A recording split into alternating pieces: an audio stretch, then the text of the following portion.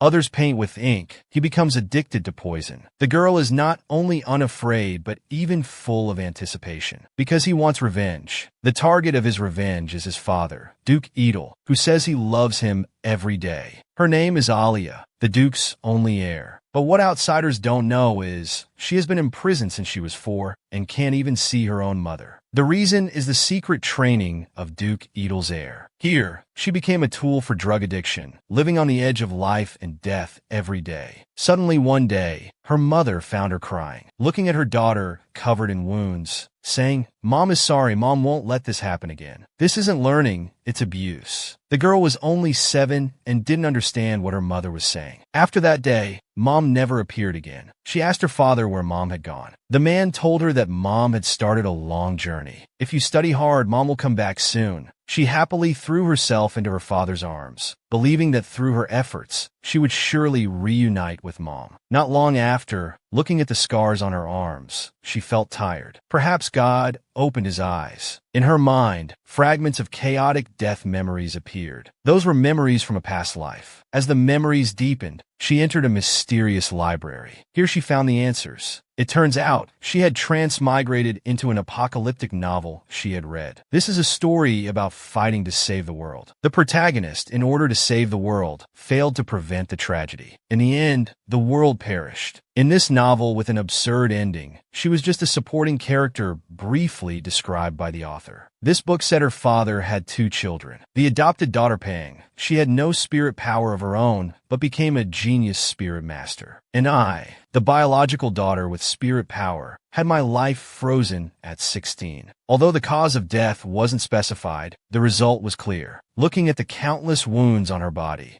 Alia finally realized the fate she was about to face. She was just a pawn in her father's hands. It's disgusting. After doing those things to his own daughter, how dare he still say he loves her? Did Dad kill Mom? There's no evidence in the original work, but if he really killed Mom, one day I will kill you with my own hands. To change this destined fate and the ending of this damn novel, she could only improve her strength and wait for the opportunity. Finally, she waited for her grandfather, whom she had never met, to come. To avoid suspicion, the maid dressed her in fancy clothes and took her to meet her grandfather. Listening to the arguing voices in the room and her father's tearful performance, Alia knew this might be her only chance to escape. If she doesn't escape now, she'll die like in the novel. She knows grandfather also suspects her. There are other reasons for Mom's death. Grandfather was dissatisfied with her father for getting her mother pregnant at such a young age, and mother was blinded by love. So, grandfather cut ties with him, and they became strangers. If he hadn't heard about mother's death, he probably wouldn't have met this grandfather in his lifetime. Alia knew she had to seize this chance now. She broke free from the servant's hand and walked into the room. She greeted her grandfather with dignity and generosity, but what she received was her grandfather's look of disgust. Clearly, grandfather didn't like the girl before him. She didn't look like his daughter at all. If Alia hadn't awakened her past life's memories, she would have been scared and hidden in her father's arms. But avoiding grandfather wasn't a wise decision, because she knew what happened to the original owner. So even though grandfather disliked her, he would be much better than this so-called father. "Grandfather, please take me with you." The old man didn't answer. He just coldly observed Alia's sudden request. Faced with grandfather's indifference, she turned pale, grabbed the hem of his clothes, and looked up at him with a pleading heart. She dared not tell the truth, only hoping to get grandfather's attention. Even if she couldn't go home with him, anywhere would be better than here. The Duke panicked, not expecting her to do this. He stepped forward to pull away the girl's pleading hands. "Alia, I told you not to play these games. Did you fail?" At this moment, grandfather stopped the Duke and gave an answer. "Do you want to see the house where your mother lived?" Alia nodded eagerly. "Yes, grandfather. I want to see it. Please take me away from here quickly." Perhaps because blood is thicker than water, grandfather crouched down and gently stroked his granddaughter. "Then let's go together." Hearing this, the Duke became anxious. "No, Alia, you're too young. It's too dangerous outside." Although grandfather didn't know what happened, he said, "Don't be ridiculous. What danger is there in a granddaughter visiting her grandfather's house? Don't worry needlessly, and don't forget my status." The Duke angrily said, "You've never been here before, and now you want to suddenly act like a grandfather." At this moment, grandfather noticed his granddaughter's trembling hand. He pretended not to see and turned to leave, holding Alia's hand. The Duke shouted from behind, "If you insist on taking her, I'll have to use force." Grandfather turned his head, looking at the Duke contemptuously. "You want to use force in front of a grand magician? If you don't agree, I'll give you directions. Go to the royal palace and complain that I, the grandfather, kidnapped my own granddaughter." I'm really looking forward to the answer. Sitting in the carriage, Alia looked through the window at the gradually receding castle behind her. Her emotions couldn't settle for a long time. She doubted if she had really successfully escaped from hell. Grandfather sensed Alia's fear and gently asked, "Child, what are you afraid of?" Now Alia had many things to tell her grandfather, but tears kept flowing uncontrollably, as if she wanted to release all her grievances. Grandfather was curious, but still hugged Alia.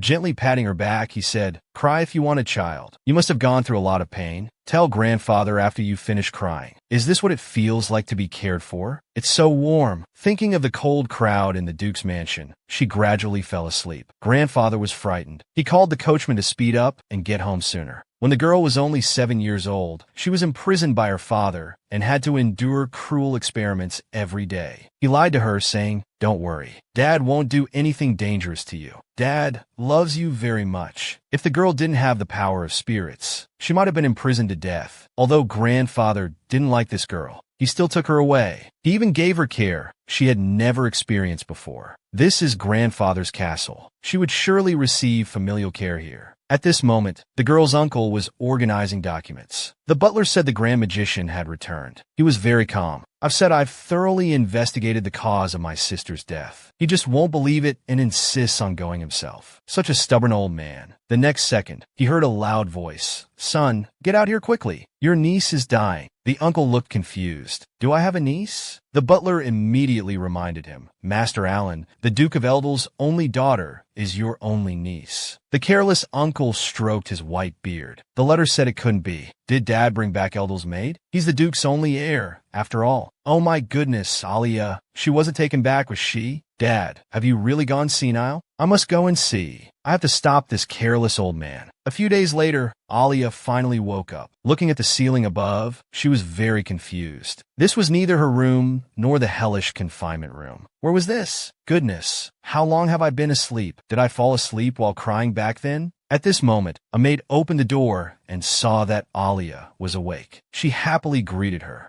Alia was suddenly speechless. She didn't know how long it had been since she'd seen such a kind smile. All the servants in the Duke's house were very cold. She realized how happy a simple greeting could make her. Just as she was about to stand up to thank her, she unexpectedly lost her balance due to weakness in her legs. At the moment she was about to fall, the maid swiftly caught her. She told Alia, "The doctor came to check your body. Your constitution is weak. You need to rest. Just lie down." Apart from her mother, Alia had never been cared for by anyone. Now her heart felt warm. She blankly asked for the maid's name. The maid smiled and answered, "My name is Lucy. I'm glad to see the young lady wake up with a smile. You've been asleep for 3 days." While Alia was shocked that she had slept for 3 days, a series of hurried footsteps approached. The door burst open, and her careless uncle arrived. Perhaps because he was too worried about the child, he got stuck in the doorway with the doctor who was about to enter. The uncle was like a white bear, one big and one small, perfectly wedged in the doorframe. The doctor was annoyed. "What are you doing walking in front of the doctor? Can you diagnose illnesses?"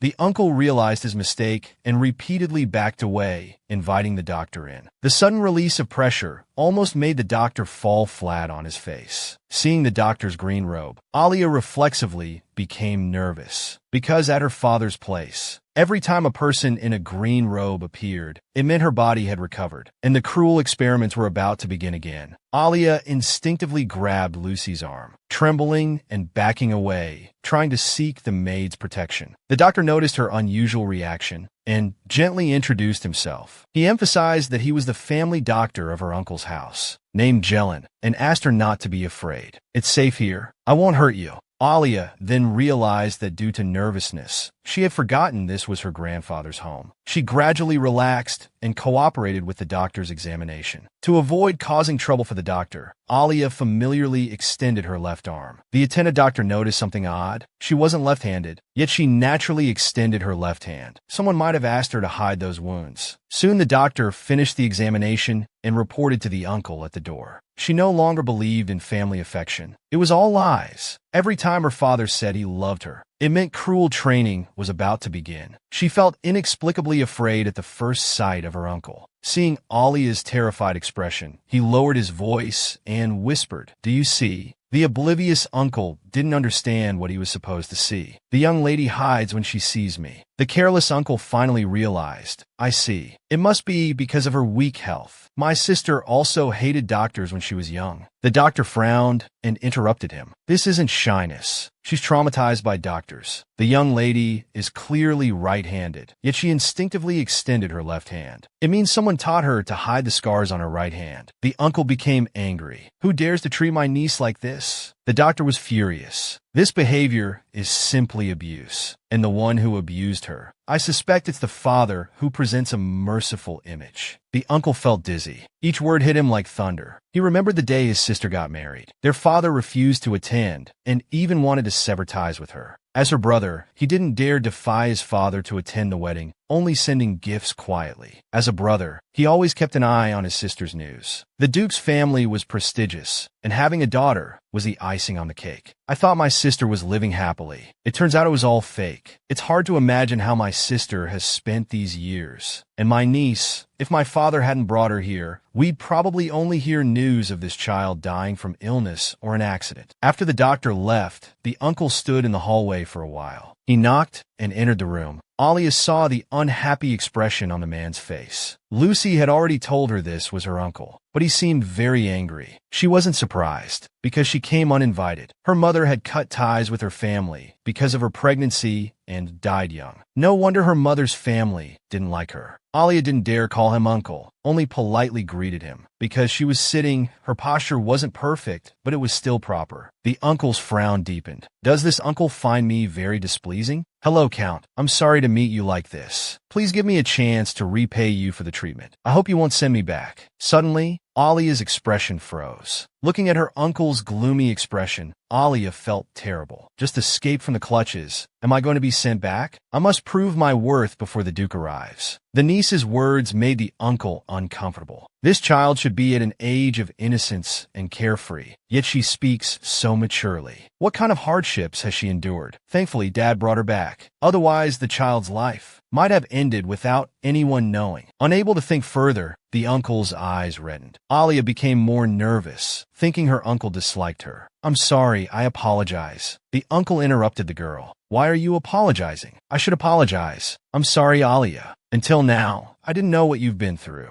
I'm sorry I'm late. I'm sorry I didn't save you earlier. But don't worry, I'll protect you. I won't let anyone hurt you again. Alia was confused, bewildered. She hadn't done anything, hadn't negotiated, yet was accepted so easily. She couldn't help but ask the Count, why do you want to protect me? The uncle showed a smile completely disproportionate to his fierce face. Don't call me Count. Call me Uncle. If you feel uncomfortable, you can call me Mister. Oh, and this room is yours. You can stay as long as you want. In others' eyes, she was a pampered young lady who never lifted a finger. In reality, she was just a pitiful guinea pig in her father's hands. She couldn't stand it anymore. She wanted to run at the sight of her father. Finally, escaping to her grandfather's house, she found that her uncle treasured her. For everyone who types out this word, you are also a treasure to your uncle and grandfather's family. As Alia was enjoying this moment of happiness, the uncle thought she was unsatisfied and felt apologetic. This room was prepared in a hurry. Do you not like it? I'll give you a better room. Alia suddenly realized, it's not enough. It's not that he doesn't like me, he just thinks it's too luxurious for me. My previous room didn't even have a window. It was much smaller than this one. The uncle's face turned pale. He didn't expect the Duke to be such a bastard. Wasn't abuse enough? Couldn't she even enjoy a princess-like life? The dress she wore at first was as gorgeous as a princess's. It was just a facade for outsiders. What a despicable thing. The uncle's body involuntarily emitted a cold chill. He was unaware that Alia was already surrounded by the cold air. At this moment, Alia only felt that the surroundings had become colder. In novels, it's described that elven knights release their power when their mood is affected. Did I say something wrong that affected my uncle? A moment later, the uncle noticed Alia's pale face and shivering. He quickly relaxed his expression and reined in his aura. To avoid frightening his niece, he pulled the blanket. Xiong Lian tried hard to squeeze out a gentle smile. Rest well from now on. Just focus on getting healthy. And I'm glad you like the room I prepared for you. As the man was about to leave the room, Alia hurriedly called out to him, "Uncle, don't you have anything to ask?" The uncle looked at Alia and said in a very gentle voice, "I won't force you to recall those painful memories. When you want to talk about it, I'll be a friendly listener." After the uncle left, Alia was a bit confused. In the novel, both her grandfather and uncle were indifferent. Is it because we're family? Because we're blood related? Or is it just because I look pitiful, so they're being kind? Thank you for your sympathy. However, sympathy doesn't last long. The Duke won't let me off easily. The more friction there is, the more likely I am to be abandoned. Only by proving my worth can I have control. I need to complete the transaction before the sympathy cools off. The room was warm, and she slowly drifted into a dream. The familiar library. The elf Pi was reading. You heard it right. It's the Pi of 3.141592653589979323846. Goodness, it almost suffocated the editor. Seeing Alia, he ran over and gave her a big hug. Although Pi could recognize words, he couldn't speak at first. After reading, he quickly learned many words, but he still couldn't organize them into sentences. He could only chat in his own way, waiting with style, counting with longing. In this fantasy, there's no need to be nervous or doubtful. Are you happy to see me after so long?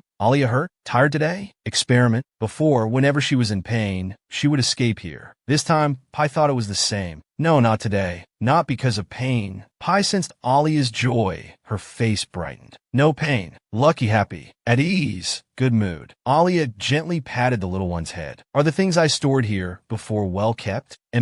Bright yellow, blood red. Kept safe. Do you need them? Yes, please bring them to me. As soon as she finished speaking, Pi happily ran to the bookshelf and rummaged through it. He quickly brought back 2 small glass vials. This is what I need to prove my worth. Healing water and toxic food. The fantasy library is more useful than imagined. It can be carried around freely, and things from reality can be taken out at will. That's why I could hide evidence when the Duke wasn't paying attention. The uncle would always look coldly at his niece, but in fact, he really wanted to talk to her. He just couldn't control his emotions well. Every time he mistook seriousness for stability, not realizing he had scared his niece. As an observer, I feel indignant for the girl. Come to the comment section and give the girl a warm hug. Because Alia was weak, she could only move around in her bedroom. Her maid Lucy forbade anyone except the doctor from entering. After nearly a week of recuperation, under the care of the pharmacist and master, she could finally have dinner with her uncle. The attentive maid brought out Alia's mother's childhood winter clothes. They were warm and light on Alia, and most importantly, they fit well. Alia really liked this outfit, but the maid was still apologetic. This was your mother's finest outfit when she was young, but it's very old now. Alia looked at herself in the mirror. I really like it, because it has my mother's scent. She couldn't help but grab the skirt and twirl around. Lucy, seeing this scene, was overwhelmed with cuteness. Walking the path her mother walked, wearing the dress her mother wore, there was a vague longing and a strange attachment. It took 2 lifetimes, in the previous life and this one, to finally receive a mother's love, only to lose her so quickly. A strange nostalgia welled up, making this unfamiliar place feel more intimate. The uncle at the dining table recognized the clothes his sister wore as a child, his eyebrows twitching with emotion. To hide his emotions, he turned away. This was your mother's favorite outfit. Hearing this, Alia's body tensed up. She thought her uncle didn't like her wearing her mother's clothes. This is my only niece. She doesn't even have a new outfit. Butler, quickly call for a tailor to make her new clothes. I must have her wear the most precious and finest coat. We'll use animal fur for the scarf. I'll go hunting myself tomorrow. Alia didn't understand her uncle's thoughts. She felt it was because she didn't resemble her mother. Dejected, she walked to the marble dining table. Her sense of familiarity instantly shrank. Hey, mister, isn't this table too big? Can you even see your niece's face from so far away? Pay attention, will you? The uncle seemed to have anticipated this. He quickly arranged for Alia to sit beside him.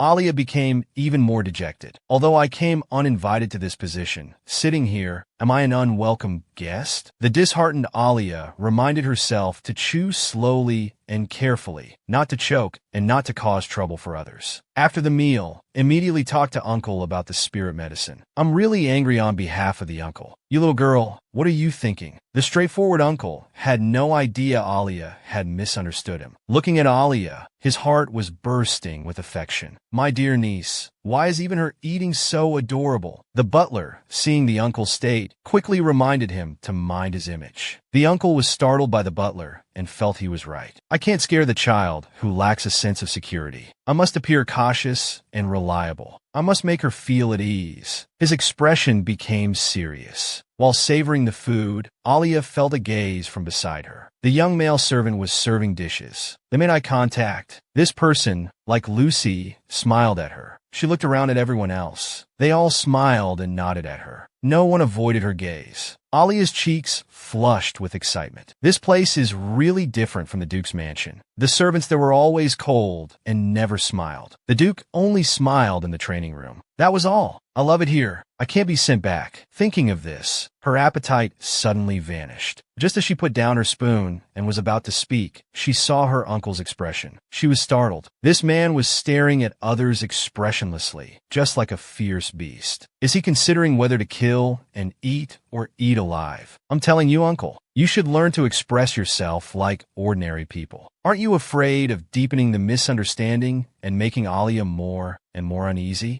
This uncle drew an 8-meter-long sword, threatening to cut off his niece's arm. The girl wasn't scared at all. Instead, she slowly raised her arm. Those who like this will be treated to a feast tomorrow. Those who don't will be treated to garlic. Just now, the girl thought her uncle didn't like her. Her back tensed up. To prove her worth, she must negotiate with her uncle's family as soon as possible. Uncle, I'm full. I have something important to show you. The uncle asked in surprise. You've eaten so little. The dessert hasn't even arrived yet. As he spoke, he wiped the crumbs from her mouth corner with a napkin. The uncle meant to show affection to Alia, but she lowered her head and apologized. I'm sorry. I didn't follow strict dining etiquette. I'm very sorry. I won't make such a mistake again. His reaction made the uncle feel deeply guilty. He sighed. No, Alia, you're only 7, not 17. There's no need to act so mature. All right, I'll remember that. He meant to comfort her, but ended up scaring her. The child is too young. I need to change my tone to avoid misunderstandings. Mister, can you call the Grand Magician? I want to show you what hurt me at the Duke's place. What? Butler, quickly go fetch father. Then he whispered in the butler's ear, tell father if he doesn't show up, I'll send the child back to the Duke. A few minutes later, angry footsteps were heard along with a roar. You stupid boy. Have you lost your mind? Grandfather kicked the door open, his face red with fury. Heartless creature, worse than pigs and dogs. Do you want to die by my hand? Father, do you plan to never meet your granddaughter? Calm down, old man. Look at grandfather's face beside you. He turned to look. Alia looked at them in confusion.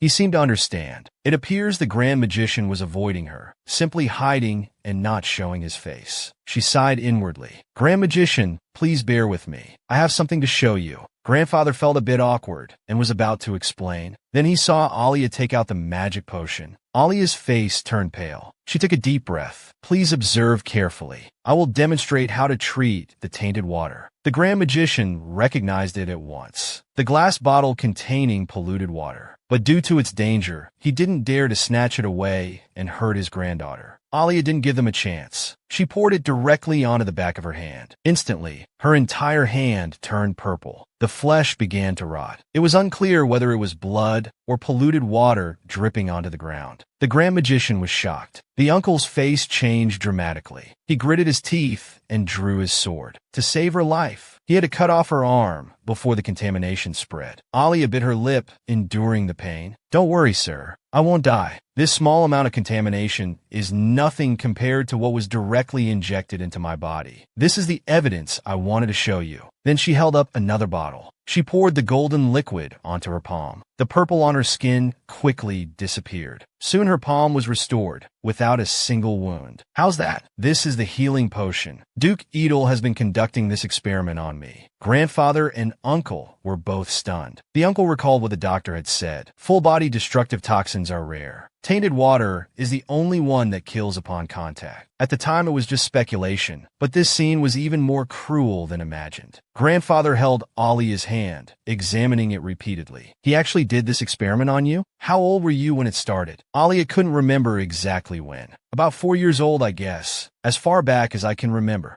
Duke Edel discovered that my constitution was very suitable. He would first inject me with the healing potion, then inject the tainted water. The scars on my arms were left like this. The uncle's sword slipped from his hand, his heart aching for his niece. Grandfather muttered, "This is all my fault. It's all my fault. Grand Magician, I'm doing this for you, to repay you for all your help. Also, because the current spirit medicine has the same properties as poison, only I can withstand it. If you agree to my request, as long as you help me get the materials, I will make the finished healing potion for you." Grandfather asked dumbly, "Request? What request? I hope you can protect me from the Duke's harm until I grow up. I don't want to return to Duke Edel's house." For a moment, the room fell into silence. Alia anxiously looked at the two silent people in front of her. Such good terms. Why aren't they saying anything? No, I need to make my position clear. The girl doesn't want to complete the experiments arranged by her father. Afraid of being punished by her dad, she ran to her uncle's house. The uncle loves her very much and swears to protect her. Everyone who likes or tags a poor soul, you'll also have an uncle who cares for you. Continuing from before, Alia, to make her position clear, said to her grandfather and uncle, "Without me, the Duke can't produce the finished healing potion. I'm the only one who can do it. We can monopolize this industry." Her words seemed to be a signal. The stiff grandfather and uncle spoke simultaneously. No need. You must have suffered a lot all these years." Alia couldn't understand. Why do they only care about suffering? Is it because they don't want to confront the Duke directly? Ah, poor child. You and your two relatives are not on the same wavelength. As a streamer, I'm really worried about your little head. The usually silly uncle finally understood his niece's thoughts. The child has no relationship with the Duke. It seems you haven't started trusting me yet. No wonder you have such thoughts. Wait a moment, he said, turning to leave the room. The old man stared blankly at Alia. Child, do you hate your grandfather? You're my flesh and blood granddaughter. I've been such an unworthy grandfather. I didn't even know you were living in such misery. It's unacceptable. Alia shook her head in surprise. Of course I don't hate you, because you knew nothing about it. I'm actually very grateful that the Grand Magician saved me. At this moment, the uncle brought out a contract. Look at this. This is a contract written by the family. As long as you sign it, the contract will take effect immediately. Alia's eyes sparkled. She signed her name without hesitation and pressed her handprint. But uncle, why is the exchange condition blank? Alia didn't understand. Why make a losing deal? The uncle smiled and said, "It's not needed. Your happy growth is my only condition. For you to sincerely call me uncle, to fully trust me, to have family protecting your growth." Alia had never felt so satisfied before. She carefully took the contract and left the room. The uncle sighed in relief. "Dad, did you see that?" She finally showed a relieved expression. Grandfather was silent for a moment. "I really regret it. When I first met the child, I even lost my temper, and she was begging me to take her away. That was a cry for help. I only understand now, Father. I want to start a territory war. Destroy that Duke Edel. With his little strength, it would be like cutting melons and vegetables." Before he finished speaking, the old man sighed. "Oh, my melon. In the future, never become a complete fool. Let me ask you, who am I? Has Dad become senile again? Your father, the Grand Magician. Idiot, you should answer like this. I am the mentor of the former Royal Magician, the highest magician of the Magic Tower, now a permanent member of the Continental Magicians Alliance and advisor to the royal family. And you, my eldest son, is an earl. My second daughter is the owner of a merchant guild. If we stop attacking the contaminated maize, who suffers the most? Which country imports most of its grain? Which merchant guild is in charge of gold mines? The mother of the eternal granary? Where is the source of the Hoshir Ruoma River? What's your wife's name? Ting, ting, ting. I know all of these. Is your brain only good for fighting? Your body has grown a lot. Why hasn't your intelligence grown? Sigh. Good thing I have a good daughter-in-law. All right, reflect on this well. I'm going to study this a bit." Suddenly, as if forgetting something, he turned back. "My silly child, don't go into politics, you hear me? Always discuss everything with your wife before making decisions." After being scolded, the uncle's head was even more confused. Who am I? Where am I? Why are you treating me like this? Dad, Am I really your biological child? At her uncle's house, she was the pampered little princess. At her father's house, she was the big lab rat for experiments. This was the first time Alia felt warmth from someone other than her mother. If you give her a little heart, Alia will be even happier. She happily took out her own copy of the contract. She couldn't believe her uncle's family loved her so much. The warm words and gentle reminders surprised her. In the days that followed, Alia was spoiled like a little princess by her uncle and aunt. She even carried it with her when going out. Her uncle always had a serious expression in front of others. He only showed a soft, cute smile when facing his niece. It was quite adorable, to be honest. As she spent more time with her uncle, she finally understood her uncle's family. His eyes looked a lot like her mother's. Perhaps this was what true family was like. As she was thinking, Alia noticed her grandfather, the Grand Magician, peeking at them. Why was he always hiding? Grandfather was startled when he realized he'd been noticed. He immediately ran away. Her uncle joked, "That's what I'm saying. He's not a child anymore. Yet he's playing hide and seek. Don't mind him. Spring has come. Your aunt and cousin are coming back too." Alia felt a bit nervous. Her cousin Elise was the family heir. He was both a protagonist companion and a central supporting character in the novel. He was an indispensable figure in changing the novel's ending. She had to get close to him, even if just to gain his trust. Her uncle felt Alia's nervous little hand. He gently said, "Don't worry. Everyone will welcome you."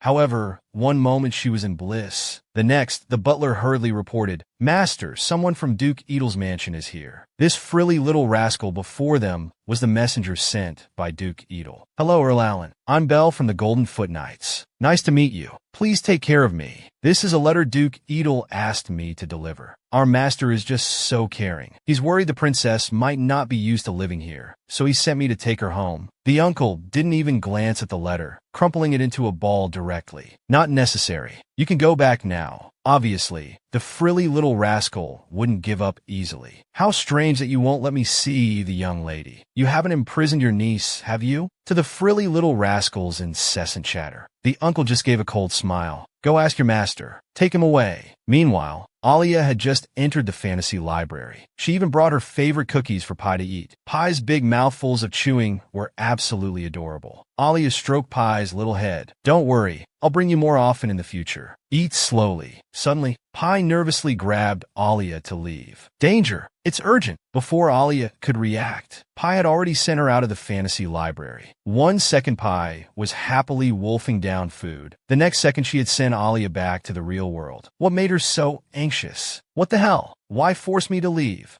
Alia stood up groggily. Looking around, the bedroom was quiet. It seemed like nothing had happened. But why was it dark? Is it night now? But I didn't sleep that long. Impossible. No matter how deeply I sleep, Lucy would always wake me up for meals. With questions in mind, she walked to the window and looked more carefully. She was surprised to find that it wasn't dark outside. Instead, some huge object was blocking the window. The next second, a huge ice bird shattered the glass. Standing on the head of the magical beast, a man with a small braid jumped into the room. "Oh my, princess, you've been quite hard to find. It's time to go home. The master has been missing you terribly." Alia backed away in terror. "No way. Go to hell." The man frowned. "I wanted to ask you nicely to come back. How dare you curse at me? Don't blame me then." As he said this, he reached out his evil black hand towards Alia. Just as Alia had nowhere left to retreat, a blue figure flew in, forcing the man to back off. The Grand Magician, who had appeared out of nowhere, said, "Where did this rotten fish come from? Sneaking in here? How ill-mannered. Alia, come behind me." The man was secretly shocked. It was magic without incantation. As expected of the Grand Magician. "I don't want to fight you, but I must take the young lady with me." Young people these days don't seem to understand what a Grand Magician is. "If you leave now, I can spare your life. Don't struggle in vain." The man sneered. "Since you won't hand her over, don't blame me for being impolite. Young people really have no respect." Using poison in secret, he took out a glass bottle containing tainted water and threw it at them. Then he used magic to shatter the bottle. Alia was shocked. It was tainted water. Even if blocked by magic, their magical power might be contaminated. The current family bond was hard won. She wouldn't allow anyone to hurt her grandfather. Alia quickly rushed in front of the Grand Magician, intending to block the potion attack with her frail body. She closed her eyes tightly, waiting for the pain to come, but she didn't feel any pain. It turned out her grandfather had raised his robe to shield her from everything. The man panicked, finding it unbelievable. "You think my reputation is undeserved? Go back and reread read history. It's all recorded in the history books. I really don't know how you graduated." As he spoke, a blue lightning bolt shot out from the Grand Magician's hand. The man didn't dare to take this hit. Otherwise, his body might be cooked to a crisp. He turned and jumped.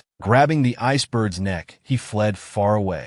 Grandfather didn't chase, fearing another might come in his absence. He could only watch as the man escaped. Grandfather was very angry. He turned to Alia and started scolding her. "Are you crazy? You just suddenly jumped out like that. You even stood in front of Grandfather. What if something had happened to you? What would Grandfather do?" Alia stuttered in response. "Because I won't die from contamination." But the Grand Magician Grandfather's head gradually lowered. He hugged Alia and cried out loud, "But you still shouldn't rush in front of me. What do you take me for? You're so small. I should be the one protecting you." Hearing her grandfather's scolding, Alia unconsciously buried her head in the Grand Magician's embrace. It was warm. This was family's concern. "Look closely, this little girl is extraordinary. Though weak, she fears no danger." She insisted on shielding her grandfather. Of course, the enemy was no match for Grandfather. He eventually fled in panic. Facing her grandfather's scolding, the girl wasn't angry. She knew Grandfather loved her. Alia said, "Like or tag a friend to come here. Let's become Grandpa's treasures together." After this incident, Grandfather finally stopped avoiding his granddaughter. He told Alia, "Don't worry, your uncle will avenge you. He'll break 3 legs for men, 2 legs for women." Alia was stunned. She blinked. "What man has 3 legs?" The grandfather, hugging his granddaughter, hesitated for a moment. "You'll understand when you grow up." This proved the saying, as long as you're not embarrassed, others will be embarrassed for you. Child, just remember, the Eatles are only richer than us. Their family is larger than ours. But that's all there is to it. Your uncle may be a bit slow-witted, but he's still very strong and sturdy. He's more than capable of protecting you. The uncle who just walked over was quite depressed. "Dad, is this how you talk about your son?" Seeing his son approach, Grandfather scolded loudly. "Even rotten fish could sneak into Alia's room, and you didn't even know. You may be big, but your brain doesn't work well. When is your wife coming back anyway?" Hearing this, the uncle felt a bit embarrassed. "Dad, your words are hurtful. Do you trust your daughter-in-law more than me? What else can I do? Since you got married, you've had 289 battles with your wife, 289 defeats. If you'd won just once, I'd look at you differently." The uncle's inner strength suddenly burst forth. "Dad, are you getting senile again? There were clearly 2 draws, okay? Forget about that. Give me Alia. I want to hold her." Grandfather grinned and slapped his hand away. "Are you that greedy? You've hogged her for so long. Child, don't worry about me and your uncle. Just be carefree and open your heart. What worries could a child have? Come, let Grandpa hold you up high." At this moment, Alia reflected. The original protagonist in the novel, even if reborn, probably wouldn't live like a normal child anymore, right? Because of the memories from the previous life, I'm always on high alert. I don't dare rely on anyone, and even want to make contracts. I'm sorry I don't seem like a child. I'll try to become a normal child. Uncle comforted her. "No, child. This isn't your fault. It's the adult's fault. Child, I'm not blaming you.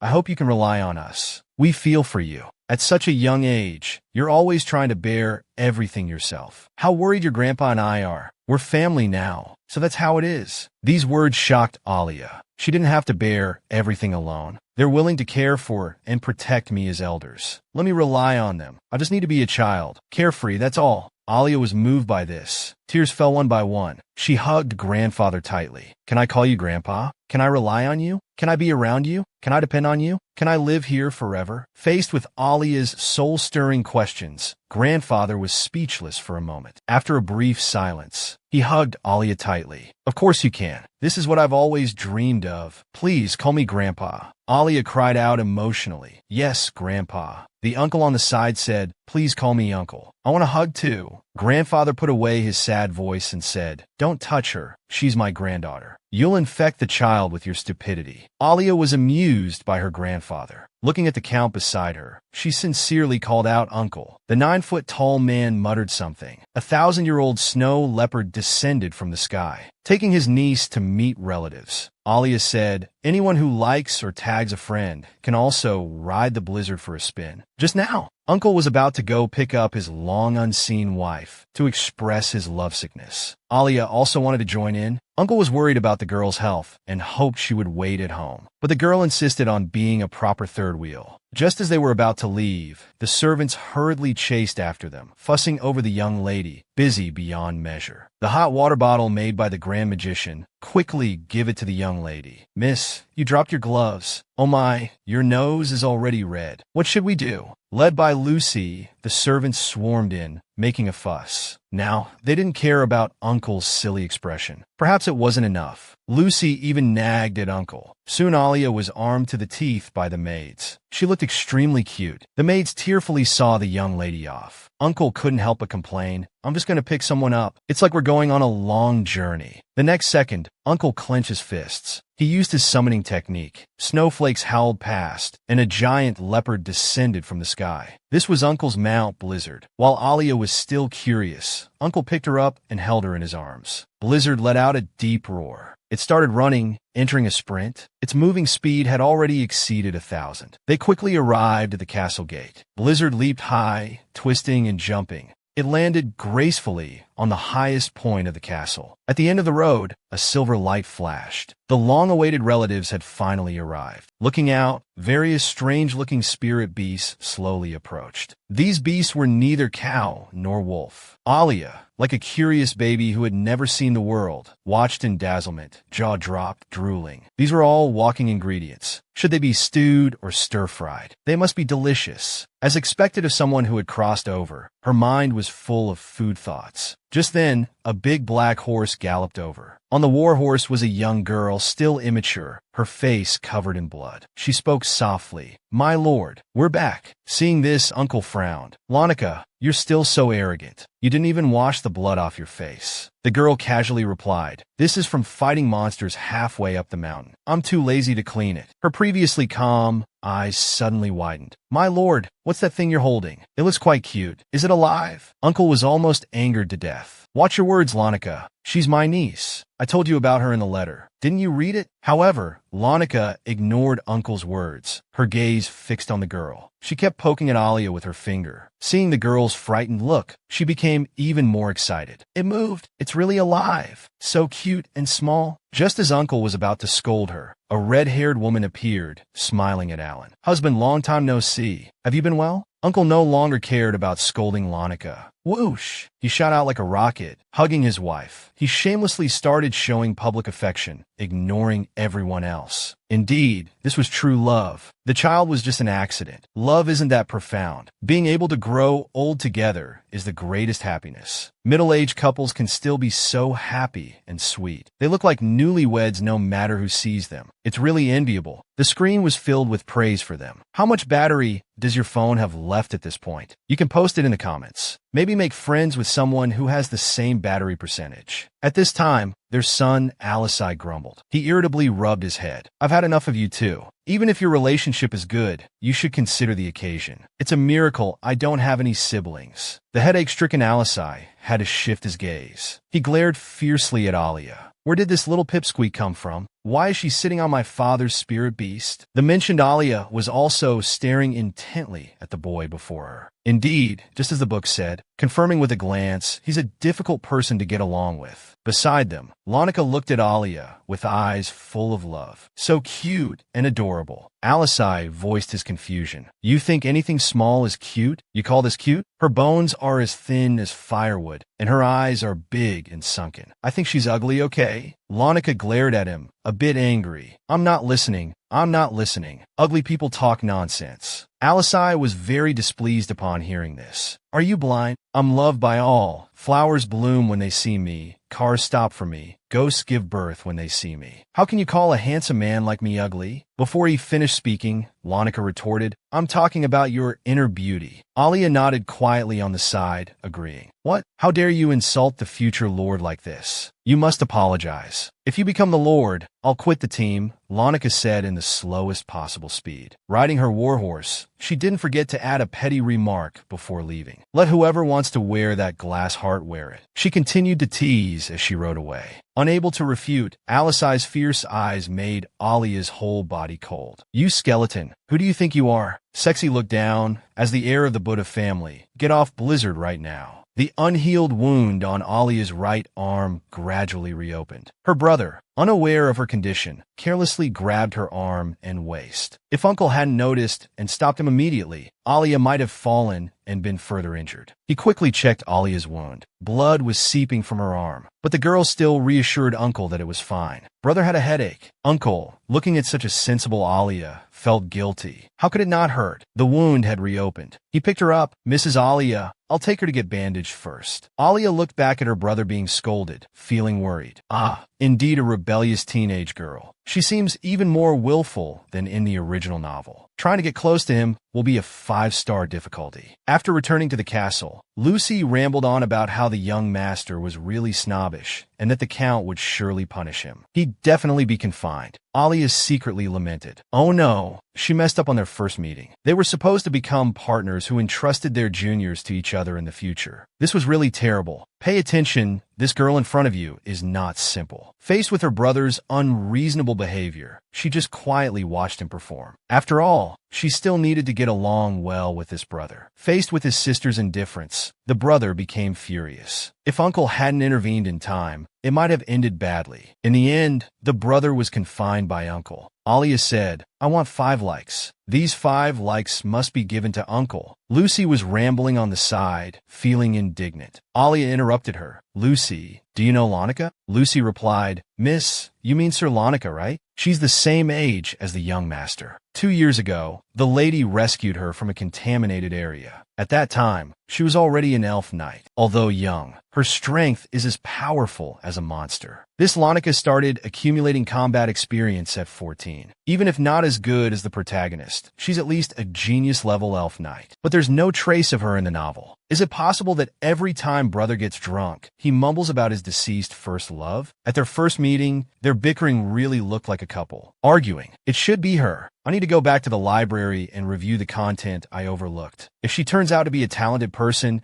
it would be another big step in changing fate. Miss, we've arrived. Let's go in. Lucy's call interrupted Alia's thoughts. The Countess is waiting for you in the room. Seeing the girl enter, Aunt smiled and introduced herself. Alia also hurriedly greeted her politely. The two chatted happily. Aunt praised, You look very strong, very brave, like a warrior ready for battle. The pain you've experienced, even trained knights might not be able to overcome. Alia was a bit doubtful. Did she really look like a warrior? Aunt said that not only those who fight are called warriors. In you, I see fighting spirit. Your uncle seems to treat you like a work of art. In my eyes, you're a very impressive child. She couldn't help but sigh. If only your brother were half as excellent as you. To ease the awkwardness, Aunt took out a prepared gift. Because of the short notice, this is the most suitable. See if you like it. Alia took the box and carefully opened it. It was a necklace with a delicate, finger-sized lantern. Thank you, Aunt. This is my first elf light from family. I'll wear it well. Alia's words made Aunt feel heartbroken. Elf lights were gifts prepared by parents for their children. She had never had one. It was unbelievable. She quickly walked to Alia's side, took the necklace, and gently put it on for her. Seeing the girl's surprised expression, she couldn't help but pat Alia's little head. You're the best. I firmly believe you're a good child. If you need anything in the future, you can come to me. Even if your grandfather and uncle disagree, I'll still lend you a hand. Alia stared blankly at her aunt. She looked just like her mother. As the saying goes, true aunt, fake uncle's wife, half true, half fake is mother's sister. But our aunt here is quite the opposite. She's attentive and caring towards Alia, giving her motherly affection.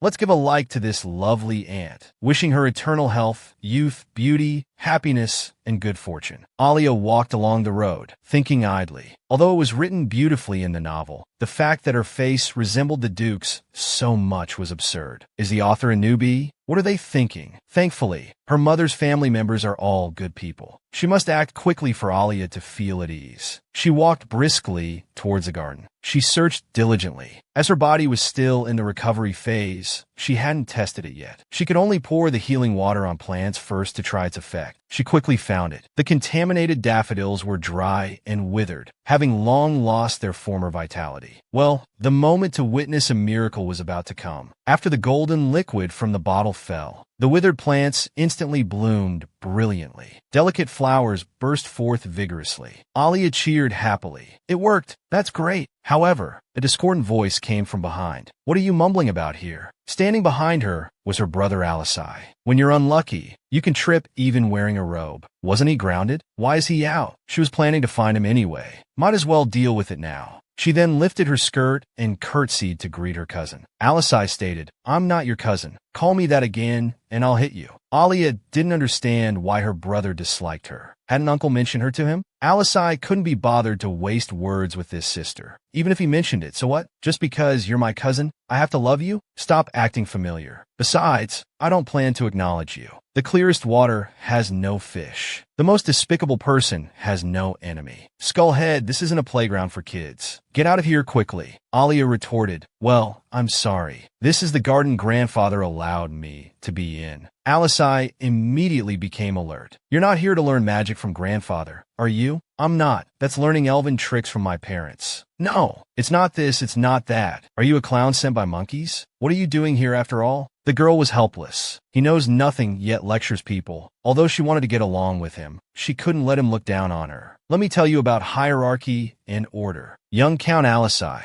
I am the heir of Edel. Please observe proper etiquette. I respect you, because you're my cousin. Can you change rain or summon wind? Can you beat Sun Wukong in a fight? Can you breathe fire or smoke? I think you're getting ahead of yourself. Since you don't want to be my cousin, please mind your words. Faced with Alia's teasing, Alisai broke down. Is this really what an 8-year-old child would say? Indeed, he's just pretending in front of father. Life is so hard. Just fucking deal with it. Alisai's face turned bright red. Too hateful. I'm going to expose this girl's fake facade. What to do with a brother who hates you, never considering his sister's feelings and all sorts of behaviors. How should the 8-year-old female lead counterattack? Quickly like or tag your unlucky friends to watch together. Just now, Alia said, although she's living under someone else's roof. But you're a young count. I'm a young duchess. Understand the hierarchy? Don't know? Should I teach you? Did I use your family's Wi-Fi? Or did I dig up your family's ancestral graves? You're covered in fur, yet you're calling others monkeys? Are you that bored? Seeing her brother's exasperated look, Alia didn't want to engage with him further. Let me emphasize, I'm not here to learn magic. I won't become an elf knight either. I'm just doing a small experiment, that's all. As you wish, I'll leave right away. Alisai glanced at the daffodils. One was thriving, the other was dying. Skull, wait, what experiment are you doing? What's with the daffodils? Maybe I've been a bit too active today. As Alia turned around, a trickle of bright red blood flowed from her nostril. Alisai panicked. Stop your magic. I didn't touch you. Alia wiped her nose. It's okay. Don't worry. Before she could finish speaking, she felt dizzy. She lost consciousness. At the moment she fell, her brother caught her. Skull, wake up. The brother who was just arrogant remembered what his father said. If this is what he meant by little finger, she won't just die like this, right? Pai sensed Alia's pain.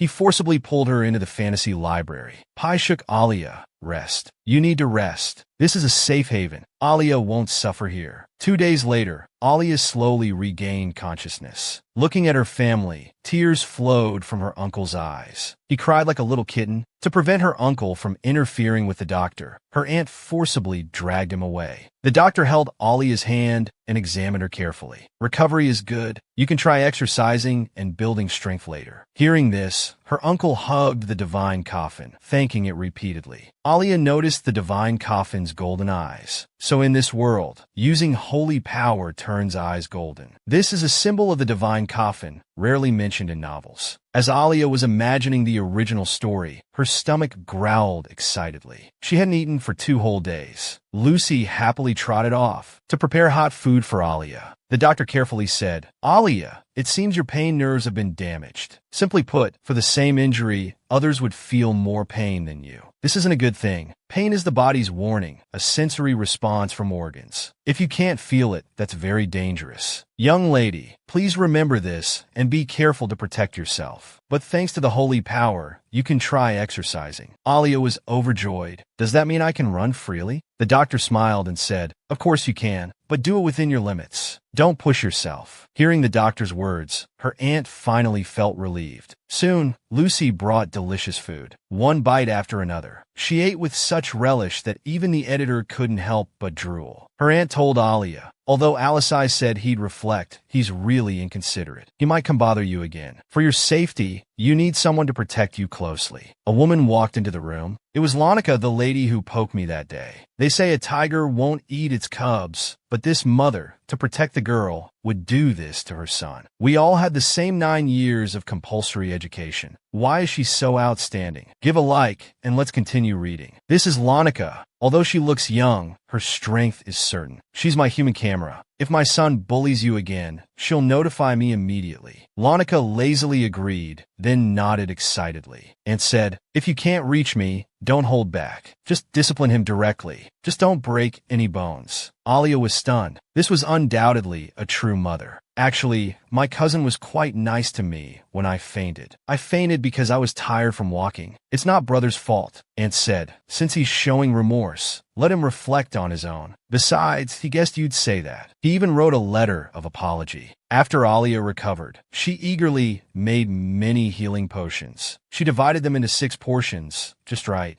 Although Pi was a big eater, this was a research product. It was also a happy thing to keep as a memento. No problem, let's go find him now. Inside the fantasy library. Strange. Usually Pi would come to greet me when I enter. What's going on today? Finally spotting Pi's shadow. Alia, quick, look at this discovery. A big trophy find. This is Lonica's intelligence report. The first subjugation failed. Monsters invaded en masse. It led to the collapse of defenses. Heavy casualties in the city. Lonica, 24 years old, died from monster injuries while protecting young Earl Alisai. 24 years old? That's impossible. She's only 16 now. Could this not be a past record? Alia felt sad, with mixed feelings. This report was too shocking. Pi doesn't just exist in my memory space, but can also travel to other spaces, even get news from the future. Pi is indeed amazing. He can help me find more information in the future. She then took out the healing potion as a gift for Pi. However, Pi was only interested in the ribbon on the bottle, because it had Pi's name written on it. He said he wanted the same hairstyle as Alia. Quick, put on the ribbon. Like Alia, Pi happily spun in circles, long hair flowing, looking quite pretty. Walking out of the fantasy library, she took out a bottle and handed it to Lonica. Lonica was delighted to receive the gift. This is the healing water everyone wants, and it's handmade by the young lady. Thank you, miss. You're so kind. Alia smiled in response to Lonica's thanks. In the garden, my brother did help me after all. He was punished for it too. I should give him a bottle as well. However, Lonica did the opposite. Isn't this too extravagant? Just to deliver a potion, she summoned a spirit beast.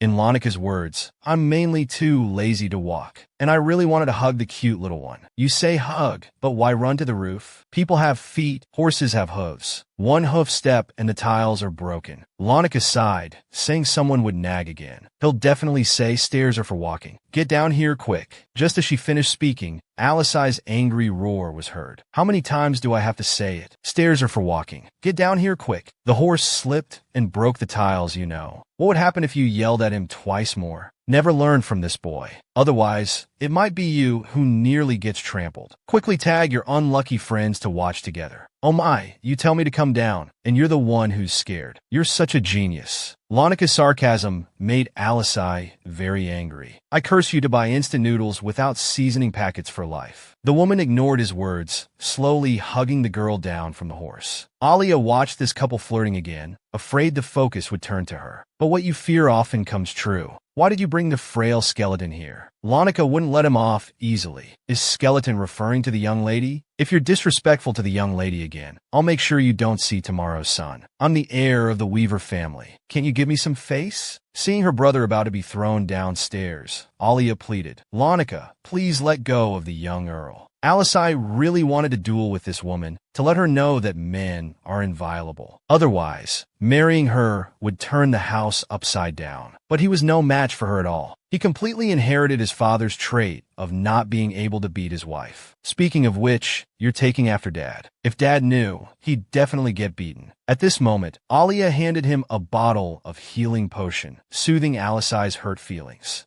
The girl told him not to feel guilty. That day's fainting was my own fault. It had nothing to do with you. Brother is very kind. Actually, Brother is pretending to dislike us. Although Alisai was happy, he couldn't let go of his pride. His mouth still said provocatively, I'll be frank, I just can't stand you. I really dislike you. You, Lanika, are Alia's personal attendant. How can you stand by and do nothing? Watch your words, Alisai, or I'll beat you until you're covered in bumps. Alia sighed. She was clearly full of kindness. Why did he have to suffer just to save face? Lanika was also helpless. He didn't deserve it at all. Receiving a gift, not only acting cool, but not even saying a word of thanks. Alia smiled in response. It's okay. Just accept it. You deserve it. Afterwards, Alia brought her results specially to her uncle and aunt. This surprised the couple very much. They expressed their amazement, almost reluctant to use it. Because grandfather went to guard, Alia felt a little pain. But she didn't expect that grandfather's trip this time would bring her great help in the future. An 8-year-old girl, born a princess, still couldn't escape the fate of being imprisoned, abused, and drugged. Although painful, it also allowed her to create a miraculous medicine that could bring the dead back to life. This would bring her trillions in assets. How could Alia get rich and forget about her treasured ones? Just move your finger to like, and you can make money. Do you believe it? Huh? To prevent endless troubles from finding her, the clever Alia planned to first introduce it to the black market. This kind of mysterious route would make it impossible to trace its origin. When it becomes famous, she would publicly donate it to the temple in the family's name and announce the news to the world. This way, she could not only gain the temple's favor, but also earn the honor of giving up money for the world's sake. At this time, grandfather was telling his daughter about his granddaughter's plan. She's so interesting. The speaker was Rebecca, the second daughter of the great magician. After many years of hard work, she finally established herself and built her own business group, becoming the owner of a wealthy consortium. The woman's eyes suddenly widened. Dad, how old did you say she is? 10, 11? Grandfather sighed. Don't you even know how old your own niece is? The woman snorted and snapped her fingers, calling out a name. Bolt! The man standing in the corner heard the woman's call and bowed respectfully. Master, your niece is 8 years old this year. Rebecca was excited. She didn't expect her niece to be so precocious. Dad, is she really only 8? This child's intelligence is definitely that of a business heir. I want to raise her. Give her to me. We can't hand over such a talented child to someone as simple and naive as my brother. Hearing his daughter's words, grandfather quickly interrupted, his expression changing. She's the direct heir of Duke Edel, you know. The woman cursed. Damn it, what a pity. Why does it have to be the untouchable Edel? But I won't give up on the circulation of the elixir. Grandfather sighed. This child will decide for herself. Shouldn't an 8-year-old child have her brother or father act on her behalf? Grandfather's expression was complex. If it were other children, perhaps. But when you see this child pour dirty water on herself to prove the elixir's effectiveness as an exchange condition, just to get the family contract for protection, it was decided to respect all her choices. Rebecca hadn't expected her niece to be so resolute. It was truly surprising. Looking at it this way, she's truly her sister's daughter. If her taste in men was as poor as her mother's, it would be disastrous. Seeing her father's anger, Rebecca quickly tried to make amends. By the way, my sister contacted me before she died, wanting to meet me. But at the agreed location, I waited a whole day without seeing her. Not long after, I received news of her death. Grandfather was furious after hearing this. Why are you only telling me this now? My poor child. She must have discovered something and sought help from you, her sister. If I hadn't said I'd cut ties with her, she wouldn't have been too afraid to come home when she was heartbroken. Rebecca quickly comforted her father. Cheer up. You still have an outstanding granddaughter. I'll go see her as soon as possible and get her authorization. Dad wants to hit him. Uncle protects him. He's a little genius and admires him, rushing to find him. Like quickly, or tag a friend to watch together. The aunt, eager to meet Alia, was disappointed. She learned that her brother and sister-in-law went for a spring picnic by the lake. She could hardly believe it. A family usually busy with training and fighting was actually so leisurely. She immediately headed towards the lake. The aunt arriving at the lakeside almost choked. What was that? Her usually stern brother was smiling happily, wearing a flower crown. She couldn't believe Alisai was there too. The girl next to him was putting a flower crown on him. How could this brat tolerate such a thing? And her sister-in-law, always giving a serious impression as a knight, was also. Rebecca's expression became peculiar. Just as she was about to approach, Lonica, full of killing intent, glared at them. "Who goes there?" she said, about to draw her sword. Fortunately, the aunt-in-law defused the situation in time. Otherwise, the aunt and her little guard might have harbored resentment on the spot. Even after not seeing each other for a long time, the couple greeted the sister in their usual manner. "Long time no see. We've missed you. How have you been?" Alisai also quickly stood up and called out Aunt. Rebecca, looking at the young man before her, couldn't help but tease. Well, if it isn't my big nephew, not only have you grown taller, but your looks are also out of this world. With this flower crown, you're simply a feast for the eyes." "Huh?" Alisai's cheeks turned bright red. Unable to retort, he just wanted to find a hole to crawl into. It's all thanks to these parents who show affection everywhere. How dare I resist? At this moment, Alia quickly pinched her skirt, politely greeting, "Good morning, Aunt. I'm Alia," looking at her big blue eyes and cute little face. The aunt couldn't help but pinch her cheeks. This little one doesn't look like her mother at all. The uncle beside her quickly snatched Alia into his arms. "Hey, what are you doing?" The aunt was a bit embarrassed, explaining that she just wanted to touch her niece's little face, telling him not to make such a fuss. Lonica also jumped out to strongly agree. Alisai, watching from the side, really couldn't stand it anymore. "I can't take these women. Lonica, an aunt, her constitution is very weak. You can't touch her casually. At least wash your hands and disinfect them." Is this something a nephew should say? My father told me that this Alisai kid was very unlikable. This nephew of mine, Alia, is quite interesting.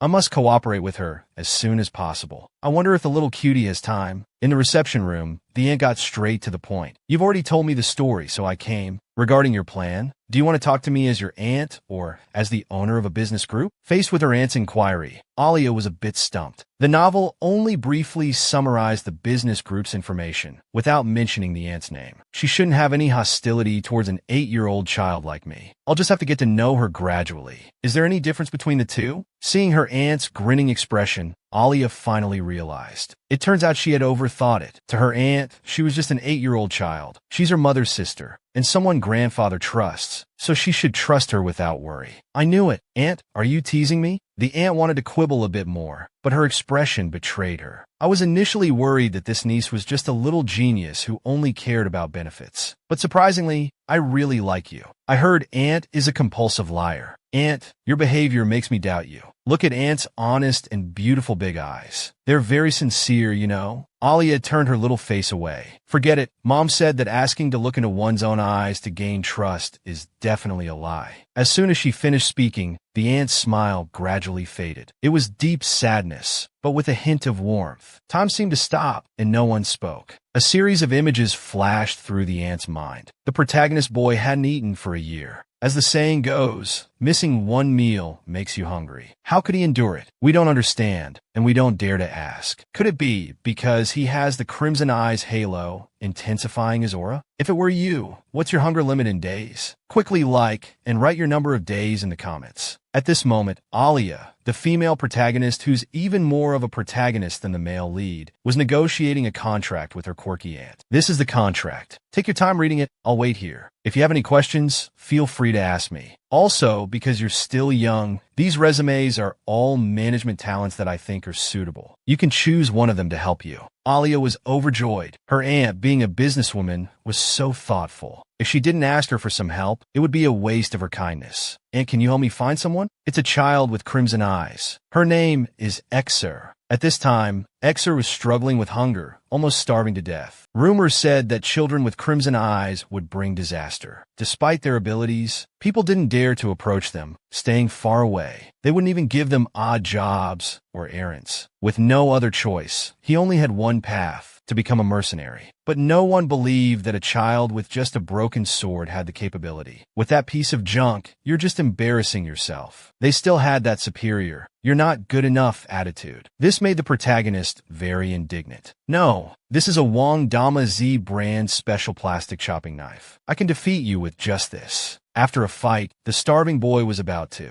lose when he turned the tables. The gatekeeper was defeated. "You're quite skilled, little one. I'll point you in the right direction. If you want to make big money, go to the back alley and mention my name. It'll help." After the protagonist left, the mercenary sneered. Even the Bull Demon King would have to farm there. Tang Sanzang would have to produce relics, and Sun Wukong would have to perform in a big circus. Our poor, unfortunate protagonist didn't even know he'd been tricked. A door to a dilapidated fabric shop opened. It was actually quite different inside. Before he could enter, the man at the desk stopped him. "Filthy beggar, don't dirty my expensive floor." But when the man looked up, he suddenly froze, his eyes widening. It was the legendary Crimson Eyes. "This is our lucky break. These eyes are amazing. Red eyes are beloved by fire spirits. He has a very high chance of becoming a spirit knight. Of course, growing to that level requires a lot of time and experience. But don't worry, child. I believe in your potential and will fully support you." At this moment, Exer didn't know he was about to be sold. This man didn't despise his crimson eyes and even patted his head like a father. "I don't want to endure hunger anymore. Every time someone asks if I've eaten, I'm actually on the brink of starvation. Maybe this is a good choice." The boy didn't read the contract carefully. To avoid being alone anymore, he signed his name with a flourish. "Welcome to the Western Chess Association." This association wasn't as glamorous as it seemed. On the surface, it recruited and sponsored talented individuals. But in reality, they were mascots for the wealthy. They were treated as slaves. The upper class always liked to do some lowly things. Sponsors would issue commission tasks. If the tasks weren't completed, it meant certain death. If slaves refused or asked to leave, the masters would demand repayment for everything during that period. The sponsored slaves not only received no payment, but also incurred huge debts, becoming puppets. Alia knew all this, but she couldn't interfere yet. She wanted this man to become strong through cruel killings. But there was one thing that had to be stopped. That was the protagonist's future ability to be reborn. Although he would go through countless rebirths, it would still end in a tragic conclusion. "With me here, perhaps I can change her." This secretary was chosen from the thick stack of resumes provided by Ant. It said she values money like life, but has principles. Because of this, as long as there's enough money, she will never betray. This Western Chess Association, although shameless, is undeniably the greatest miracle for the male protagonist Exer's growth. So Alia decided to buy all the assets of the Western Chess Association. Let Exer grow strong just like in the novel. Although this behavior is no different from deception, Alia had no other choice. To make Exer strong without relying on rebirth, this was the best way. Alia greatly appreciated the secretary. Next, she could appoint her as the agent of the Western Chess Association and give the secretary double salary. Alia only needed to be responsible for directing behind the scenes. To avoid unnecessary trouble, Alia told the secretary to act as if they didn't know each other when others were present. The secretary immediately expressed her full commitment. No one would believe that an 8-year-old duke's daughter would be the true owner of the Western Chess Association. Additionally, the plan for spirit medicine to enter the black market was ready. The first batch of goods would be released soon. The clues had also been hidden well. No matter how they investigate, the source of the spirit medicine would always be the Edel territory. Alia wanted to push all the news of spirit medicine flowing into the black market to the Edel Duke's side. The formula donated to the temple would be the same. This was Alia's first step of revenge. Disintegrate them from within by making them suspicious of each other. Needless to say, the Edel Duke was in big trouble. Also, Weaver was a poor and cold place. Apart from fighting and hunting, most people had no job opportunities. Alia decided to establish workshops near the castle. People could not only spend their earned wages, but also stimulate the economy. This was to repay grandfather's family, even if it was just a small effort. The secretary couldn't help but admire. Originally, he didn't understand why the master didn't use slaves. Not to mention the high cost-effectiveness, the confidentiality would also be very strict. He thought building in Weaver was just for convenience. Unexpectedly, this master was not only clever, but also knew how to repay kindness. It was truly eye-opening. Who could imagine that a girl of only 8 years old would be the first trader in the dark world? Becoming a business prodigy at 8 years old, manipulating the male protagonist in the palm of her hand. The boy who had just signed a contract of indenture was sold again in an instant. The boy was very frustrated. He hadn't even received a formal mission. The former master said he had potential. They were all damn liars. Fortunately, Alia immediately arranged a task for him. But before executing the first task, he must thoroughly read a fairy tale book. It was a book the boy had read since childhood. However, what made the protagonist laugh and cry was yet to come. Alia arranged for a teacher to tell him that as long as he studied math, physics, and chemistry well, he could go anywhere without fear. Exer said those were things for nobles to learn. He'd rather spend that time slaying more monsters. But the teacher said he was just doing his job. If he didn't want to learn, he didn't have to come. Seeing the teacher angry, although he couldn't understand, it was a task arranged by the new master. He couldn't refuse and had to obey. Although he didn't know what the master was up to, Exer knew that only by studying would he gain more important knowledge. This was a rare opportunity. He must make the most of it. Soon, Exer's first task arrived: to go to the great desert and dig out a 7-colored crystal. Arriving at the desert, Exer looked at the task information in his hand. This task seemed simple no matter how he looked at it. Why had the new master provided him with a set of high-grade equipment? It was enough to make others drool with envy. Even stranger, there was a mysterious letter that could only be opened in times of crisis. The master was making a fuss. What's so difficult about this task?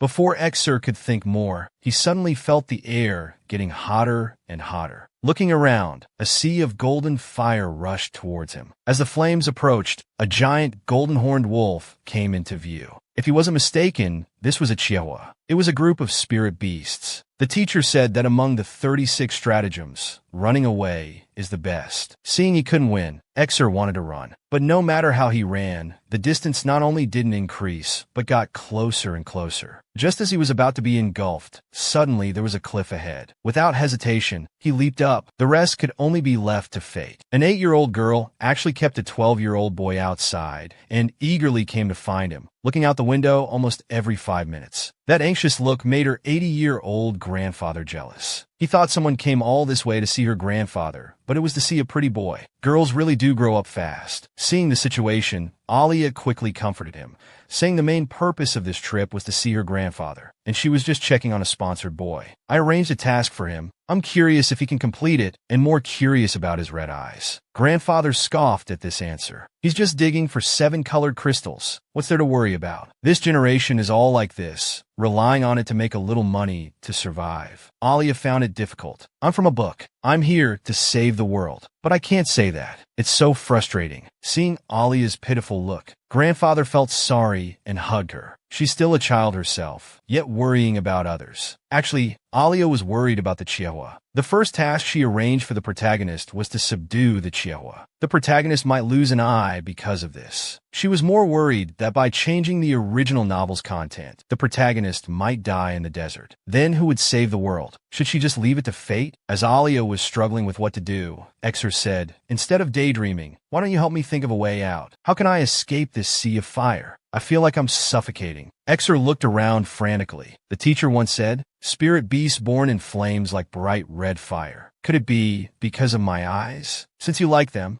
I might as well pluck one out and give it to them. After all, staying alive is most important. The moment he drew his sword, suddenly, he saw the dropped mysterious letter. It read, "The red-eyed child dies young in fire. Not burned to death, but suffocated due to lack of oxygen." Exer understood. The fire itself couldn't harm him. He reached his hand into the flames. The glove instantly disintegrated, but his hand was unharmed. The master truly foresaw everything, saving me from peril at the critical moment. Then my target is the leader, Chihuahua. But this place is like hell. The boy jumped down unsteadily. Instantly, fire enveloped his entire body. The sword his father gave him gradually melted, slowly flowing away in his hand. Exer looked down at his empty hand. Tears seemed about to flow, but quickly evaporated. To catch a tiger, one must enter its den. He must conquer the giant wolf, only by offering himself. However, he reached out to grab the giant wolf until he rode on its back. The giant wolf showed no reaction. To conquer the wolf, he must grip its feet. The moment Exer grabbed its foot, the giant wolf released flames from its entire body, rising up. It began to run frantically. The 12-year-old boy returned riding the giant wolf. Though covered in wounds, he was the victor in this battle. Alia was overjoyed to see the boy hadn't lost his eyes. It was better than expected, but now wasn't the time to be happy. She must quickly treat his injuries. She arranged for her secretary to handle it. Monica was puzzled. You're the one who's worried. You're the one being mysterious. And you're the one who wants to know the answer. Shouldn't you be the one to greet him? Alia was troubled. I'm still young. Let's meet when I'm older. Seeing the giant wolf, people were shocked. Although Alia had warned the secretary beforehand, the secretary, upon seeing the giant wolf in person, still found it hard to stay calm and couldn't help but swallow. Exer recognized the secretary. He jumped off the wolf, demanding to see the master. The doctor, seeing his injuries, wanted to treat him first, but Exer insisted on seeing the master. He was certain the master was in the carriage. He wanted to understand clearly. His father's sword had melted, yet his robe was fireproof. It seemed like it was all arranged. He felt like a puppet. He hoped the master would come out and explain. He didn't want to be manipulated. Lonica saw Exer daring to shout at the master and was about to go teach him a lesson. Just then, Exer fainted on the spot. Lonica said, "Lucky you fainted quickly. Otherwise, I'd have knocked out all your teeth." Alia couldn't help but worry. Fortunately, the secretary reported it was just exhaustion, nothing serious. She finally relaxed. After all, he's the protagonist. They can't be careless. She then arranged for the secretary to request a priest to heal him. If Exer fully recovers, the secretary would receive double the bonus. The secretary assured, "Don't worry, miss. I'll handle everything." For years passed in the blink of an eye. Our heroine Alia is now 12 years old. She's become even more beautiful. The mass production of spirit medicine has made her worth billions. Initially, when sold on the black market, most people thought it was nonsense. But where there's selling, there's buying. The expected effects were achieved. Instantly, positive reviews were everywhere. Everyone scrambled to find spirit medicine. The spirit medicine, originally $9.99 with free shipping, sold out instantly. Even the temples and royal family were envious. It's time to hand over the formula. Grandfather took me to the temple. We donated the method for making spirit medicine without accepting any money. As a result, the temple bestowed upon me the title of Holy Maiden. When the formula was made public, Weaver's Spirit Medicine Workshop also began production in full swing. Little Princess Alia, doted on by her uncle for 4 years, is now 12 years old. The days of frequent nosebleeds are gone. Her face has become rosy and fair. Give a little heart here, she might be even prettier. But her cousin still calls her Skeleton as always. Alia knows this is her brother's exclusive pet name for her. Honestly, she doesn't mind it at all and occasionally exchanges insults with him. Today they're meeting in the garden. Let's see what he's up to this time. Well, Lord Little Earl, what do you want from me now? Unexpectedly, her brother changed his attitude. Can't you respect me as your brother? Where's the person who said he didn't want to be a brother? That was so long ago. That person might be dead already. He's gone. Every time I see him defeated like this, it's so amusing, haha. Stop laughing. Look at this letter from your not dead father. Didn't expect to receive a letter from that pup. Open it and see. This is a letter from my nominal father. After learning the formula was donated to the temple, he started to mentally break down. Plus, rumors about losing custody due to child abuse spread, causing his reputation to plummet. Since then, he often sends letters, sometimes condemning, sometimes demanding dividends, sometimes playing the victim. Though he doesn't dare to openly cause trouble, his frequent protest letters are annoying. Did you call me here just to give me this letter, brother? I'm afraid your fragile skeleton might accidentally break. As soon as she finished speaking, her brother gently lifted her onto his knee. He was worried she'd be upset by the letter, so he wanted to read it together with her. Though her brother's words are sharp, his actions are full of love. And her biggest change is becoming as close as family with her uncle's household. Even letters addressed to her, she doesn't mind her brother reading with her. Her brother spoke, "Let's read it first. See if there's any trick." The content surprised them both. The Duke is remarrying. The new bride, Rida, is a character that didn't appear in the novel. Does he want to have another child to replace me as the heir? No. As the eldest daughter, I'm first in line. Unless I die. In the original story, he found an adopted daughter from a collateral line, who only inherited after my death. So he really does plan to kill me. Her brother pulled her back to reality. You'd better not attend this carefully planned wedding. He'll take your little life. Indeed, her brother thought the same as her. Knowing his ill intentions, how could I rush to my death? How annoying, brother. Can you stop messing up my pretty hairstyle? It's all messy now. Her answer pleased Alicia. I'll help you fix it. No, I want Tony to fix it. You have to pay for it. Quick,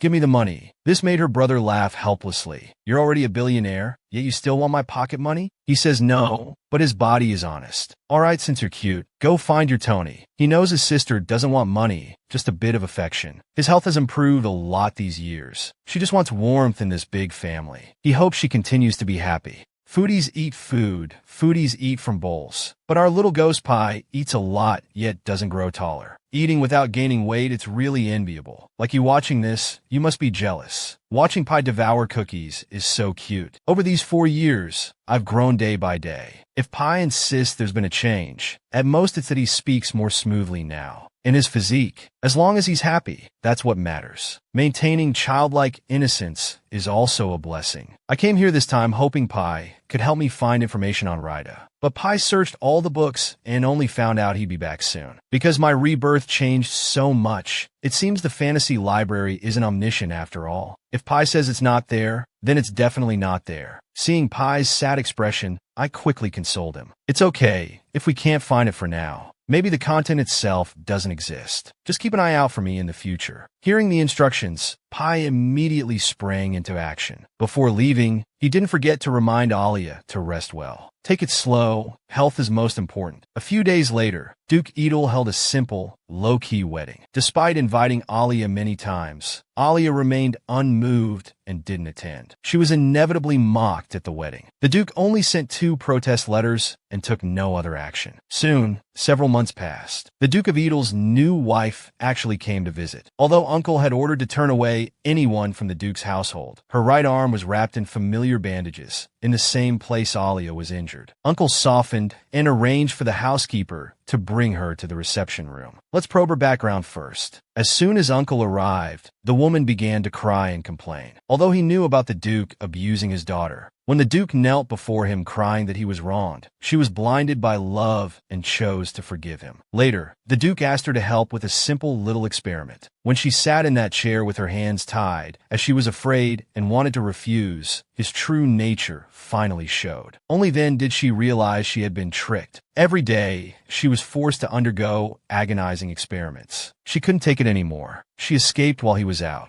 She's really sorry. She didn't know where else to go, so she came to seek Alia's help. Faced with the woman's tearful account, Uncle found it hard to judge if it was true or false. He could only arrange for a doctor to examine her. After learning that her injuries were the same as Alia's, everyone finally lowered their guard towards her. But the woman wouldn't leave, and she would eventually meet Alia. To avoid awkwardness, Aunt organized a tea party to introduce Alia and the woman to each other. Alia looked at the woman before her, not at all surprised. She had already received some information from Pie. Alia saw that the woman seemed a bit flustered at this moment. This woman looked about 24 or 25, more fragile than imagined. I hope she's not here to harm me. The monster gate appeared again. Humanity was in crisis. To save humanity, Uncle's whole family prepared to go to war. Alicia and Ronica volunteered to stay behind to protect their sister. This was to guard against the Duke taking advantage of the situation to harm Alia. However, as soon as the expedition left, the woman came to visit. Unexpectedly, Alia received a gift from her. She said, "I'm also Alia's nominal mother. I've been cared for here thanks to Alia. With some free time, I made this fairy lamp by hand. I hope you don't mind." After her brother's inspection, it was just an ordinary fairy lamp, nothing unusual found. Seeing the woman's troubled expression, Alia's heart softened. Legally, she's the stepmother, but a stranger. Perhaps because they share the same fate, Alia chose to trust and accept the gift. But on a dark and windy night, Alia heard a subtle sound that compelled her to sit up. She got out of bed in a daze and walked towards the sound. At the door, Ronica saw Alia with a blank stare. "Young miss, where are you going barefoot so late at night? Something's wrong.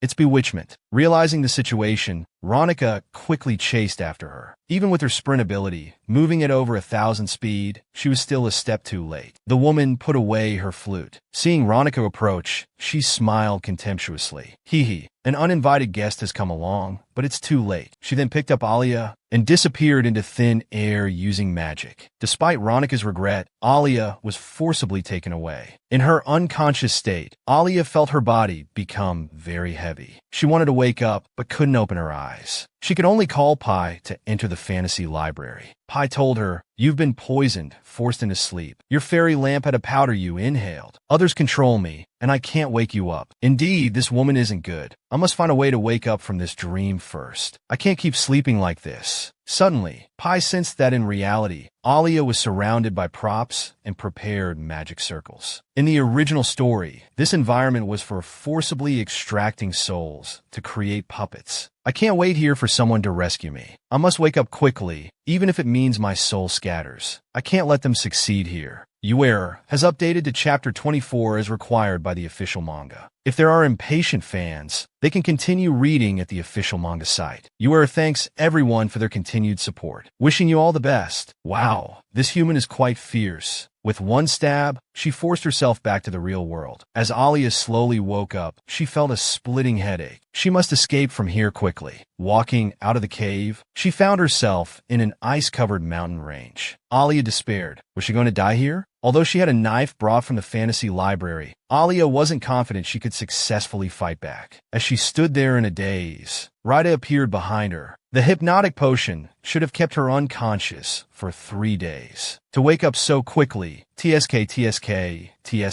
I had hoped to let you leave without feeling any pain. He grabbed Alia's wrist. You little miss are truly amazing, conjuring a knife out of thin air. Alia wanted to resist, but the difference in strength was too great. He understood he couldn't force her now. Obediently walked back to the cave. Raida, you've changed a lot. You put drug powder in the fairy lamp, effortlessly using magic to make me walk out of my room. Even if discovered, it has nothing to do with you. The Duke instructed you to come, right? Alia's deduction made Raida sigh. This little girl was still very clever, but only half right. He scornfully stated, "Your incompetent father is just my puppet. God gave him a handsome face, but his brain is mush. So all of this planning, including the special experiments done on you, it's all me, all my masterpiece." The shocked Alia was very shocked. It turns out all of this was thanks to this woman, a hypocritical and vicious, scheming woman. Considering Alia's special constitution, to prevent her from escaping, she used magic to bind the girl's feet. Stay put. Your drug resistance needs to be carefully studied. Alia didn't understand. Why wasn't there any information about this woman in the fantasy library? She reluctantly asked, "Who are you really?" The woman cackled, lifting Alia's chin. "I'm a magician who accepted the dark chalice." Alia was shocked. So, she was a traitor who gave up her human identity, selling her soul to the demon realm in exchange for talent and value. Collectively known as a dark mage, the woman was displeased. She slammed Alia against the wall. So much nonsense. Who doesn't want to stand out? Just wait here obediently. It'll be over soon. After the woman left, Alia fell into deep thought. I can't panic. I must stay calm. These years of being surrounded by warmth made me forget this is an apocalyptic novel. But why didn't Raida appear in the novel? She should just be a minor character. I won't let you succeed. Alia didn't want to wait for rescue,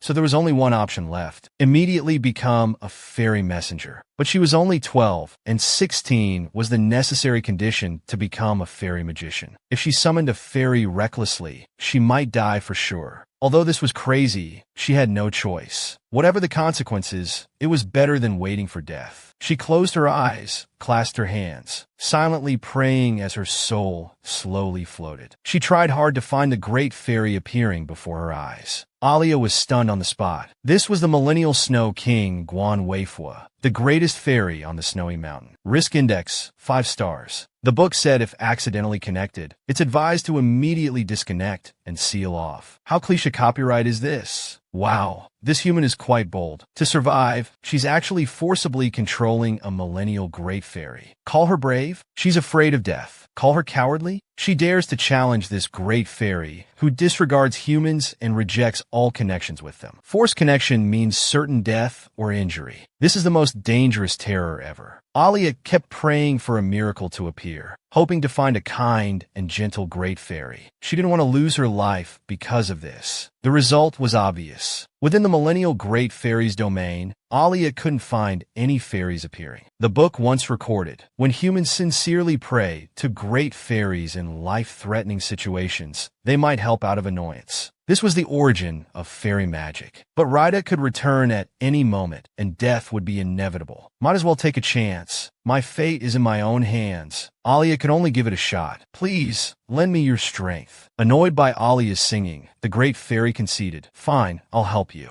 Just stop already. Alia had intended to use the great fairy's power to remove the vines on her feet and escape. But as the cold energy entered her body, she shivered uncontrollably. The bewildered Rita was very confused. She had only left for a short while, and such an unbelievable thing had happened. Are you crazy? Using fairy magic at 12 years old? Do you want to die that badly? No one is helping you translate the fairy language. Do you know what the result will be? Alia ignored her. Rita, don't you want to kill me? Did you think I would just wait to die? I can't escape anyway, so why not give it a try? The great fairy was angered by Alia's fury and released a large amount of cold air. The enraged Rita was very angry. What a fearless brat. It could have ended quietly if you just slept, but you had to make it so complicated. Since that's the case, don't blame me for being merciless. She then released a magic barrier. Although Alia couldn't communicate and didn't know how terrifying the power the great fairy had given her was, she knew that this kind of magic barrier would only anger the great fairy. Just as Rita was about to strike again, the top-ranked brother descended. He looked at the woman with murderous intent. With one angry roar, the magic barrier instantly shattered. Fortunately, it only damaged his internal organs. Not a big problem. Faced with the top-ranked brother, she was just a small Karam. Rita was scared witless. She fled quickly. As Rita escaped,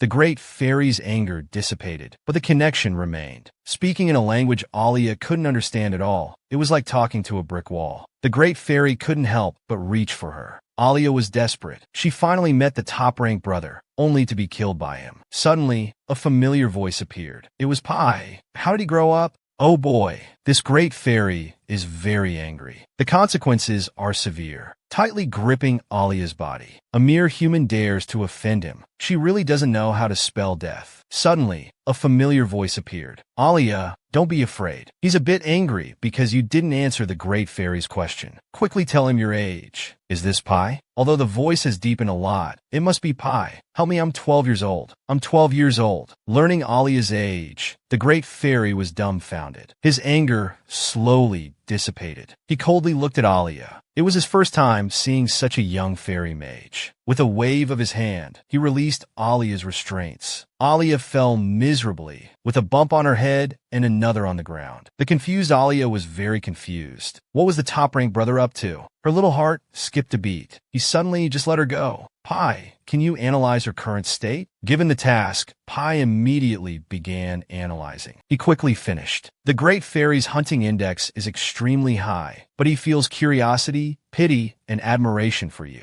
He said, considering you're a child and talented, he decided to show mercy and spare your life. Alia also felt the great fairy's goodwill. The connection dissipated as the great fairy left. Pai, you're amazing. Not only can you communicate with me, but you can also translate the great fairy's language. Are you a great fairy too? Literary Pai said he wasn't sure either, but he sensed your danger. In an instant, he suddenly connected to your communication channel with the great fairy and could simultaneously translate the great fairy's language. The confused Alia was very confused. Is it that simple? But Pai, your voice seems to have changed. It's become deeper, and you speak more fluently. And at the most helpless moment, you helped me like a guide. Thanks to you, I was able to survive. Suddenly, sharp pain spread throughout Alia's body. This was the after effect of the great fairy's possession. Alia's current physical condition was very bad. Her limbs were numb. If she didn't get treatment, she might die here. Not knowing if she could hold on until her family found her, she had to find a way to save herself. At that moment, Pai sensed that the great fairy star Domain Sensitive was trying to connect. He wants to provide you with fairy power. Are you willing to accept it? This is the great fairy that Mom connected with. I know him. Of course, I'm very willing. It's my honor. The next second, Star Domain Sensitive's fairy power flowed continuously into Alia's body. This feeling was like a warm spring day, flowers blooming. Alia enjoyed it very much. Her heart blossomed with joy. It was just like her mother's embrace. So warm, As the stinging pain on her body gradually disappeared, Alia couldn't resist the fatigue and slowly fell asleep. At this moment, Lanika still didn't know that Alia was out of danger. She was searching all over the mountains. She hated herself for letting the enemy kidnap the young lady right in front of her. As the young lady's guardian knight, she had failed in her duty. The young lady had become an indispensable family member to her. She couldn't lose her like she lost her family when she was young. If anything happened to the young lady, she would never forgive herself. She must kill that bitch with her own hands. Wait, what's that? How could there be green trees in the glacier? Could the young lady be there? Oh boy, Lanika was very angry. The consequences would be severe. Rita, you just wait. If anything happens to the young lady, there will be a few more holes in your body. So the question is, if it were you, how many holes would you leave in Rita's body? Just as Lanika was worrying, she discovered lush greenery in the distance. What's that? How could there be green trees in the glacier? Could the young lady be there? Lanika sped up her iron horse. As she approached the green trees, she was amazed by the scene before her. A tree branch actually pointed out the way for her. It was incredible. Entering the fairy master's territory without permission would surely result in expulsion, but there was no sign of being driven away. On the contrary, the dense branches moved like a guide. Lanika approached slowly with concern. It was the young lady, sleeping in a sea of flowers. Lanika was overjoyed. She immediately jumped off her iron horse. Approaching carefully, she found the young lady covered in blood stains. Lanika turned pale. She picked up the young lady and called her name. This familiar voice. Who's calling me? Alia slowly opened her eyes. Is this the fantasy library? Pai was calling Alia. Alia, wake up. Pai, overnight, how did you grow from a 5 to 6-year-old child to a little Pai my age? Pai answered softly. I was so anxious at the time. I tried various connection methods, finally found the right direction, and just felt my clothes suddenly became too small. But it's good that I grew up, otherwise I couldn't have guided you. Do I look strange like this? Hearing this, Alia quickly waved her hand. No, Pai, you don't look strange at all. On the contrary, I think you look so beautiful at 12 to 13 years old. But are you a boy or a girl? Seeing Alia's curious eyes, Pai was confused. Is whether I'm a boy or girl that important? Does Alia think I should be a boy or a girl? Alia looked up thoughtfully. Should be a girl, right? The next second, Pai kissed her. It was like a song. And Pai innocently expressed that none of that matters, because Alia is the only one who can enter this place. If you say I'm a girl, then I'm a girl. Alia blushed inexplicably. Oh my, you have such a sweet mouth. I think you're a boy, so you're a boy. Never mind, you can decide for yourself. I won't interfere. Let's change the subject. What's the state of my body outside? Pai said not to worry. Lanika found you and notified Elsie. He carried you all the way back to the castle. I called you to the library because you're receiving medical treatment. Worried you'd be in pain all over, so I called you here to play. By my calculations, the timing is just right. You should go back now. Hearing this, Alia let out a big sigh of relief. So that's how it is. Pai is such a clever little one. Thank you. Next time I'll bring you some interesting things. Pai said it's no problem. Look at that pile of books. They're all my playmates. At this moment, Alia felt she owed Pai too much. Pai can't leave the library and doesn't need to sleep, can only keep company with books. But it must be so boring to only read books for a lifetime. In the future, I should often bring Pai good food, fun handicrafts. Musical instruments should be nice too.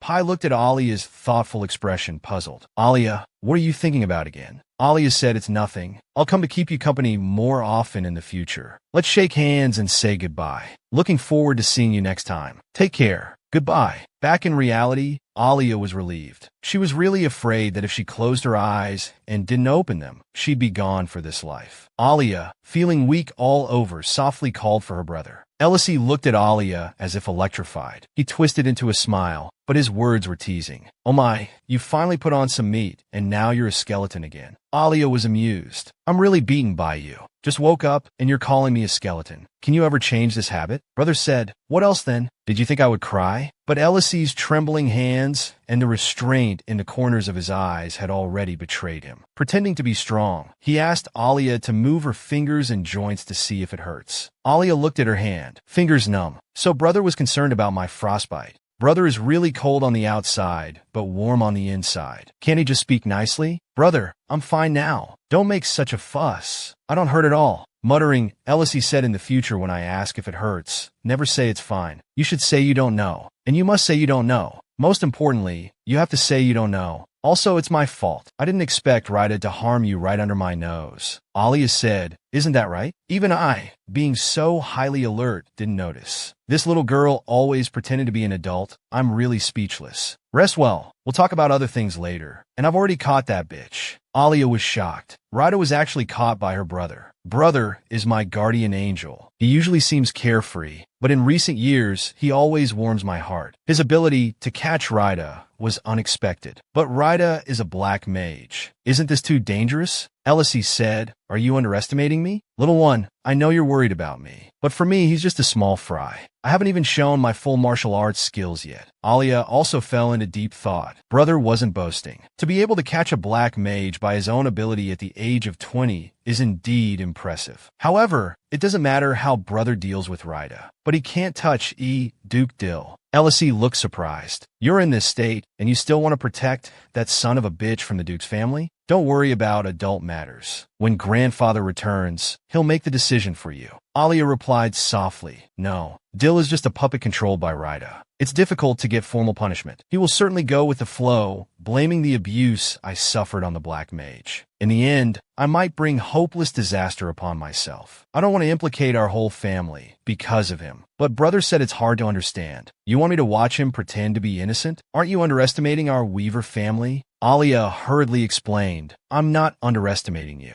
I'm just worried. Besides, Dill is my prey. When I grow up, I'll personally take everything from her. So before I come of age, she must keep her title. Alia's thoughts made Elsie admire her. Our little skeleton is getting more impressive the more we understand her. At such a young age, not swayed by emotions. Very clear-minded. If Dill were to be executed, the title and money would be taken back by the royal family. If Alia wants to plunder Dill's family property, she must live until Alia inherits the title. Little skeleton, you're excellent. When grandfather and the others return, I'll inform them immediately. Now don't think too much about it. Have something to eat. But sister's next words shocked Elsie even more. Alia told her brother that she could use elf magic and wanted to use the elf practice room where their mother used to stay. She asked her brother to help open it for her. My goodness, this little skeleton doesn't follow the rules. She really can't be understood with common sense. Alia, full and satisfied, looked at the broken elf lamp in her hand. I really shouldn't have trusted Rida. Besides Uncle's family, how could anyone else be kind to me? I brought this upon myself. I won't trust others so easily again. She casually threw it into the fireplace. The elf lamp instantly turned to ashes.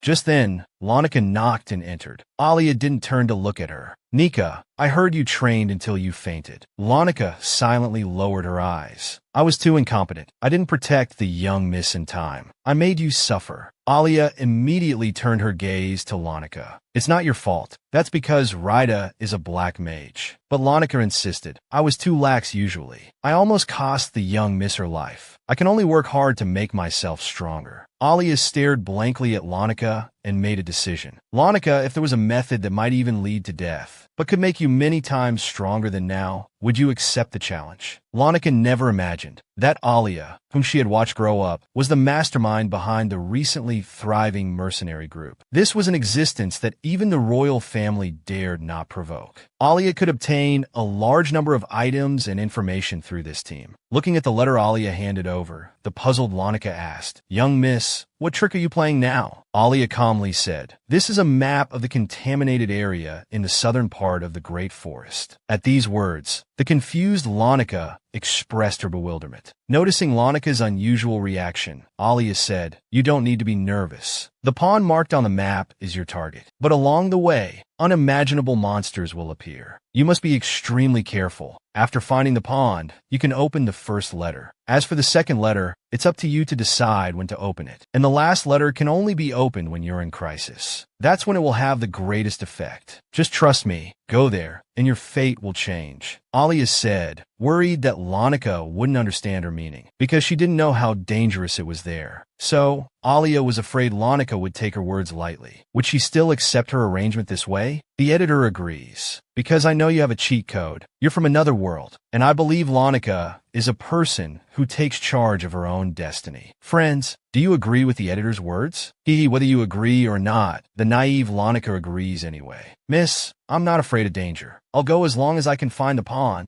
Is that so? She said, standing up to leave. Hearing Lanika's agreement, the usually calm Alia became a bit flustered. Lanika, wait. Are you sure you don't want to hear more details? Are you really going on a spontaneous pond encounter? The naive Lanika replied, Miss, haven't you already explained? As long as I can become stronger, I'm not afraid of danger, nor do I fear death. Besides, Miss is very clever and has given me many good strategies. No, I'm not. Alia shook her head. My brother is the one with the clever mind. That's right, she wasn't clever. She only pretended to be smart based on imagination, the library, and memories from her past life. Although Lanika didn't know why the young miss wouldn't acknowledge herself, she still encouraged her. Being smart isn't just about high intelligence, but also having a kind heart. You care deeply even for me, an outsider with no blood relation. I think not everyone can do that. Alia looked at Lanika in surprise. It was the first time she had opened up and said so much. But I'm not losing anything in this. Don't forget, I'm an elf merchant. Lanika disagreed with the young miss's words, because the reward the young miss wanted was too insignificant. You are a merchant, true, but the benefits you seek have nothing to do with family. You love everyone in the family, including me. To help the depressed me, you've tried everything to create such a big opportunity for improvement. If I fear difficulties and don't try, how can I protect you with my own strength? To become stronger, she decided not to remain complacent. This was also the first time she opened up to the young miss. To protect the young miss, she had no choice. Moreover, only in danger could she grow rapidly. But Alia felt very guilty. She somewhat regretted it. What if something went wrong?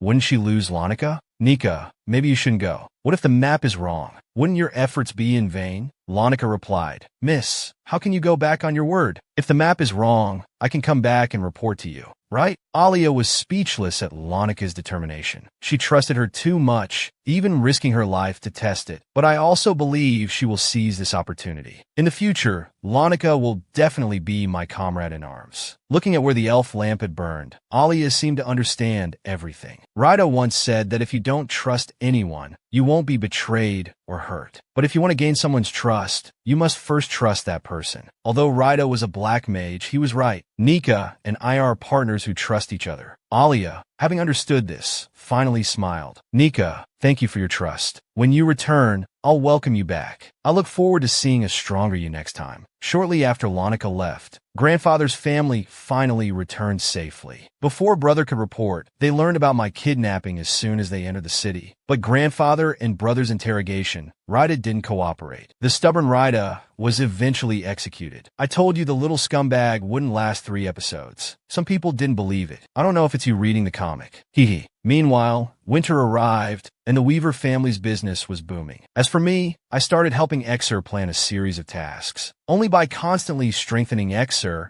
can we change the tragic ending of the novel. To survive, I can only make Exer suffer. Maybe I'm selfish, but I have no other choice. I hope Exer doesn't develop negative emotions. When I took out the materials prepared by the secretary, I felt like I was opening a blind box. I found that there are many blind boxes like Exer, all collector's editions. But if there's enough time, I'll do my best to help them become stronger and reach the peak of their lives. It seems the secretary understands my thoughts and has found many promising talents for me. I'll definitely double your year-end bonus. I'm such a good boss. In Exer, no matter what, you must protect your safety. You must live safely. In the future of futures, let's conquer this world together. No, I'm not the protagonist. Exer is. I should say, I'll follow Exer to conquer this world. The next moment, 3 years passed. In the center of the contaminated area, a warrior was wiping dirt from the corner of his mouth. He was carrying out the task arranged by Alia. Yes, you guessed it right. It's Exer. At just 19 years old, he's not only positive, but also tenacious. Many friends ask me where they can watch Happy Family. First, click on this small icon, then click on Search inside. Just type in Happy Family, and you're good to go. Who would have thought that Alia's kept man was so crazy? He practices swordsmanship all year round without eating or drinking. While others slack off, he practices swordsmanship. While others search for treasures, he's still practicing swordsmanship. Until 6 years passed, he was finally satisfied. But he was puzzled. Why haven't the comic readers liked it yet? He had to admit that Alia's arranged tasks suited his heart. Only in danger can one become stronger. Everyone thought this was an impossible task. So what? Facing the contaminated land with evil every 3 meters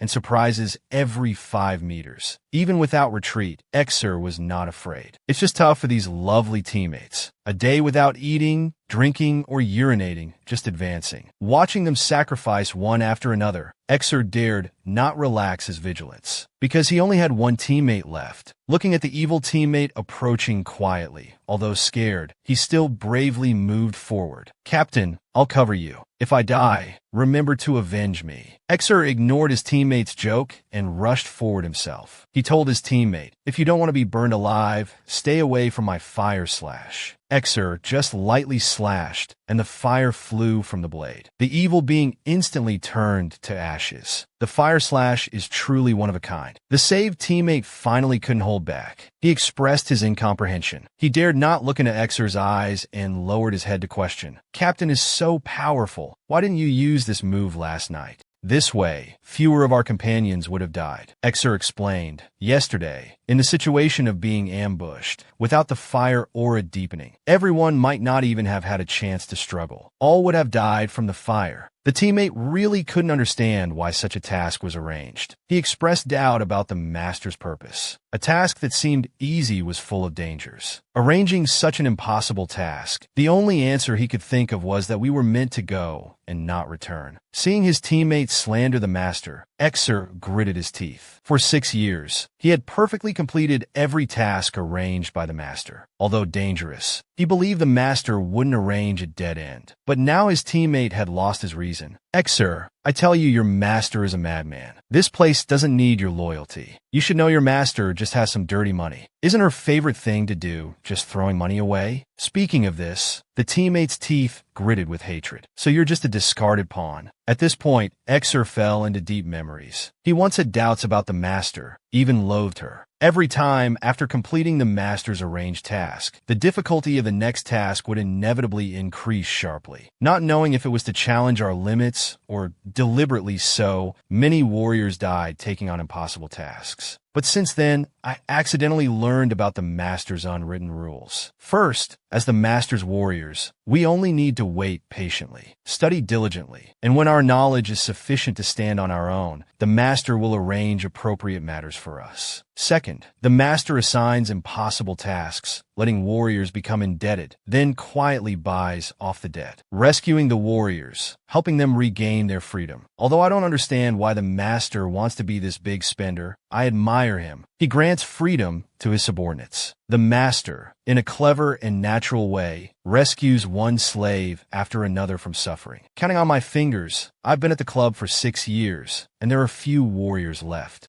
Although painful, I've learned a lot and gained a lot. Not only have I learned noble etiquette and education, but I often receive small gifts from the master. More surprisingly, he even remembers my birthday. Looking at the beautiful great sword, I suspect he can sense the future because I had long wanted to get it. I had never revealed this to anyone. Even more importantly, every time I go on a mission, he gives me a mysterious letter. When unexpected events occur, opening it can perfectly resolve the crisis. So he has many ways to kill me. There's no need to go to great lengths. Moreover, it's he who showed me what the real world is like. What the master gets from me is far less than 1/10,000 of what I benefit. Since childhood, my father taught me to be grateful and repay kindness. Of course, if someone punches you, you should punch back. But can I ever repay his kindness? I really can't figure out why the master treats me this way. Could it be that the master is a woman who likes me? Nonsense. How could I have impure thoughts about the master? What does the master want from me? Is the master male or female? Looking at the few remaining supplies, and the teammate without Fish Leong's courage boost, Exer was in a dilemma. Victory is in sight. Should I give up or not? The terrifying contaminated area. Once entered, there's no return. Even with the deepened aura, 40-degree ice cubes, the protagonist fears it. Even you, reading the comic, quickly click a little heart for protection. And there's the chatty teammate, constantly dragging behind. This made Exer hesitate, but then he thought, the mysterious letter prepared by the master hasn't been used yet, and he can't go against the master's decision. So he can't ask for help halfway. He told his teammate, if you want to give up, go ask for help yourself. But the teammate still stubbornly persisted.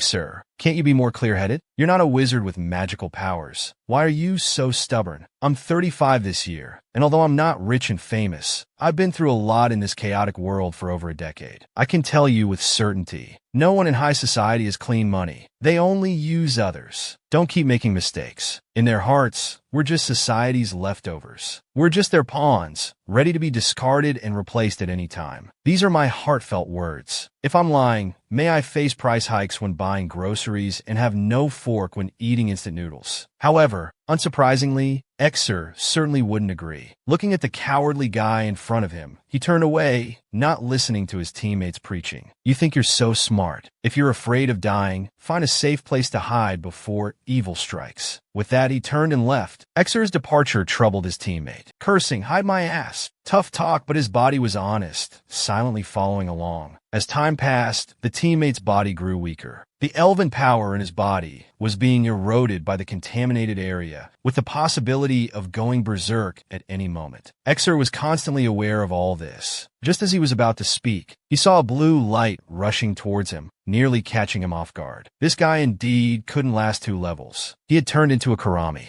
But I can't refuse him like this. We've come a long way with ups and downs. Although he's timid and cowardly, he's never truly backed down. He even takes care of me at times. That's considering the bigger picture. Besides, saving him isn't difficult. Thinking of this, Axer tossed him aside. He raised his arm and took out the healing potion from his bracelet. You're really getting a bargain. Drink it quickly. With a fit of violent coughing from his teammate, he regained his senses after losing his mind. What just happened? I feel like I dreamt of fighting you. Axer couldn't help but joke. Oh ho, so you know you fought me? You were almost covered by the corrupting light, becoming an evil creature like them. Take your things. Leave the rest to me. Find a safe place to hide. The teammate was so embarrassed he could dig out a 3-bedroom apartment. Axer, are you sure you don't want to reconsider? After all, going alone is too dangerous. Axer said, stop your damn nagging. Don't worry. He waved his hand. Director, please point the camera at this damaged item. This is a storage treasure given by the master. It has its own tricks inside. How about that? Jealous? The inexperienced teammate's eyes were fixed on it. What a gear freak. You're clearly showing off. You have a high-tech device that can hold everything. With it, you're set for life without worrying about food or drink. Oh, Axer,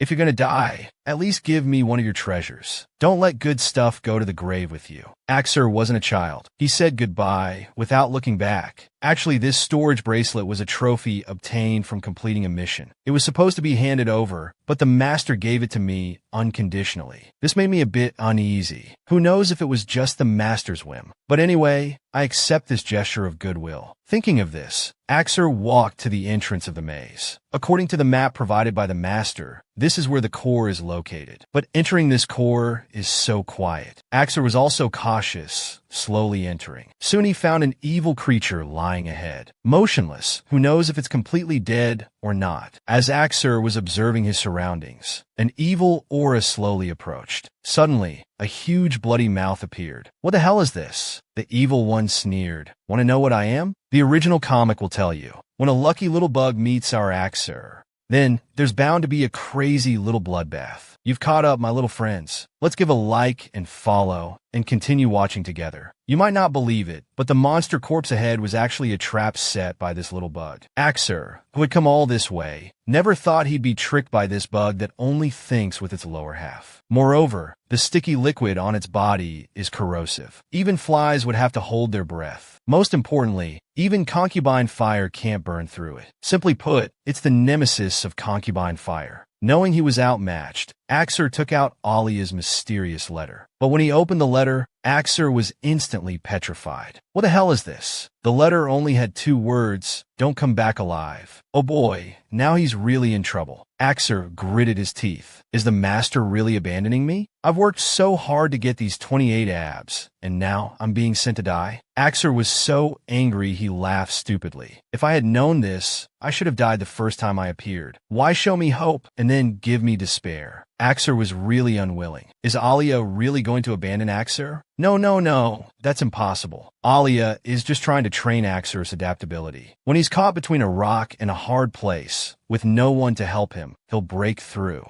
At most, he'll be black and blue from the fight. She's already certain Axer won't give up easily. Letting him die is absolutely impossible when the powerful concubine fire is useless. Axer himself is a sharp sword. His regular studies aren't just about noble etiquette. It's about teaching him to use his brain and have his own insights. If Alia hadn't given him a death warrant, how could he break through his limits and difficulty? Axer calmed down, silently pondering the master's intentions. Looking at the small note in his hand, he was relieved that his brain hadn't been corrupted by the polluted land. The bracelet contained an entire factory's worth of healing potions. Thinking of this, Axer chuckled. With these healing potions, it would be hard to die even if he wanted to. I'm such an idiot, misinterpreting the master's good intentions. The healing potions prepared for me are the breakthrough. If I can make it back alive, I must meet the master. She's truly a genius. Of course, this can only be mentioned after surviving. Meanwhile, a beam of light shone down. Whether intentional or not, it illuminated two young women. It turns out to be our protagonist Alia and her guard Ronica. They've been disguised and staking out here for over 2 hours. Alia, as the task giver, is very worried about Axer's test. Seeing Alia's restlessness, Ronica suggested, "Why don't we go watch a live broadcast? I have a tool called Shadow Butterfly." Speaking of Shadow Butterfly, that's another story. This is Ronica's new helper, which she only obtained during her trial 3 years ago. She got her second spirit beast then. Ronica's strength is extraordinary. Such a miracle might not be achievable through one's own efforts alone. It must be our protagonist Alia who deserves to have it. How amazing this woman is. Just a casual remark made Ronica, an elf knight, incredibly powerful. What should have been a near-death experience ended up with her spirit beast producing 2 offspring. It's really tough. Ronica took out her snacks. Looking at these delicious treats, Alia couldn't bring herself to eat. In her heart, she called out, "Pi, you should understand how I feel right now. Axer is in a very difficult situation now, and I even gave him a death warrant. I don't know if he can understand the meaning behind it. Rather than sitting here worrying, we might as well go inside and take a look." Pi sensed Alia's inner thoughts and issued a warning. If you don't want to see Axer right now, it's best not to go in. Because the moment you step in, the probability of Axer discovering you is 9,999%. Alia was exasperated. "Why don't you just say 100%? But I'm really worried about her. She's so young. What if she gets eaten by monsters?" Oh, friendly reminder. Axer is already an adult. Alia stomped her foot. "Pi, you've grown up and become naughty. Always ruining my mood. I'm just worried. She only has 1 spirit beast and can't handle it." Friendly reminder. Elf knights are only supposed to have 1 spirit beast. Ronica, that little butterfly was purely because you deliberately went easy on her. Haven't you already planned a strategy for her in case of failure? Let her improvise. Don't worry too much. But Alia was still nervously fidgeting. I don't know if seeing her will be a pleasant surprise or a shock. The growth plan I made for her is just to let her grow as close to the original story as possible. And I've made plans for her. Whether she can follow my plan or not is up to fate. At this moment, someone approached from afar. Judging by his appearance, he should be Axer's companion. But that's not right. In the original story, 5 people entered the pollution core. 1 was ambushed, 2 were burned by concubine fire, and 2 were corrupted. Besides Axer, there shouldn't be any other survivors. This extra should leave before the protagonist appears. He can't overshadow the main character's brilliance. Just as she was about to ask Ronica to help take him away, Pi was about to issue a warning. Axer was trying to leave the maze. Alia was stunned. Did he succeed or not? She could only watch from afar, as episode 34 had already ended. This giant beast, just from drinking a little potion, shrank into a soft, cute little bug. If you don't behave, the protagonist will surely make you drink more. At this point, what's your battery percentage? Please comment below. Those with the same battery level, let's eat, sleep, and fight bugs together. This microorganism shrank smaller than a fist. Its previous arrogance was nowhere to be seen. Using a big sword on something so small seems like overkill. Then don't blame the protagonist for eliminating a public menace. Watch the Foshan Shadowless kick. In your next life, be reborn as a flower or grass. Don't come out to harm people again. Walking out of the cave, Axer sighed in relief. The mission was finally over. If he could return safely, he could officially meet his master. He felt a bit excited inside. A flash of sword light passed by.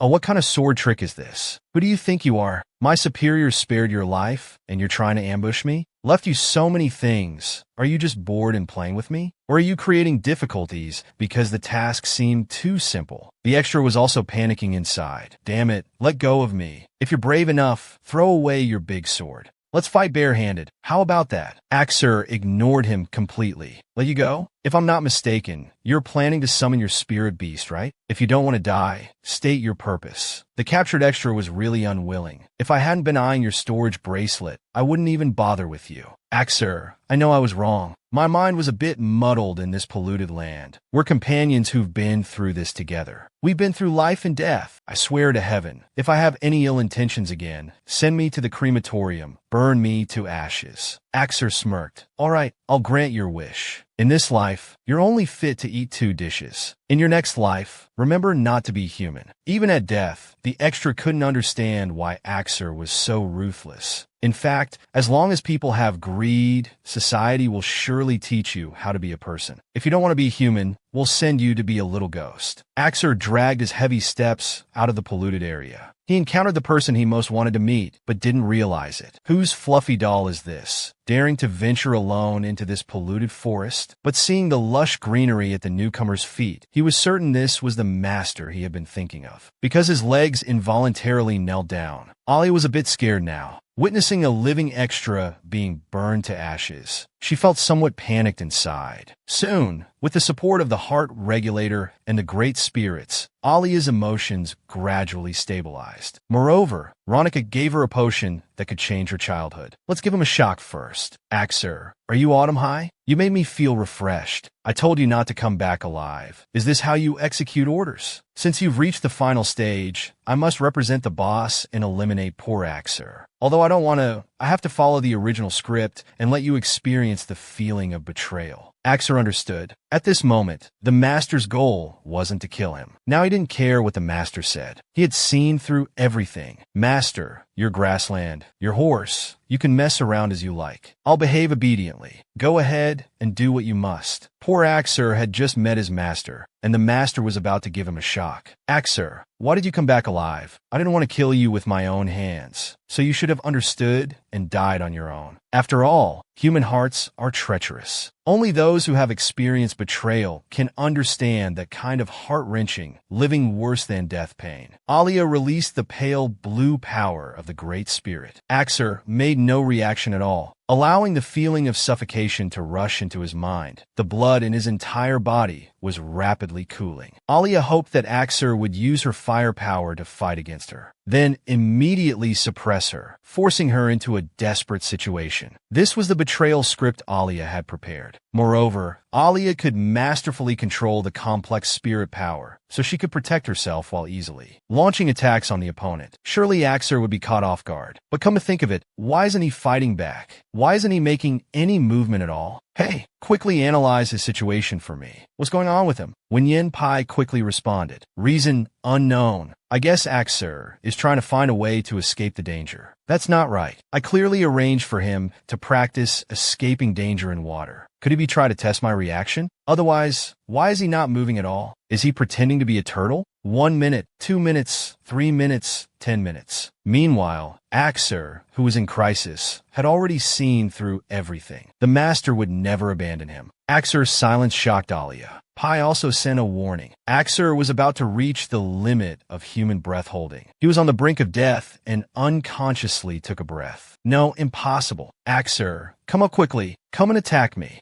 If you die, people won't be able to like my video anymore. Pai and Yang Wei's brain started a countdown. Axer would likely drown in 1 minute. Alia didn't understand why. And Pai on the side started timing. 50 seconds, 40 seconds, 10 seconds. With no other choice, she finally compromised. I can't let him die like this. In the end, Alia withdrew the pale blue power of the Great Spirit. After a fit of coughing, the rescued Axer stumbled and fell down. According to Pai's analysis, Axer had only fallen unconscious. His physical condition was good. Hearing this, Alia let out a sigh of relief. He's such a stubborn guy. I was about to let him die, but he didn't react. I don't know whether to be happy or sad. Could it be that he thought I was just trying to scare him? He's such a big fool. Well, it seems he's really grown up. He's become so smart. In the original story, he always had a gloomy face. Now he's indeed calm and collected, full of vigor. To be honest, he's 1,000 times stronger than in the original story. It seems I was too hasty. To make the protagonist experience the pain of betrayal, Alia released the pale blue power to control him. Only by turning the protagonist's beliefs into nothing could he transform into a butterfly and become even stronger. However, the protagonist chose not to resist. At the moment when he was on the brink of death, Alia finally softened and let him go. Alia touched his handsome, sunny face. It must be said, she's become much more confident now. We were two people who had nothing to do with each other, yet we have similar experiences. For example, Adele. He said he loved me, but secretly experimented on me, abused me. I wanted to escape that cage. What I wanted more was the longing for a mother. His dream is probably to have someone who understands him, and I am that only one who understands him. He has no guard against me, but I can't let him rely on me too much. It seems Plan B needs to be put on the agenda. This plan is to abandon the protagonist and deviate from the original story. With Pai's help, I've mastered all the knowledge. Moreover, I now possess spirit mice stronger than the protagonists. In terms of connections, power, wealth, and time, I have more advantages than him. Thinking about it this way, perhaps even without the male lead, I could successfully conquer the Great Labyrinth and change the fate of this world. If I had realized this earlier, the male lead wouldn't have suffered so much. To make up for it, Alia decided to send him to a peaceful place. Let him walk the path he wants. I'll take care of destroying the Great Labyrinth myself. This might be the best choice for the male lead. After all, he's just come of age and has his whole life ahead of him. Miss Nika, I'm here. Take Axer to the north. If he wakes up on the way, give him this potion to make him sleep again. Lonika looked at the small bottle in her hand, puzzled. Could this be the sleeping powder used by dark mages? Don't worry, Nika. I've improved it. There are no harmful components for the body. Now we'll just make him sleep well. Miss, your intelligence is really high. I asked such a stupid question. All right, no need to flatter me. Just keep going north. When you see a snowy forest, leave Axer there and come back. Miss, this is too unchallenging. And leaving you here alone, I feel uneasy. Alia was really defeated by this Nika. I'm quite powerful now. To reassure Nika, Alia said, just find any mercenary to protect me, it's fine. Obviously, Lonika didn't agree. At least a mercenary leader should be found to protect her to feel at ease. Watching Nika leave, Alia silently prayed. No matter what the future holds, no matter what kind of life Axer chooses, I just want you to be happy. The snowy forest I chose for you, where people are simple and kind, will make you forget your sorrows, forget your tasks, forget revenge. More importantly, there's a second spirit beast there for you to conquer. But for him now, it doesn't matter whether he can conquer it or not. I just hope he can live happily. The woman treats this spirit as a friend, but the spirit wants to sleep with her. Since the spirit decided to be a man, it's changing every day. Not only positive and upbeat, but also has 28-pack abs. But when the spirit saw that Alia didn't hug her, it naturally felt a bit disappointed. Seeing this, Alia quickly hugged her. Pai, don't worry. No matter what you look like, I like you.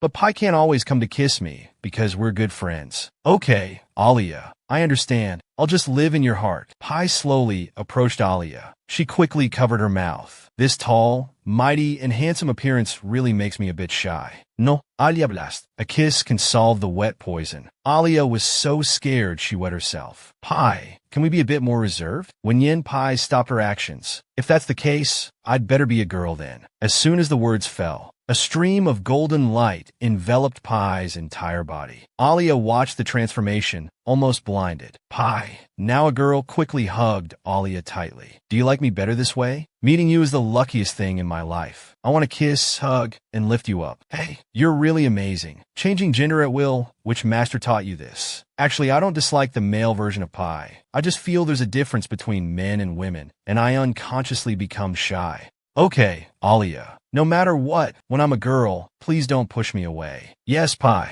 Living alone in a fantasy space is really lonely and solitary. Alia gently stroked Pi. Anyway, her gender can change at any time. Why should I ask so much of her? As long as Pi can be happy, I'm satisfied. But Pi, have you found a replacement for the male lead for me? I've already deviated from the original plot development, so I can't bring Axer into the Great Labyrinth. But I can't let the Great Labyrinth destroy this place. So I can only find someone else capable to help me protect this world. He didn't disappoint me. He searched all the records in the fantasy library and made a catalog for me, classified by year, with the future achievements of candidates clearly listed. This person is very suitable. Judging from his experience, he's a very capable person. Blair, like Axer, is an elven knight with red eyes, is a rare talent in this world. More importantly, he yearns to make a name for himself, so he won't refuse this opportunity. By the way, he doesn't seem to have appeared in the original story. How did you find him? Wenyan Pai took out the original novel, pointing to the 6th line on page 179 of the 4th volume, where Pai appeared. Why are you so excellent? You found him just based on a simple line. Pai, being praised, was very pleased. I know a lot more. The fact that he was abandoned due to his royal bloodline is well known. Moreover, he's a famous elven knight, so there's a lot of information about him. Also, if conditions are met, he can even control multiple spirit beasts. As long as the time, place, and people are right, Blair should be able to obtain multiple spirit beasts quickly. Alia was still worried. Can this Blair be trusted? After all, if he betrays Midway, all efforts would be in vain. But Pai gave the answer. Don't worry, he has never betrayed anyone. Because he has overcome mental curses, he's a strong and trustworthy partner. This man who could stab himself to death by lowering his head is the new male lead Alia is looking for. Today was Alia's first appearance at a ball. The Great Hall also turned into a large gossip scene because of him. Have you heard? Duke Edel isn't attending this ball because he doesn't dare to come. I heard he's a criminal who abused palace maids. If he came, he'd definitely become the laughingstock of the entire event. Yes, I've heard about it. He used his own daughter as an experimental subject, leaving the palace maid's body disabled. Since being rescued by her uncle's family, she hasn't been seen by outsiders. Don't talk nonsense. The palace maid's body is fine. Don't forget, palace maids have healing potions. Moreover, the palace maid gave the potion formula to the temple. Otherwise, Duke Edel would have monopolized it. At this moment, Blair entered, successfully attracting the attention of the gossiping crowd. Oh my, this handsome guy. Those red eyes melt my heart. And that water spirit, it's so cute. If I could marry him, I'd be willing to live 10 years less. At this moment, Blair was as dazzling as a star. Even the royal heir, the prince, showed him respect. During the conversation, he learned that the palace maid he had long admired would attend this ball. Don't talk nonsense. When did I say I admired the palace maid? I haven't even seen her once. Blair, hiding his embarrassment, mumbled that he had heard about the palace maid's deeds. Regarding this palace maid, he not only felt sympathy, but also had a heart full of awe. It's truly hard to imagine that a girl not yet of age could have such ability.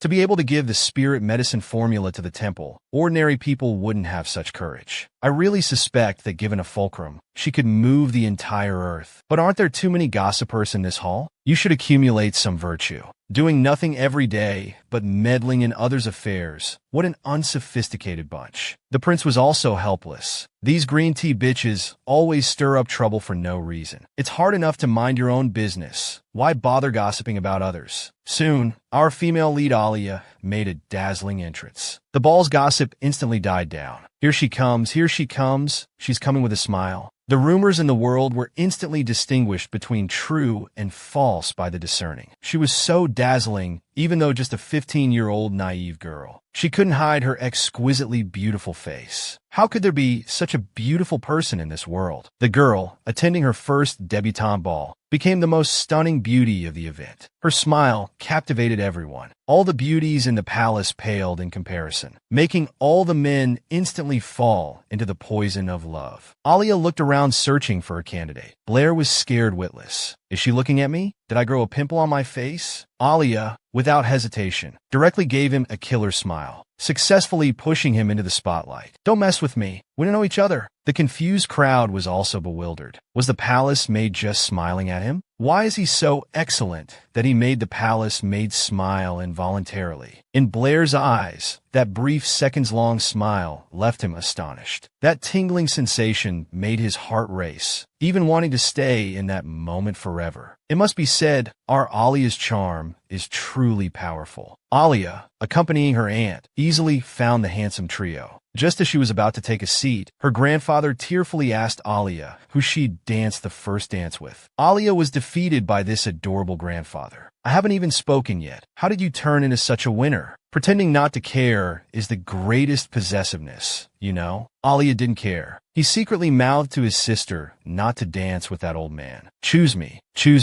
or choose me. Alia was at a loss with this overt and covert three-way competition. Fortunately, her aunt and sister were nearby. Alia, no matter who you choose, you seem to offend two people. You can try a different approach. For example, choose whoever has the worst temper and gets jealous easily, or whoever is easily hurt and possessive, or whoever often overthinks things. Alia was surprised. Aunt, you might as well just announce grandfather's ID number. Grandfather, stop whining. For the first dance of the ball, would you accompany me? The grand magician excitedly turned into a little cutie. It's my honor. If you didn't choose me, I would cry myself to the bathroom. As for the other two, Aliana, Uncle will dance the second song with you after I finish with Grandfather. Skull, what about me? Brother, you can only be after Uncle. Grandfather stood up proudly. His aura was 9.8 meters tall, and he used exaggerated acting to show off his superiority. In the end, Uncle and Aunt danced together, leaving only Alisai alone. He actively fought for himself. Hurry, am I still your brother? Where are you putting me? If you ignore me, I might get lost. Quick, take me with you. Grandfather wouldn't indulge him. He pointed to the side. Look where I'm pointing. There, isn't there a sweet person standing there? Lonica happened to be looking this way too. Alia took a deep breath and felt panicked inside. Why is she my dance partner? Although she's quite pretty, she's my comrade in arms, the kind you can eat, drink, and bathe with. You little brat, Grandfather has to remind you. Sooner or later you'll end up in her bed. Tiske. Alia, let's go quickly. This guy looks like cow dung. You'll have a hard time in the future. He used to be the continent's strongest grand magician, but now that he has a granddaughter, he's turned into a jealous old man. Oh, my dear baby, my dear granddaughter, when you first entered the ball, why wasn't I the first one you looked at? You're only 15 years old. Grandfather, are you talking about that red-eyed elven knight? I just thought he looked quite outstanding, quite handsome, so I looked a bit longer. Wenyin Grandfather was thunderstruck. Could it be that Alia has feelings for him? Seeing Grandfather's shocked expression, Alia quickly explained, I just think he's not bad, but not in the way you're thinking. Didn't you see his red eyes? I just want to cultivate him as a partner. The embarrassed grandfather could dig out 30 tales of embarrassment. I see. Of course I believe my dear granddaughter. But in the future, if you develop feelings for someone, you must tell me first. Don't rush to get close to him. If you find it hard to tell Grandfather, then tell your aunt. Let her help you.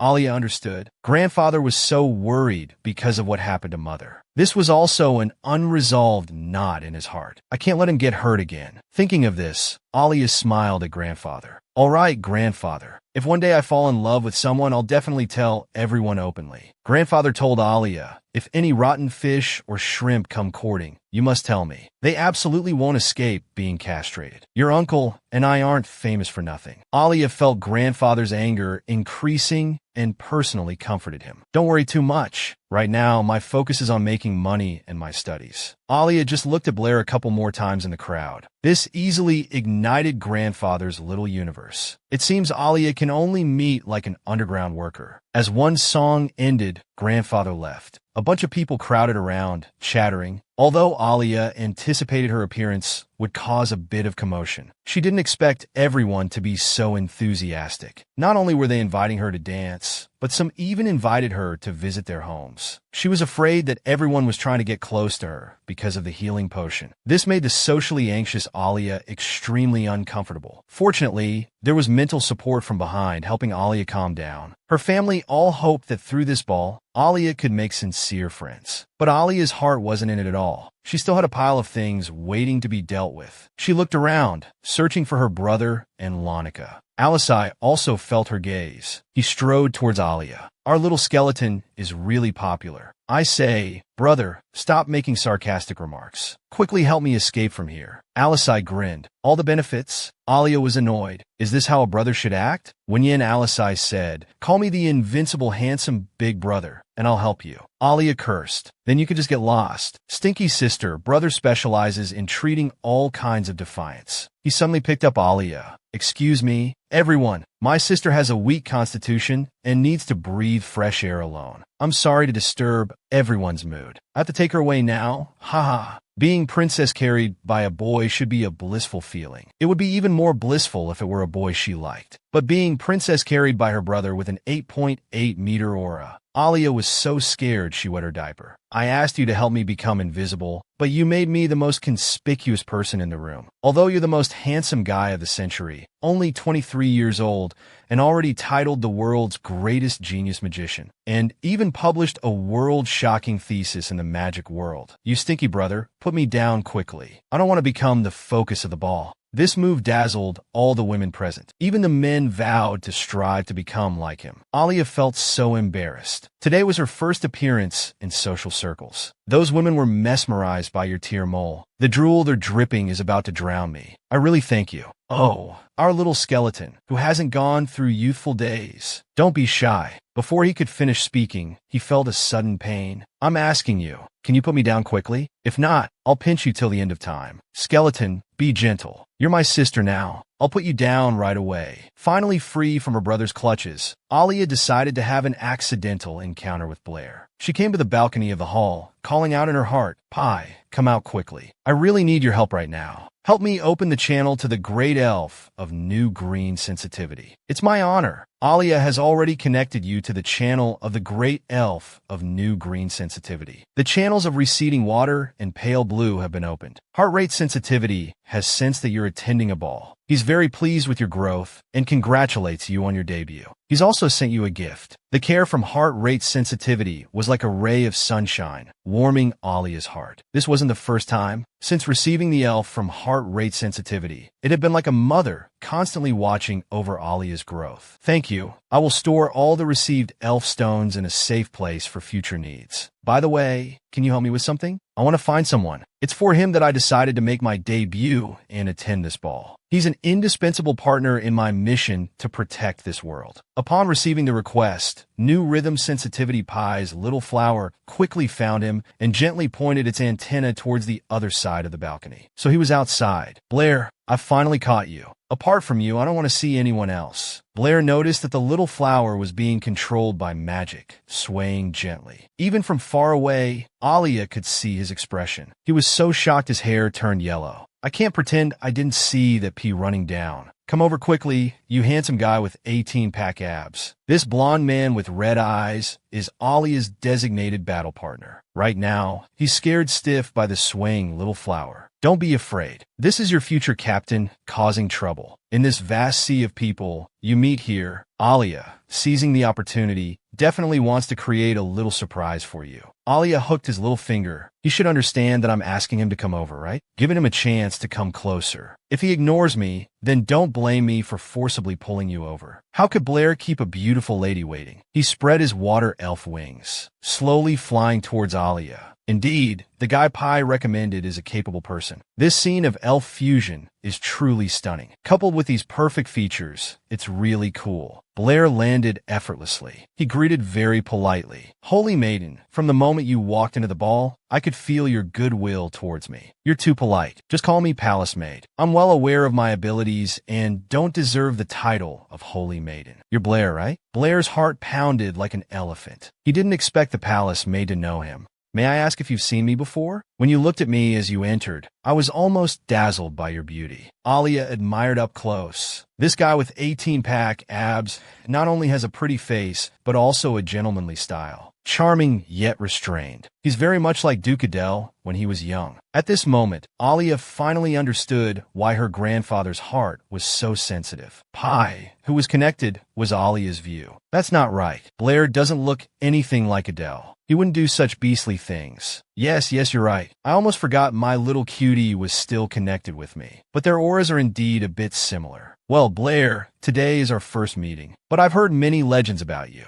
all praising your talent and commending you as an outstanding elf knight. The praised Blair stroked his elf hand. You're too kind. It's all thanks to this little one that I've achieved anything. This little one is so cute. Could it be the whirlwind that terrifies monsters? Yes. Its real form is much bigger. Being cute has nothing to do with it at all. I see. It seems your elf magic is as amazing as rumored, able to control size. Blair didn't expect the palace maid to be not only beautiful, but also so sweet-tongued. Actually, I joined the Red Flower Society at 5, and at 8, I speared down Superman. Impressive, right? When Alia paused. Men will be men. Do they always boast without preparation? Blair, I have a small favor to ask of you. Oh, really? Life is so hard. It really hurts me. Your praises for me weren't sincere. No, my praises for you were all sincere. Blair, do you want to be a hero? Be my partner. Let's conquer the labyrinth together. I'm really looking forward to you becoming one of us. He's a handsome guy with 18-pack abs. He's also a strong partner Alia needs to journey with. To seal the great labyrinth, Alia invites him to save the world together. But Blair couldn't believe it was true. The palace maid's words were too shocking. He felt his head was in a daze. Palace maid, I seriously doubt you're toying with me. Alia's literary style was to feign retreat. Indeed, the great labyrinth is so dangerous. Your fear is understandable. If you can't do it, I'll have to find someone else. How can a man be told he can't do it? Palace maid, give me a reason to believe you. Prove you're not bluffing. I'm not joking with you.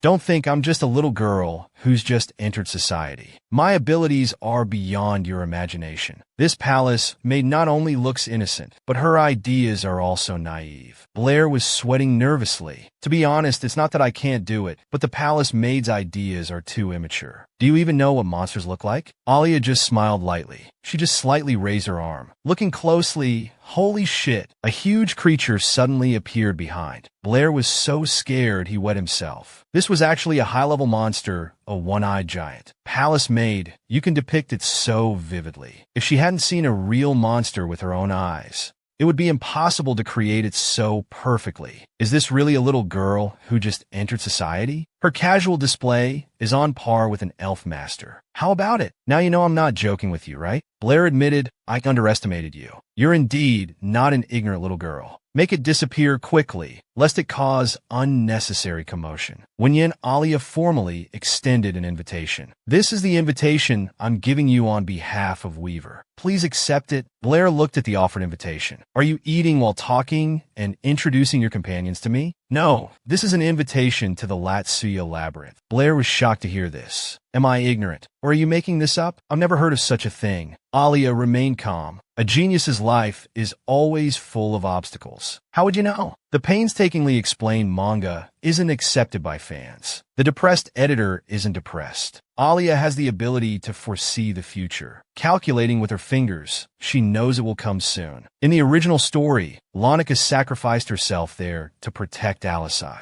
But that's all in the past. Now Launica has a terminal illness. She alone can solve most of it. Obviously, Blair was skeptical of Alia's words. Since that's the case, Alia had no choice but to hit Blair's weak spot. I can understand how you feel right now, but I'll give you what you want. That is to give you the title of Great Labyrinth Pioneer, loved and respected by all, bringing you glory.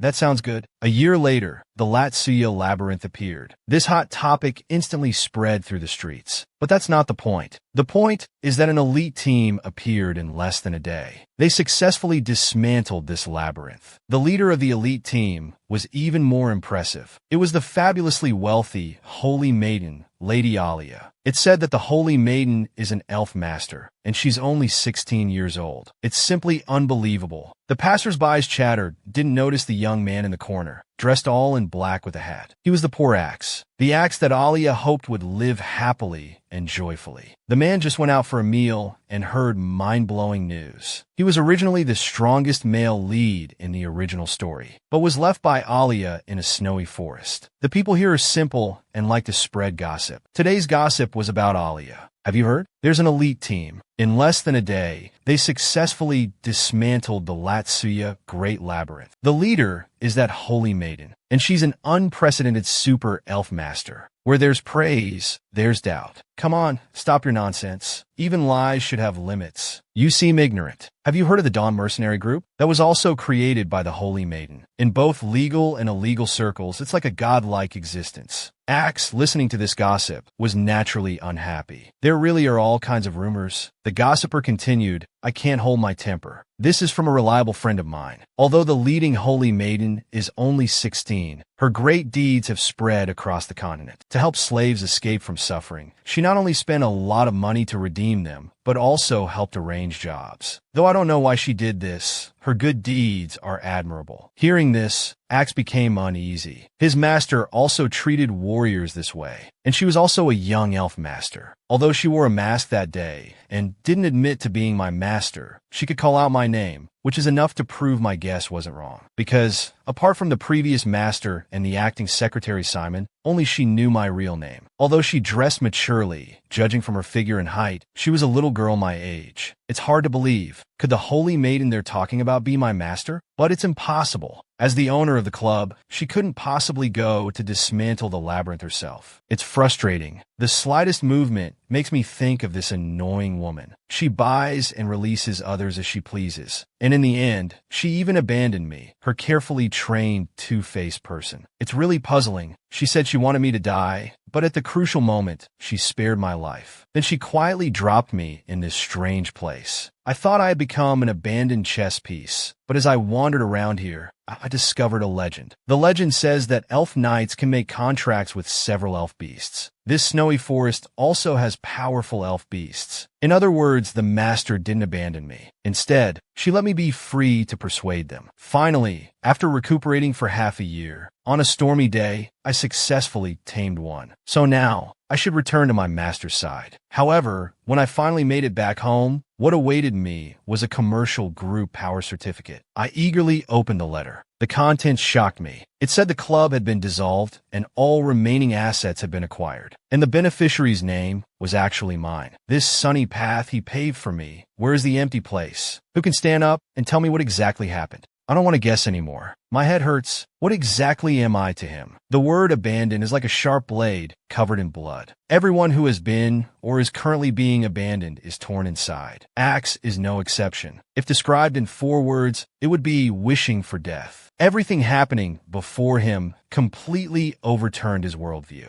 He angrily rushed into the room to ask Secretary Simon for clarity. But what he saw was an empty room. Everyone had already left. He couldn't understand what he had done wrong. The master had always taken special care of me. What exactly happened? If he simply wanted to do a good deed, he should have treated me equally. I really hope he had other intentions for me. That way I could feel a bit better. I don't want to be a dispensable person. Perhaps when I last saw the master, he was testing me, and I failed his test. So the master thought I was a useless person. That also means I was really abandoned. Heaven gave me these wings, but didn't let me see through the master's heart. Axe felt a bit wronged, yet also somewhat relieved. In his mind, it was like an angel and a demon arguing. Suddenly, an elderly voice came. It was an old man. He was refined, without any trace of worldliness. He introduced himself as the butler of this mansion. He called me master. Why not take a look at these few red-headed documents? But this butler said such important things need to be kept by me personally. But I've never bought such things, and even the signature isn't mine. Isn't this just a prank? The butler looked at this 2.8-meter tall youth helplessly. Master, you needn't be conflicted. The club indeed belongs to you now. My life is my own. Why does he get to outline everything? Tell me quickly where he is. The butler maintained a calm exterior, but inside he was cursing. The person you're talking about? I know him? Like hell I do. I'm very sorry, master. From being hired until now, I've only met you. I don't know who this he you speak of is. Axe's composure nearly shattered. He roared, "I'm talking about the previous owner of this mansion. You dare say you don't know him? Stop playing dumb with me." The butler was dumbfounded. "If I'd known you'd be like this, I wouldn't have taken this job. Forget about the previous owner. Even you, the current owner, I only met today." "Master, you can check the date on the employment contract. I only came to apply when I heard this mansion was looking for a butler. If I'm lying, may I ascend on the spot?" Axe was frustrated. Judging by his expression, he didn't seem to be lying. This lead seemed to be a dead end. But something wasn't right. If he hadn't met anyone, where did this old man sign the contract? Who interviewed and hired you? The butler finally breathed a sigh of relief. "Now you're asking the right question. It was Valentine, the vice leader of the merchant group. He's been waiting for you every day. As soon as you call, he'll be by your side in minutes." Axe was grinding his back teeth. "Last question. Where is he now? I'll meet him myself." "That I know. He's in Kashmir." "All right, let's end today's conversation here. First thing tomorrow morning, I'm going there to clear up my doubts." Alia told him not to think about her anymore. Axe felt it was unfair. He was determined to find his roots and become even more hardworking.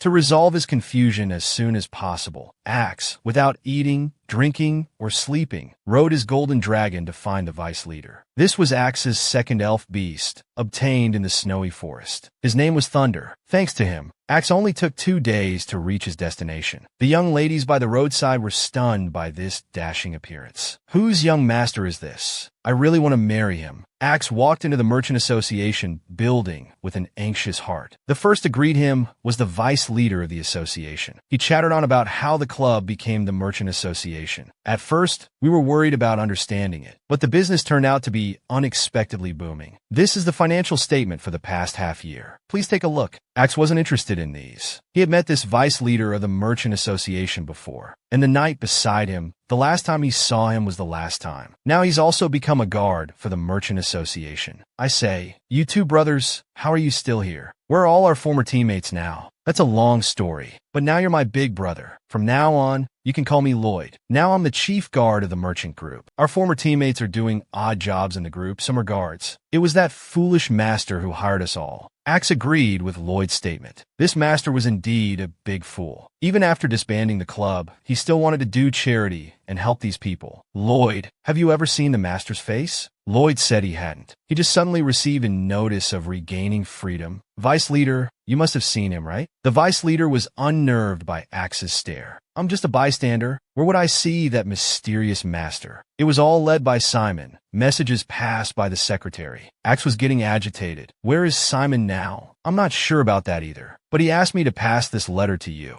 Said it could solve the mystery in your heart." Being so mysterious, I want to see what's written. But when Axe opened the letter, he was dumbfounded. The letter told him not to think about the master anymore. The master would never seek him out. The property left for him was compensation for his hard work all this time. From now on, he was free as a bird. If they meet in the future, there would be no talk of debt. What the hell is this? This is so unfair to me. Even if you're abandoning me, at least say goodbye properly. You planned my path so perfectly. Why give up just like that? I really can't understand. He says he'll never look for me again. Does that mean he really doesn't need me anymore? No, this sentence should have another layer of meaning. That is, I'm no longer his warrior. From childhood, my only purpose in life was to go to Labyrinth, because my foster father said my roots were there. For this, I strive to become stronger. Even when drifting alone in the wilderness, I never complained. But now I have another goal. That is to find you, unveil your mask, and have you tell me in person your reason for cultivating me. And I will work even harder to make myself your indispensable right-hand man. This 15-year-old noble lady attended a ball and never appeared at social events again. Afterwards, he led his team to continuously raid the maze. He was like a sharp sword becoming sharper. Now he's 18 years old. For 3 years, he was obsessed with the mission of raiding the maze. He came like a hurricane, destroying all obstacles in his path. More and more people wanted to see this godlike girl, while those who secretly coveted him fell into endless frustration and anxiety. It was another sunny day. Alia brought her little companions to fight monsters again. Blair,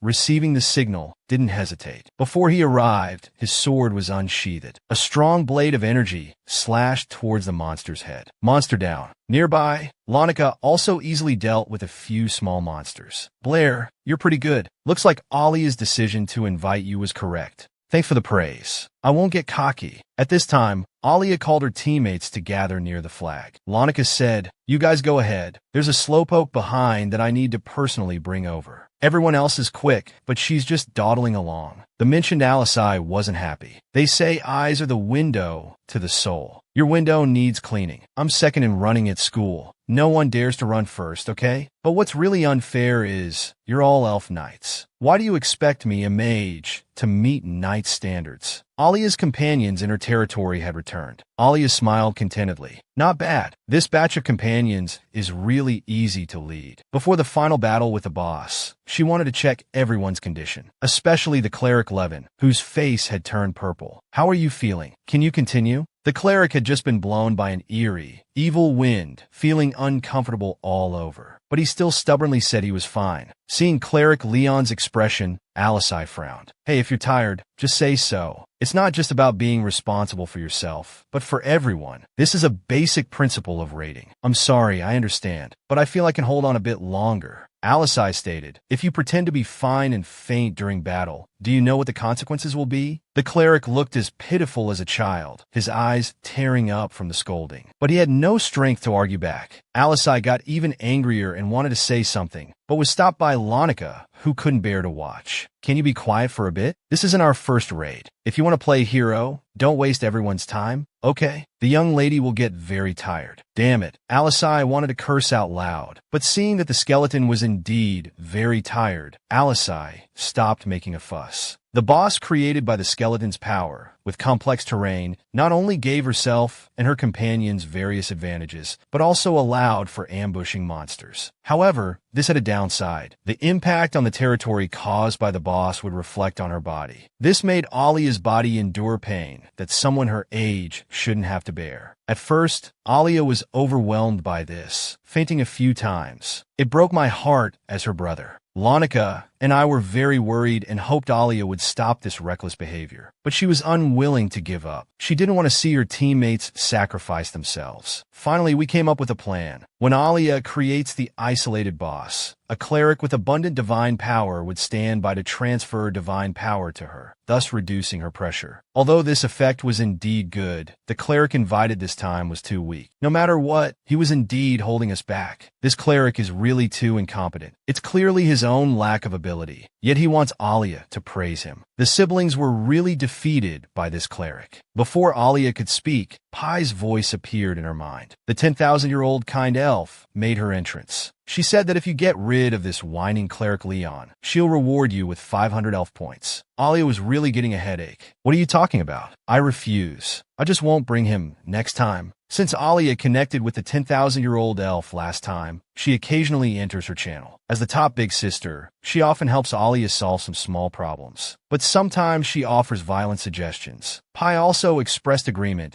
with the 10,000-year-old elf's proposal. This cleric was really unreliable. Alia said she couldn't be so heartless. After all, he was someone she brought along. Pai said, just this once, okay? Whoever brings him next time is a dog. Alia, you still don't understand. It's not about ability, it's about attitude. He even lied about having combat experience. Alia felt uneasy but still asked the cleric. We're all prepared. First, check if any companions are injured. Leon looked around nervously.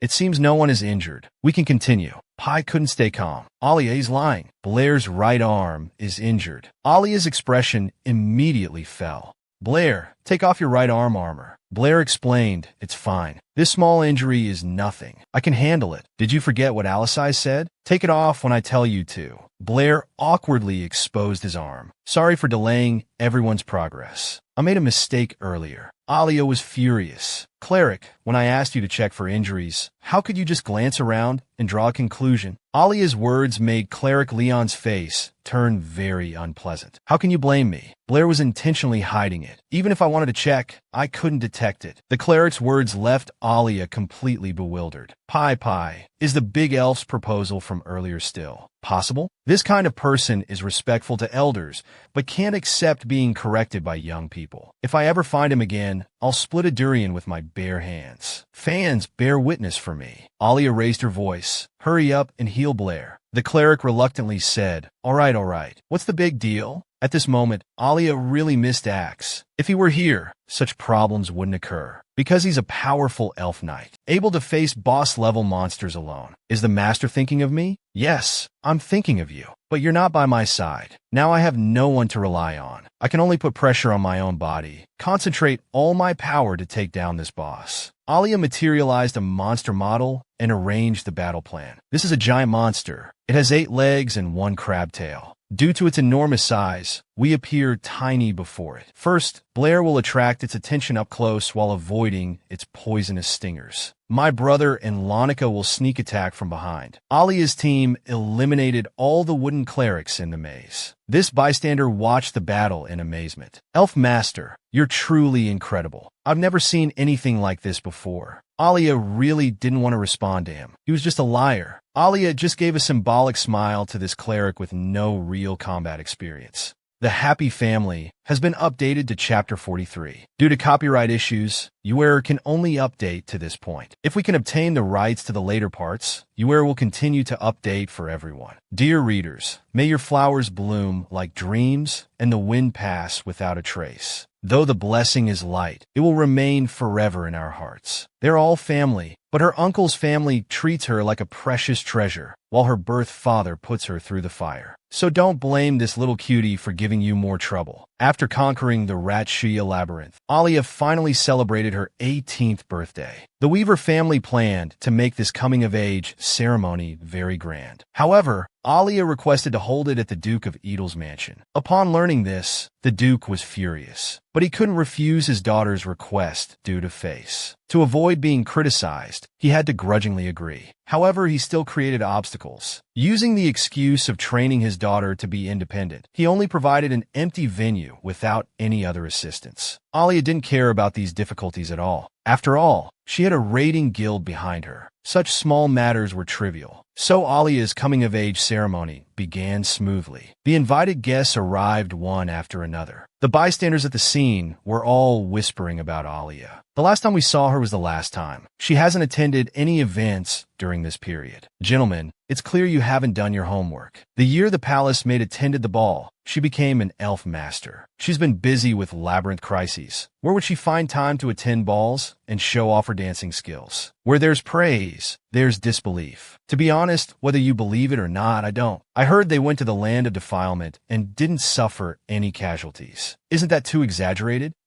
Yes, I think it's exaggerated too. But if it's true, there must be a great magician backing her up. It seems you really haven't done your homework. If she were the kind of character you describe, why hasn't anyone exposed this in 3 years? She recently closed another labyrinth. Counting carefully, her team has only lost 5 members in 3 years. If they have the ability, you shouldn't keep talking nonsense here. You should know that other teams don't even count their casualties if they're not in double digits each year. This shows that Lady Palace Maid's achievements are unmatched. My goodness, at the Palace Maid's speed, will the world soon be at peace? Just then, Alia made her grand entrance. All eyes in the room were instantly drawn to her. She was not only beautiful, but also had a charm that could topple nations. Edel arrived, sensing the atmosphere. Long time no see. Alia, indeed. It's been 11 years since I was tied to a chair. Duke Edel looked much more haggard than when he used to abuse me. But he deserves it. After doing so many despicable things, he still wants to clear his name and even writes letters seeking sympathy. If I didn't want to deal with him personally, he might have met his maker long ago. Since then, no one has seen him come out. Every day, he hides in the Duke's mansion, complaining. Whether he's living with his tail between his legs or self-destructing, none of this interferes with my plans. Only one thing embarrasses me. I've perfectly replicated her appearance. I often hypnotize myself, thinking I'm just my mother's own daughter. But when I see her face, though haggard, still handsome as ever, I give up the struggle. Suddenly, his dramatic side takes over. Just like in the first episode, he begins his tearful performance. If you don't understand, please watch from the first episode. My daughter, I've missed you so much. Now that you've grown into a young lady, haven't you understood your father's good intentions? Alia sneered. Good intentions? You mean tie me to a chair? That's not abuse. It was all for your own good. The purification potion, didn't you make a lot of money from it? Faced with someone whose face was thicker than a city wall, Alia was almost at a loss. He was undoubtedly trying to tell everyone present it was all for my daughter's good. Adding insult to injury, he was still so naive. Why hasn't he improved at all? He still wants to whitewash his evil deeds here. I don't know where he gets his confidence from. The father poured a glass of wine for his daughter, but the daughter angrily poured the wine her father offered onto the ground. Although the wine in the coming-of-age ceremony represents parents' blessings for their children, Alia didn't have the courage. She didn't want to end up in heaven like her poor mother, who chose to believe Duke Edel. These words didn't make Duke Edel stumble. He stood on the moral high ground and exclaimed, "Alia, what are you doing? I just want to protect you completely and fill you with hope." Alia retorted, "You should know that both my mother and I are elf masters. Even more unfortunately, I'm connected to my mother's great elf. So the following performance will definitely affect your mood." Before Duke Edel could react, a warm breeze lifted the crystal mirror in the picture. As people were confused, the great magician appeared from the crowd. "This is a crystal mirror I made with my granddaughter. As long as it's connected to the great elf, the events of that year will be projected onto the crystal mirror exactly as they happened." Hearing this, Duke Edel became very flustered. Alia continued, "Before my mother passed away, I had seen the 1,000-year flower vine. After my mother's death, it tried hard to rescue me from your hands. But in the end, it still withered into ruins. Who exactly is distorting the truth here? Now we can reveal the truth. Do you know how long I've been waiting for this moment? Before the debut ball, with Pai's help, I thought of a way to find out the cause of my mother's death. But to play back the great elf's memories, we needed the right equipment. Fortunately, Pai told me that this material could be found on magical beasts. Even more fortunately, while eliminating the labyrinth, we obtained this memory-projecting crystal agent. Everyone believed your lies. They all thought my mother died in an accident. Today, I will expose your evil deeds to the public." The Duke panicked. He never expected this to happen in this setting. He wanted to make excuses, but his mind went blank. The emotions of the onlookers were also stirred up. What exactly was going on? Was it really as Alia said? Had we all been deceived by this Duke Edel? At this moment, the crystal emitted a dazzling light. Edel was almost driven to mental confusion by everything before him.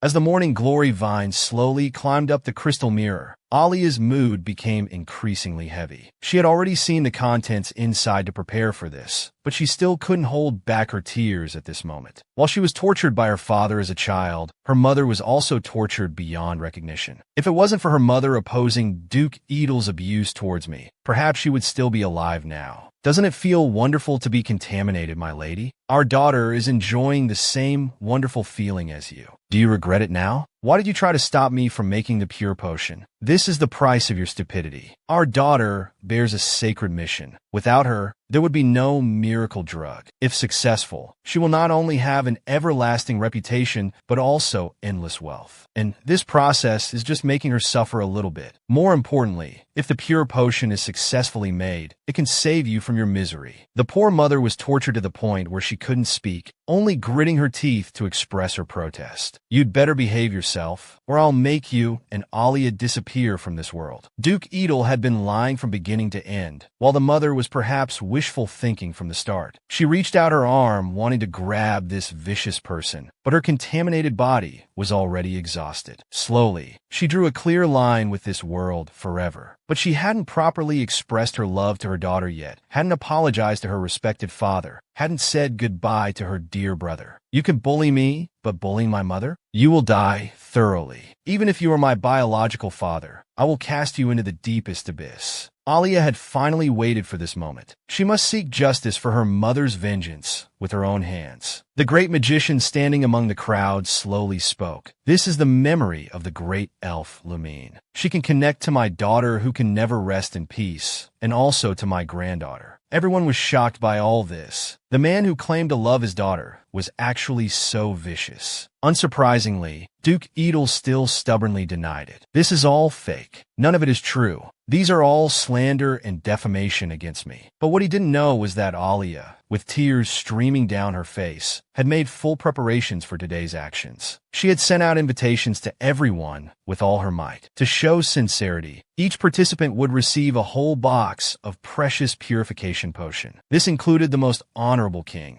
Alia bowed to the king with tears in her eyes. The moment she raised her head, her eyes were filled with hatred for Edel. She wanted to expose the true murderer of her mother, Duke Edel, the master of the Golden Horn Knights, and all the evil deeds he had committed. "Please, your majesty, judge him according to the law." Everything Alia had done made Edel panic. No, no, this is all false. It's an illusion. This is all a trick he's playing to seize my property. Your Majesty, you mustn't be deceived by him. However, the more Edel tried to defend himself, the more it showed he had something to hide. The king, of course, was no fool and easily caught his subtle movements. Duke Edel, you'd better defend yourself in court. With one command, Edel was taken down by the royal guards. The unresigning Edel shouted and screamed. What responded to him was the king's grim face. Edel had used his own daughter as a test subject and caused his wife's unfortunate death. His actions had already made him lose other sympathy. Although Alia showed a strong presence, after this incident was revealed, there were no parents to pour her the coming-of-age wine. Everyone felt very regretful about this. The king, hearing people's words, felt a hint of sympathy. If that's the case, then I shall do it in their stead. Before he finished speaking, a large hand suddenly stopped the king. Seeing who it was, the king looked a bit embarrassed. Indeed, this wine should be poured by the great magician. You are her true family. The great magician slowly walked towards the disheartened Alia. Child, you've done very well. Those who do evil will eventually face the punishment of the law. The grandfather's love made Alia feel warmth. She had thought that after revenge, she would feel satisfied and no longer sad. But tears still uncontrollably slid down her cheeks. The great magician gently stroked Alia's back. It's okay. Cry as much as you want. After crying, you'll forget all the troublesome things. Without a doubt, the great magician was still as sharp as ever. He skillfully used magic to pour wine while gently comforting Alia. You have me, your trusted uncle, your clever aunt, and your often silly brother, and countless companions who believe in and support you.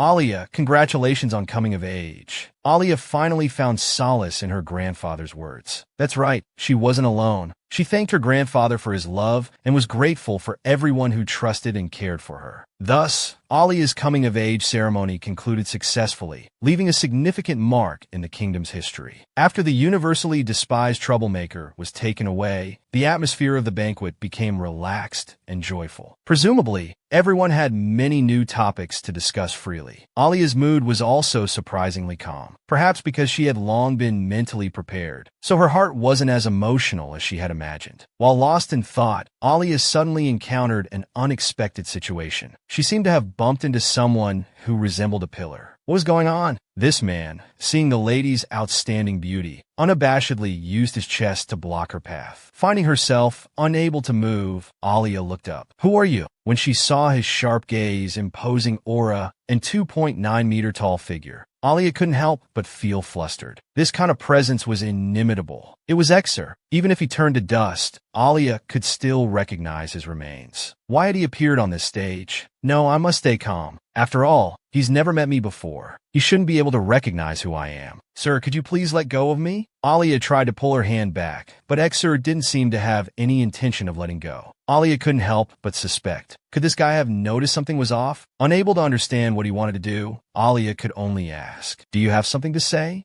Exer slightly furrowed his brows. In the end, instinct overcame reason. He pinched Alia's chin to double-check. Exer's behavior puzzled Alia, but she didn't care. Exer's actions were intolerable to Alia. Alia unhesitatingly shook off his arm. Aren't you being a bit too much? Are we that close? I'm sorry. I've offended you. It's because your figure reminded me of someone I know. Alia was slightly surprised. Was this still the fearless Exer? He actually apologized to me so politely. In the original novel, he was full of rebellion. Come to think of it, he just mentioned that I resembled someone he knew. But I was wearing a mask at the time, so I shouldn't have been recognized. Yes, he must have mistaken me for someone else. Although I don't know who you've mistaken me for. This is indeed the first time I've met you. Given your help just now, I'll let it slide this time. But if you dare to be disrespectful to me again, I'll definitely give you a kick that will end your bloodline. Alia just wanted to employ the first strategy of the 36 stratagems and leave, but Exer still blocked her way. This made Alia unable to control her short temper. Why are you doing this? Don't you know that a good dog doesn't block the way? Are you deliberately trying to provoke and anger me? I'm very sorry. I was too hasty. May I have the chance to know your esteemed name? This guy is obviously trying to get information. If you want to know my name, that's fine. But according to etiquette, shouldn't you introduce yourself first? I am Viscount Exer of Malexel. It's an honor to be invited to this ball. I've already introduced myself. If I'm not mistaken, you should be Lady Alia, right? Hearing this title, Alia couldn't help but shudder. Fortunately, he didn't know my background before. Well, your guess is very accurate. But this isn't an interesting matter. I have urgent business to attend to, so I must go. Watching the retreating figure, Exer was certain she was his master. Although he didn't understand why she chose to run away, he would never give up because of this. She's clearly a young girl, yet she raised a boy with a 2.8-meter presence. But she had only seen my under 18 figure before. Why would he appear at my coming-of-age ceremony? Alia decided to find someone to investigate thoroughly, so she hurriedly walked into her study. Simon, stop everything you're doing right now. Faced with this question, Simon was a bit confused. Master, what happened? What happened? You immediately hand over your current task to Igabel, then go on vacation to the right continent. Simon was a bit puzzled by this sudden assignment. Miss, you're sending me to the right continent? How can that be considered a real vacation? The transportation there is not only underdeveloped, but communication is basically by sea. Can you give me a different place? Alia held up 5 fingers. During your vacation, I'll give you 5 times your monthly salary, plus bonuses and performance pay. Simon enthusiastically agreed. He gently adjusted his glasses, trying to hide the excitement in his eyes. Master, this vacation sounds great. I'll buy a boat and set off immediately. But what's the task this time? For a moment, Alia almost forgot to assign the task. Help me investigate Exer's whereabouts. I just met him in the banquet hall. He claimed to be the Viscount of Malexel, and Malexel is located in the 6 Great Roads. In fact, Alia urgently wanted to send Simon away to avoid Exer seeing him. Exer is very smart. Once he sees Simon, Alia's identity would immediately be exposed. Obviously, Simon was extremely intelligent. Without Alia saying much, he immediately understood. Before departing, he promised Alia he wouldn't get close to her. Alia felt relieved, but she still couldn't understand why Exer would appear here. Was this just a coincidence? Because she had extensively invited guests from all over to attend the banquet. So, Exer, who was in the right continent, also received an invitation. Alia felt her head throbbing. She decided not to think about this matter anymore. Let's just treat it as an accident. After all, Duke Edel's trial was about to begin. As Alia had anticipated, the Duke's trial quickly came to a conclusion. Due to the overwhelming evidence, his previous excuses seemed particularly childish and laughable. The black magic incident he had tried hard to suppress was also made public. Suddenly, his evil crimes plan with black magicians spread like wildfire throughout the city.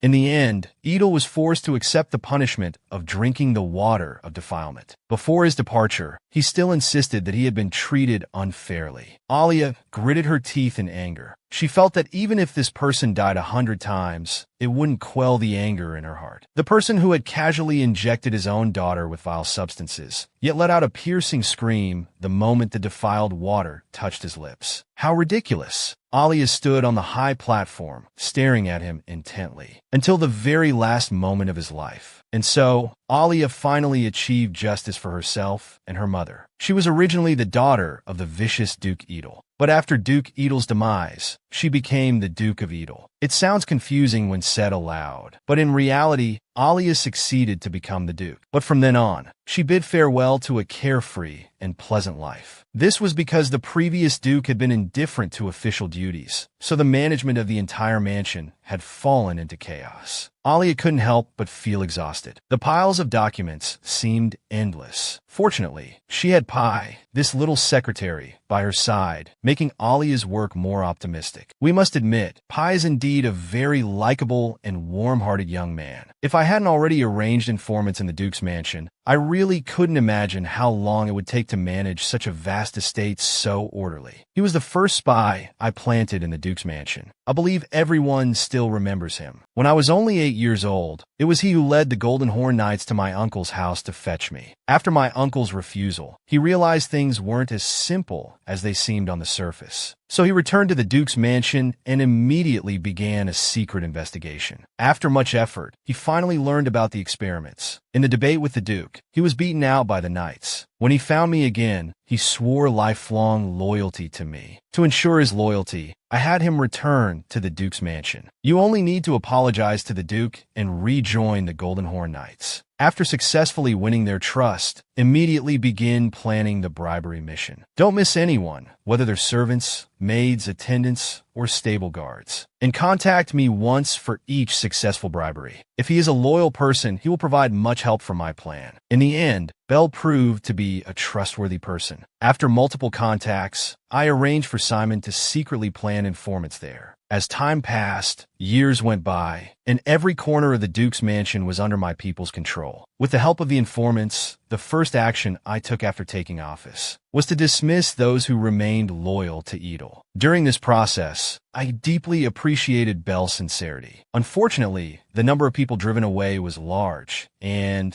we could only make up for the vacancies by recruiting new members. How is the recruitment of new members progressing? Bell's lips curled into a slight smile. It seemed he had recruited a very outstanding talent this time. Even promoting him to team leader seemed unfair to him. Alia was very surprised to hear this news. But when Alia checked the list, she couldn't help but curse. Damn it, it's that Exer again. Life is so difficult, they're all actors. This is truly a youth who won't give up until he reaches the Yellow River. The genius girl became a duke for the first time and completely fell into an illusion. Is Exer on the recruitment list? No, we must get rid of him. He glanced at Belchorn beside him, who had a shocked expression on his face. It was indeed his own decision. That's too crazy, Duke. This is a promising talent we can't miss. Are you joking? Is it because he has red eyes? Alia's heart was also full of conflict. Nevertheless, she decided to eliminate him. If asked for a reason, just say our family's knight order doesn't accept nobles with titles from other countries. Bell felt extremely devastated inside. This reason seemed too far-fetched. Now, it's quite common for nobles to hold titles and become knights for other families. Their territories are suffering from severe pollution. Many nobles have lost their actual rights and status, left with only their titles. But the young lady has a long-term vision. Although I can't understand her intentions, perhaps she's making these arrangements for future development. I thought we had found a promising talent this time. Well then, I'll take my leave. After Bell left, Alia still couldn't understand. Why would Exer want to join the Golden Horn Knights? What was his true intention? Thinking about it made Alia's head hurt. Forget it. Let's put this matter aside for now. I have more important things to deal with. For example, Pi immediately reports to me about work progress as soon as we meet. Pi always supports me when I need it. It's because of his help that I can grow so quickly. Meanwhile, the items I can bring to the fantasy library are becoming more diverse. Before this, Pi had to paste documents on the wall every day. To make his work more comfortable, I recently designed a set of luxurious desk and chair for him. After all, he has a heavy workload lately. Besides helping me handle various matters in the labyrinth, he also needs to help me sort out various trivial affairs of the Duke's mansion. According to the original novel, in the year I turn 20, the little sun will pollute the ocean. By that time, coastlines around the world might be quickly affected. That damn place should be extinct. The original story says that Exer will eradicate them at the age of 24 and gain the ability to resurrect. I know the plot like the back of my hand. I can't stand idly by.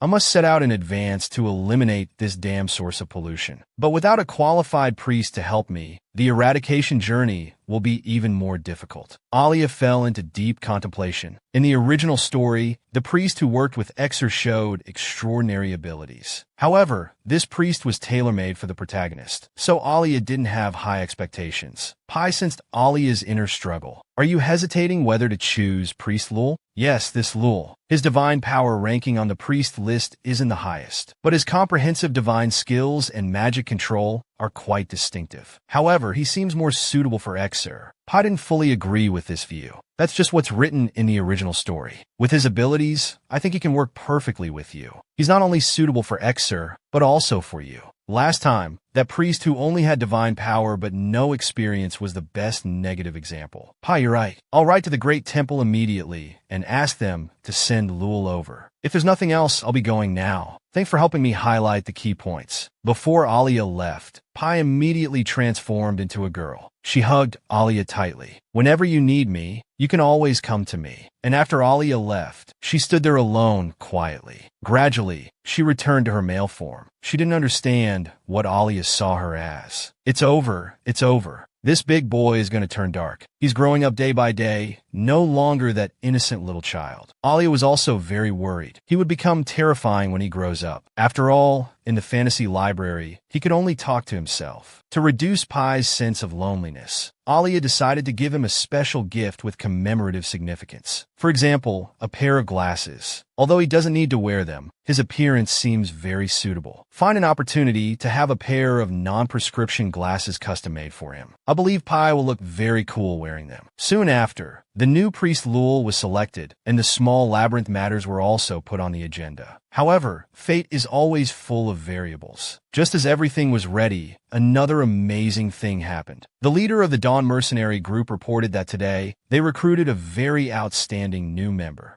If Alia's guess is correct, this new member should be Exer. The leader expressed great surprise. Indeed, you are extraordinary, my lady. You guess his name just from my brief mention. Alia frowned. Stop flattering me. When did the Dawn Mercenary Group change its talent selection strategy? They used to not accept self-recommendations. Is it because Exer is so excellent that the leader made an exception to recruit him? Seeing Alia's helpless expression, the leader felt confused. Does that guy have a grudge against you, my lady? Alia didn't answer directly, instead asking how many spirit beasts he had when using his skills. The leader was puzzled. Don't spirit beasts always come in singles? Indeed, he's someone skilled at hiding his true strength. During our last chance encounter, he must have realized that I was his master. Although I cared for him before, in the end I told him to go die. I'm not sure if he holds a grudge against me. My lady, what are you thinking about so deeply? Alia rubbed her aching head. Nothing, just fire that new recruit. Apologize to him properly. The reason for dismissal is that we don't accept self-recommended individuals. What's going on here? The Duke's thoughts are really hard to fathom. My lady, I object. His future prospects are bright. Red eyes shouldn't be a stumbling block to his progress.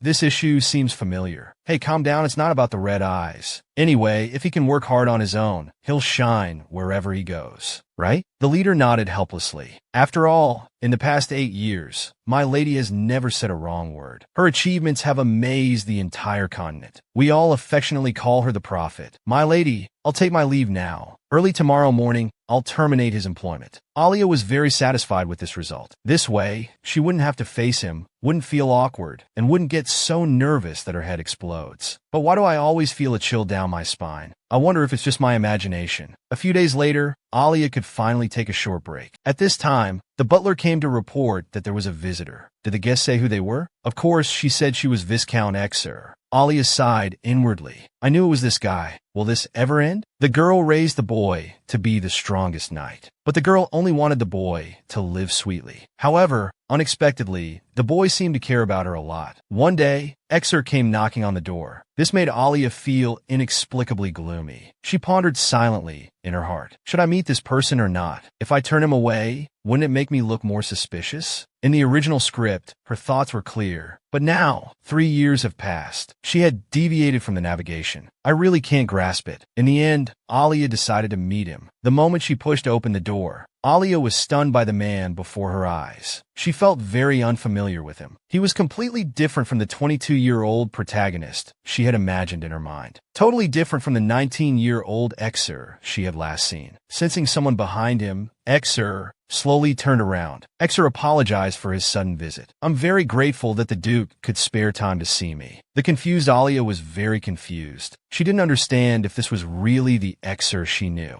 His behavior and manners were elegant. Every movement was full of politeness. In the blink of an eye, he displayed his elegant demeanor to the fullest. When he was young, I arranged for etiquette teachers to instruct him, but he disappeared for 3 years under my surveillance. How did he spend the past 3 years? However, the strength in his hand is as strong as it was at the last banquet. I said, are you trying to crush my bones? Just tell me directly what your problem is. Exer clenched his fists. The question in his heart could finally be clarified. He just couldn't understand why Alia had rejected him twice in a row. Can you tell me the reason? I want to ask you too. A noble of such high status actually wants to join my team. Tell me, who sent you to cause trouble? To this, Exer replied, if your reason for rejecting me is because of my noble status, then I can give up my title. As long as you let me into your knight order, no matter how difficult, I'm willing to endure. Seeing Alia's surprised face, Exer lowered his posture even more. I don't mind starting from the bottom. Actually, I think being your personal guard would be more suitable. Alia was speechless. When did this person become so talkative? I don't want to know what you want to become. What's the reason for you coming again and again? Faced with this question, Exer suddenly moved closer. The reason? Because I fell in love with the beautiful Duke at first sight. Instantly, Alia's face turned as black as the bottom of a pot. This is truly a rare sight. When did Exer become so frivolous? Her face expressionless but voice smiling. She said, "You even say you've fallen for me. Even a director wouldn't dare to script it like this. I think you need to go home and practice more. Please don't pretend here. And I'm very busy. I don't have time to play crazy with you here." Does the Duke think I'm joking? Of course, no one would believe such words from you. Do you want me to cut out my heart to prove my sincerity? Alia said she had no time to play along here. Butler, see the guest out. From now on, such frivolous-looking, flippant-talking fellows will not be received at the Duke's mansion. I didn't expect the grown-up Exer to become such a deceiver. Exer stared intently at Alia's back. I will never give up easily. Let's go, let's go. The female protagonist officially set off on the path to eradicate the labyrinth. This time, she will conquer an advanced labyrinth shaped like a sea snail. It's located south of the Edel territory. This labyrinth appeared in the Melee territory decades ago. It was like a deadly trump card. It turned the Melee territory into a filthy place. Alia was determined to destroy these polluted areas that were living quite well, one by one, to restore the purity of the land. If no measures are taken, the future ecological environment will soon be threatened by pollution. This will not only affect the survival of animals and plants, but also pose potential harm to humans. Alia clasped her hands together. She sincerely requested everyone, "We must quickly eliminate the core of these comfortable lives. Now we're just waiting for the big boy sent by the temple." Alia said, "We've already agreed on a meeting point. It's at the entrance of the inn in this village." Blair pointed to the side and said, "If I'm not mistaken, there seems to be someone standing at the entrance of the inn over there. And it's a big boy. But why does he look so familiar? Isn't that the priest Leon?" Leon, whose name was mentioned, looked in the direction of the voice. "Ah, we meet again. Our last collaboration was very successful. I've been looking forward to the moment of fighting alongside everyone again every day." After confirming it was Priest Leon, Alia's face turned black. "I clearly asked the temple to send the big boy, Priest Lure. Why is the person who came again this annoying Priest Leon? Am I going to be struck by lightning today? Or did I forget to check the almanac before going out?" Alisai was very direct. "Why is it you again, you troublemaker? I'm saying, do you have any idea of your own abilities? Have some self-awareness. Quickly contact the fastest courier and pack yourself away." Leon smiled cheekily. "But I was sent by the temple. We don't need you. Quickly have the temple replace you with Lure."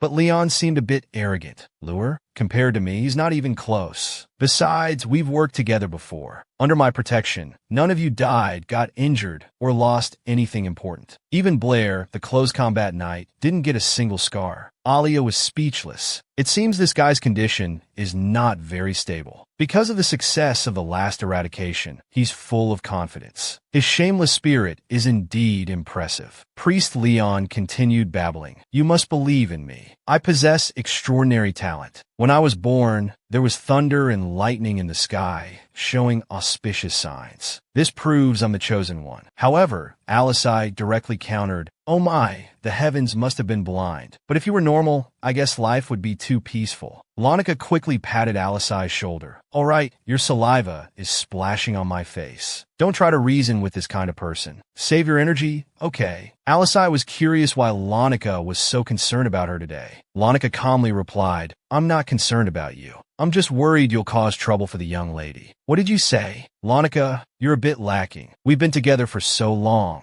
and you're still targeting me with every word. Today, I must make you submit at my feet." "Why? Why is it this annoying priest again?" Leon really frustrated Alia. What to do? Although requesting a replacement priest wouldn't be a problem for the temple now, it would undoubtedly waste a lot of time. But apart from being somewhat arrogant, Leon doesn't have any major issues. As long as he performs normally this time, this labyrinth journey should go smoothly. If we really encounter difficulties, I still have a backup plan to deal with unexpected situations. Taking this opportunity, It's a good chance to test Brothers and Lanika's strength. If their abilities are strong enough, then capturing the third spirit beast shouldn't be too far off. Come to think of it, why didn't the temple choose Lure to join my team? I not only donate large sums to the temple every year, but I also hold the eye-catching title of saint. In previous years, they did whatever I asked. This is indeed puzzling. To that priest Leon, I clearly requested Priest Lure for this mission. May I ask if he was assigned a temporary task? Priest Leon still wore a mocking smile. Who's Lure? I've never heard that name. Even if such a person exists, he's just an insignificant character. Alia was speechless. This person must have lost his mind. Just participating in one successful eradication made him so arrogant. After this eradication is over, I must personally visit the temple to pay respects. The codename for this operation is Melee 13 Conquest. As soon as they arrived at the entrance, Alia began planning and arranging the territory. From now on, everyone follows my commands. This place is full of risks. I can sense that if we turn right and then left, there seems to be a trap. As long as one person goes in, the entrance will disappear. This way, the person who enters will be isolated. More importantly, the isolated person might suffer from an unknown curse. He also told me about the general structure and traps of the labyrinth. Therefore, this labyrinth eradication should be without pressure. Alia glanced at Priest Leon beside her. To be honest, she didn't quite trust him, although his divine power could easily break unknown curses. Nevertheless, Alia was still unwilling to rely on this arrogant tourist's power. Just then, Lanika prepared to break open the labyrinth entrance here. Alia immediately called for a stop. Lanika, I understand your thinking, but opening this door will bring a curse, so we must decide who will open this door. Alisai's gaze turned to the priest. Leon, is there even a need to decide? Isn't this precisely the duty of a priest? Leon was so scared he wet himself. Why are you looking at me? I'm just here to gain some experience and pad my resume. Alia, of course, understood. Brother, let Leon stand by. I'll open this trapdoor myself. What exactly is the situation that forces Alia, as the team leader, to personally take on this task? Alisai really couldn't understand why her sister would do this. You don't even have divine power. How will you deal with unknown curses? Even if you're an outstanding spirit master, you can't take risks without preparation. Alia explained her decision to her brother. Don't worry, brother. Even if I'm affected, as long as the priest can help me dispel these effects quickly, it'll be fine. Alia glanced at the priest beside her. Even if Leon can't immediately dispel these curses, he can still protect my soul. Leon looked quite embarrassed. Leave this to me. When you come out, I'll immediately help you dispel the curse. It's really unbearable, this kind of person. If we hadn't worked together before, I wouldn't have seen through his little tricks at a glance. Lanika, you take the first shot. When you enter the room, the door will be locked. Please try to hold on in place for a while. Everything will be fine. Lanika gave Alia a reassuring smile. After Lanika goes in, the door will disappear. At the moment it disappears, dozens of monsters will surge out of the passage. Let's leave that to Brother and Blair to handle. Alisai muttered. Alia, you can say such calm words. I suppose you've already used your celestial eye to foresee possible future accidents, right? Go ahead with peace of mind. I'll be more focused on this than usual. Looking at her brother turning around silently to prepare, Alia knew that she, like her other companions, all believe that I have the miraculous ability to foresee the future. Even so, in others' eyes, such a task still seems like moths flying into fire. If it weren't for their 100% trust in me, they wouldn't so easily follow my arrangements.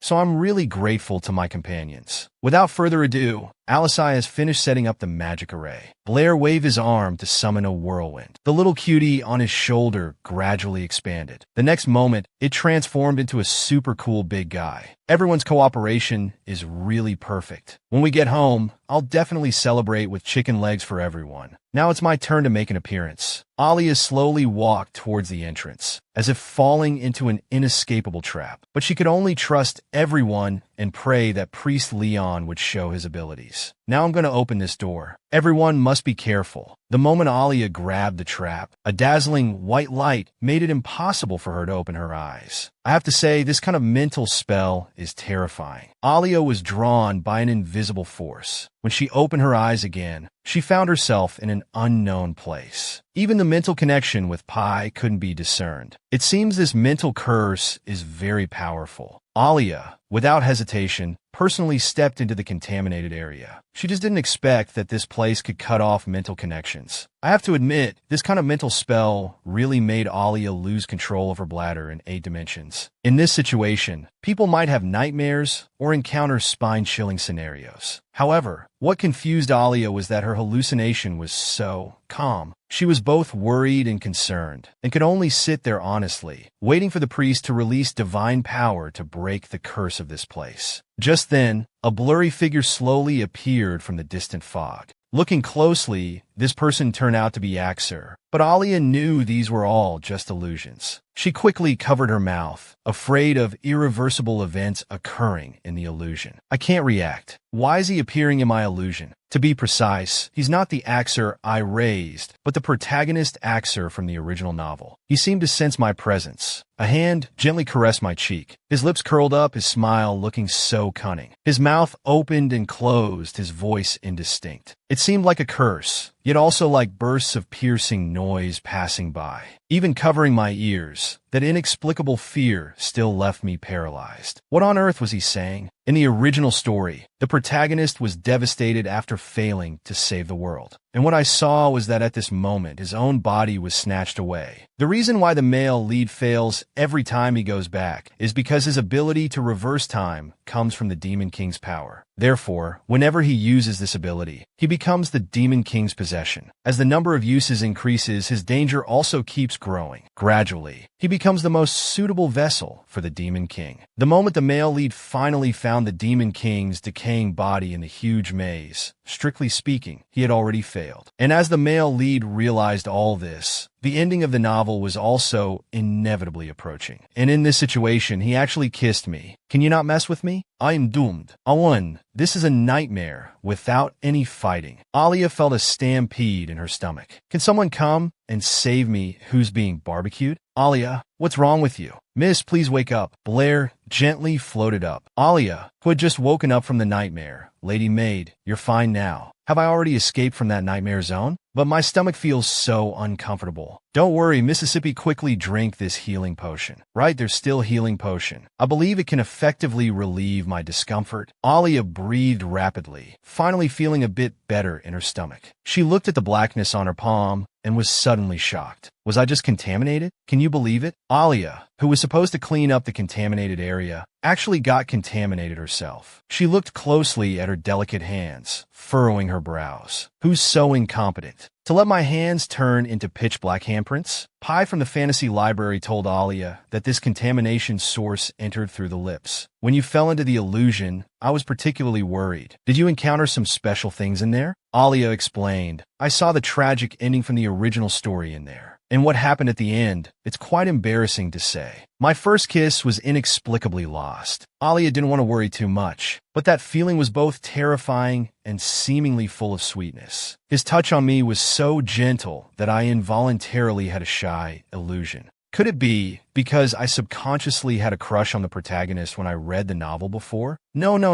That must have been just a mental curse. I shouldn't think too deeply about this issue. Alia's face turned pale, which was fully captured by Alisai. He frantically shook the priest. Did you really provide sufficient treatment for Alia? The priest was shaken so hard, he almost wet himself. I really used all my strength to treat both of them. Thus, to ensure Alia's safety, that day's maze journey came to an early end. Without realizing it, Alia fell into a deep sleep for 12 hours. When she woke up, she bravely set out on the path to challenge the maze again. After 2 days and 2 nights of intense battle, she finally reached the deepest part of the maze's core area. Launica returned from scouting. Miss, the information ahead completely matches what you described. There are no boss-like monsters there, only a group of cute and adorable little creatures. Alisai was embarrassed. Don't mess around. Are you sure you want to use these words to describe monsters? I really can't understand you. When did your taste start to change? Lonica explained. They're only as tall as a calf. They're soft and fluffy like cotton candy. Hearing this, Alia confirmed that Lonica was right. The boss of this maze is hidden among these little creatures. Alisai still expressed doubt. Are you sure the boss is really hidden among those cotton candies? Alia firmly replied, I'm sure. The boss is really hidden among those cotton candies. And he's a tricky one. If we can't deal with him immediately, even if we hunt down other cotton balls, they will split and increase by 2, 3, or even more. Blair couldn't help but frown. Then how can we quickly find the boss? Alia calmly said. Normal monsters usually have only 2 eyes, while the boss should have an extra eye on its forehead. That's great. A leader with 3 eyes. This makes it much easier. We just need to find and deal with it. Alia shook her head. She can't be easily manipulated. Her uniqueness lies in the fact that when her life is in danger, she will unhesitatingly turn into a fireball. By devouring her companions, she restores her strength and energy, thus shining brightly again. Therefore, I suggest we temporarily hide in the defense system set up by my brother. Mika and Blair will go find the leader. Once found, immediately prepare a separate space for it. When the leader loses its repairability and loses emotional control, it's the best time for everyone to attack. Then we can just remove its head and everything will be fine. Even though I dislike him every time I see him, why do I want to see him whenever I encounter difficulties? Why do I unconsciously miss him? Exer, you really have a bad side. If you were here, this maze extermination operation would definitely be a very simple training. Unfortunately, this is just Alia's fantasy. Let her be at ease. Next, Alia began to arrange the following matters. I will choose a water-related field. When the little monsters encounter water, they will become listless. But don't let your guard down when you see them wilting. You just focus on finding the leader. Break time is over. Everyone, please adjust your mood and state. Get ready to set off. Priest Li Wen expressed that he wanted to rest a bit more. Blair responded, all right then, you rest here. We'll take our leave first. Goodness, why so serious? I just wanted to add some atmosphere to the tense mood. Victory is in sight. Let's roll up our sleeves and work hard. If we end this battle early, we can go home early to eat and drink well. After releasing the spirit power, Pai told Alia that today's great spirit is the Sky Realm. His interest, intimacy, and curiosity add up to 60%, with emotion taking the largest share, at 40%. But don't worry, his friendliness exceeds 50%. You're very safe. You can use spirit power with peace of mind at any time. Alia couldn't help but feel a sense of familiarity. This feeling was as if she was in the ocean of her previous life. Not only does it have a blue sky and a mirror-like reflective blue ground, but it can also be used as territory for the Great Spirit. The sea-like beautiful scenery is truly intoxicating. Add to that the lively and cute little creatures bouncing happily. It's really hard to destroy this peaceful atmosphere. Priest Li Wen's girlish heart was also stirred. Even the usually haughty Alisai couldn't help but praise a few words. Li Wen accused Alia without hesitation. Did you make a mistake? How can such cute creatures be called monsters? The priest's remarks made Alia, who was already agitated, even more upset. Please, priest, wake up. They're just scared by the water. Their original form is actually man-eating. Now's the time. Nika, Blair, you two go find the leader immediately. And now, don't attack them at all. Otherwise, these cute-acting guys will go crazy. Don't worry, leave it to us. Watching them gallop on horseback, scaring those little cuties to scatter, Priest Li Wen smiled on the surface, but cursed inside. How can these little cuties scurrying around be any threat? Looking at these little meatballs begging for hugs, how do they look like monsters at all? Just then, a soft and cute little ball came over in a panic. Priest Li Wen was instantly moved by those big Maybelline eyes, stirring up the Buddha's compassion in his heart. Come here, little baby. With a bang, the little baby was blocked by the defense array.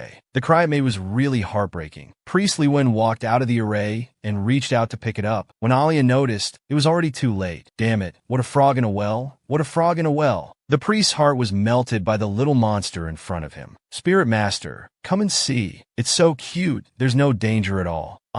But in the next moment, the little monster in the priest's arms suddenly returned to its original form. A bloody big mouth slowly moved towards the priest's face. Damn it, it's really a case of having eyes, but failing to see. Little darling, come to the bowl. Okay, I'm coming right away. Is this version of me in the next second the future you want? The scene before her eyes filled Alia with gloom. This premium teammate is really annoying. Blair, go save him quickly. Blair glanced sideways. The originally cute and obedient little creature. Its true face was actually so hideous. And this troublemaker, has he been bewitched by the monster? Why doesn't he just use his divine power to shake it off? The monster's fur is growing wildly. He probably has no way to save himself. Blair summoned his second spirit beast. With just a gentle touch of the lava, the little monster went straight home to find its mother. And that troublemaker was already in a precarious situation. Alisai was like an enraged lion. This damn troublemaker. I'll open the defense barrier first. Let them in. Give us this troublemaker. Blair felt guilty. I'm sorry, Your Grace. I couldn't bring him back in one piece. Alia glanced at the priest. It's okay, Li Wen. Who knows if he'll live to see the next episode? The monsters are no longer pretending. They're starting to show their true colors. And our territory has been breached by Li Wen. We should think about what to do next. The little monsters outside won't consider that much. They let out piercing howls, deafening. If we hadn't covered our ears in time, our eardrums might have been ruptured. At this critical moment, Alia hurriedly called Nika. Come back quickly. We can't hold on much longer. Nika had no time to ask questions. She rushed back in a flash of sparks and lightning. Nika is really impressive. After regaining her composure, Alia immediately contacted Pai.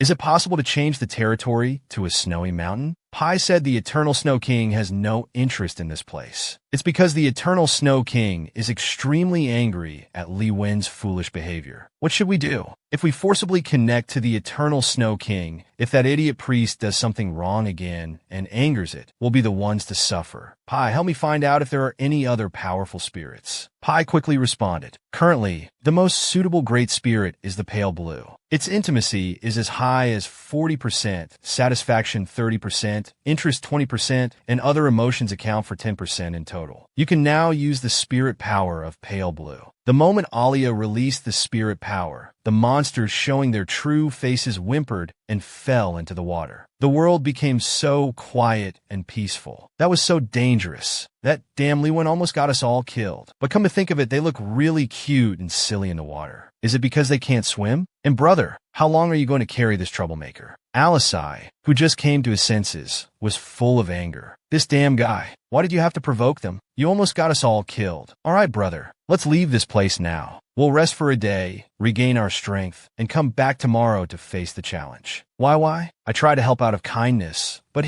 it's like the story of the farmer and the snake toying with us. Just waking up and already starting to rant, Alisai couldn't stand it anymore. What are you mumbling about there? Shouldn't you be saying something to us? Priest Li Wen looked confused. Say what? Apologize, of course. Apologize for that stupid behavior. You almost got us all killed. But Priest Li Wen became angry. You didn't save me immediately, and I didn't blame you. I think you should apologize to me. I'm the one who got hurt. How this idiot, who gave him the courage to make such a fuss here? Seeing that Alisai was not to be trifled with, the priest ran to Lanika's side for comfort. Respected knight, you should be able to understand my feelings, right? Being deceived by those cute monsters doesn't seem to be completely foolish behavior, does it? If you were in my situation at that time, you would have been fooled just like me, right? Hearing this, Lanika was very cold towards him. Monsters are monsters after all. They can't be defined by appearance. Actively approaching them is stupid. Alia was really defeated by this idiot. What an inexperienced thing. Lanika coldly added, in this world, not a single monster possesses a kind nature. Please shut up. The priest awkwardly wiggled his toes, but still refused to admit his mistake. I really overestimated you.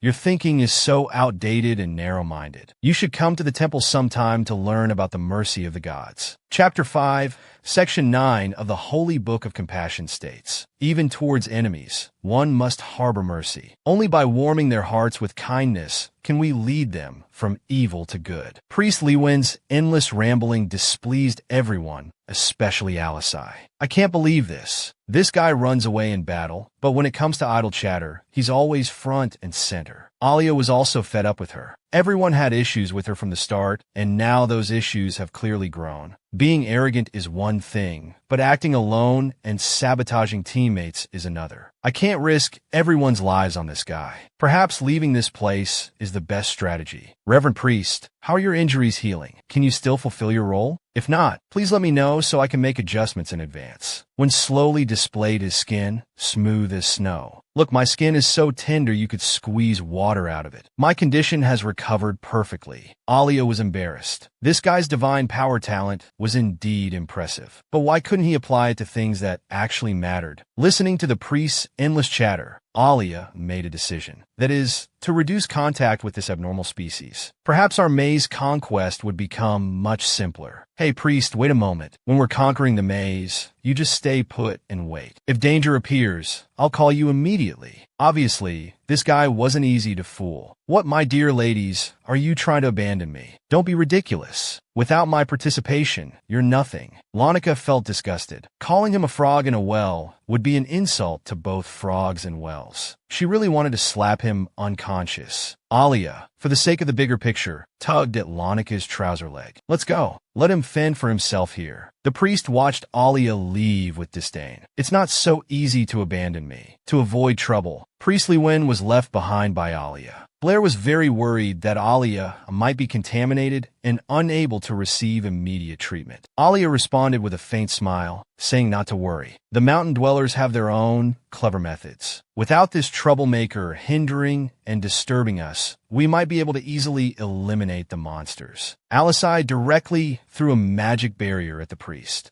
This guy can't take a single step outside this magic barrier before we return. What? Are you people stupid? This woman speaks without thinking. You people actually let her have her way. Without me, you won't be able to defeat the boss. Fine, you bunch of ignorant fools. Don't think leaving me behind will scare me into wetting myself. When your divine power is exhausted, you'll definitely come crying for Grandpa's help. Especially Alia. She's quite the beauty. If she begs to my satisfaction, Big Brother might lend a hand. Soon after, Priestly Wynn was full of confusion. Half an hour had passed. Why was it still so quiet? Why wasn't it going as he had imagined? It was really worrying. If they encountered danger now, wouldn't they be helpless? Can't delay any longer. It's time for the hero to make a dazzling entrance. Only I can save you all. Wait patiently for my beautiful brother to arrive. The foolish priest, his head full of self-scripted scenarios, completely failed to notice that a person in black had been following him all along. Where did his confidence come from? In the deepest part of the maze, Alia explained her battle strategy. Alisai still felt worried. But even so, the pressure you face must be enormous. Embarrassed, Alia said awkwardly, "Brother, things have already developed to this point. Why don't we give it a try? Maybe it's not as difficult as we imagine." Once the monsters fall into the water, they become listless. They can't even swim. What are we afraid of? And there's no need to isolate the boss with a snow mountain. Just make them sink into the deep sea territory, and all problems can be easily solved. The only slight drawback is that if this territory completely becomes deep sea, my companions and I will also be unable to move. We can only build a terrain above the deep sea to allow the companions to walk on land. At this time, a good suggestion was made. You only need to use the Great Spirit Pale Blue and the Spirit of the Great Spirit Heart Rhythm to achieve this. This method was truly ingenious. In the next moment, the territory created by Alia stood up, a vast expanse of lush green grassland, isolated by a pure blue sea, forming a solid and powerful barrier. And this territory beneath our feet will become our advantage on the battlefield. The monsters, upon falling into the water, immediately became docile and cute. Alisai was stunned by everything before her eyes. She couldn't help but exclaim, "Skull, you're truly insane. No mentally sound person could create such a domain." Lonica angrily glared at Alisi. She gave her a flick on the forehead. "You lack creativity even when praising others. Just wait till I deal with you properly when we get home." After relentless efforts, the monster leader finally appeared before everyone. Now is the moment to show ourselves. Everyone, pay attention. I'm going to create an area to trap the leader. Once the leader enters, it won't be able to escape. Alisai expressed confusion. Area. Alia gently drew a line. Like this. I'll create a tight emperor's net. Once you trap the leader here, it will never escape again. A confused Blair asked, Alia, are you serious? Of course, I'm very serious. You shouldn't doubt my decision. I've already envisioned the divided areas in my mind. You can boldly implement the plan. Lonica said, my brain is a bit confused. The place Miss described seems like a cookie. Is the problem too simple, or is my head too simple? Alisai greatly admired her sister. Looks like I'll be busy in the future. To deal with your spirit magic, I'll have to write a book specifically about your unique thinking. Blair volunteered. It doesn't sound difficult. Then let me guide the leader. The whirlwind soldier flashed his signature move, quickly leading the leader into the area carefully prepared by Alia. Meanwhile,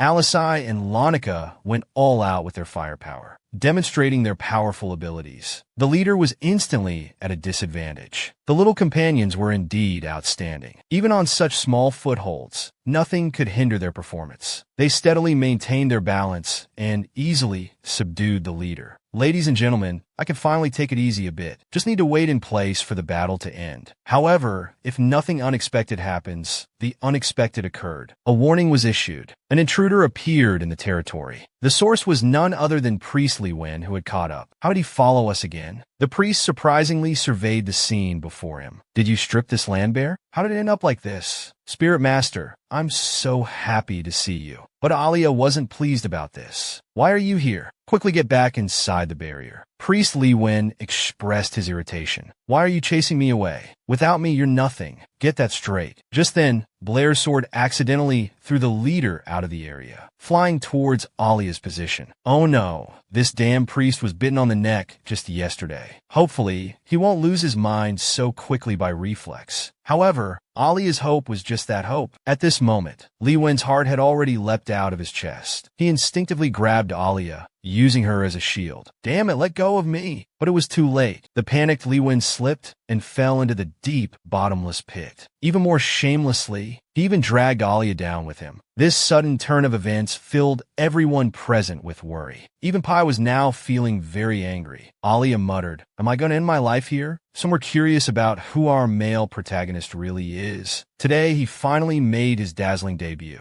He has a very cool name, called Axer.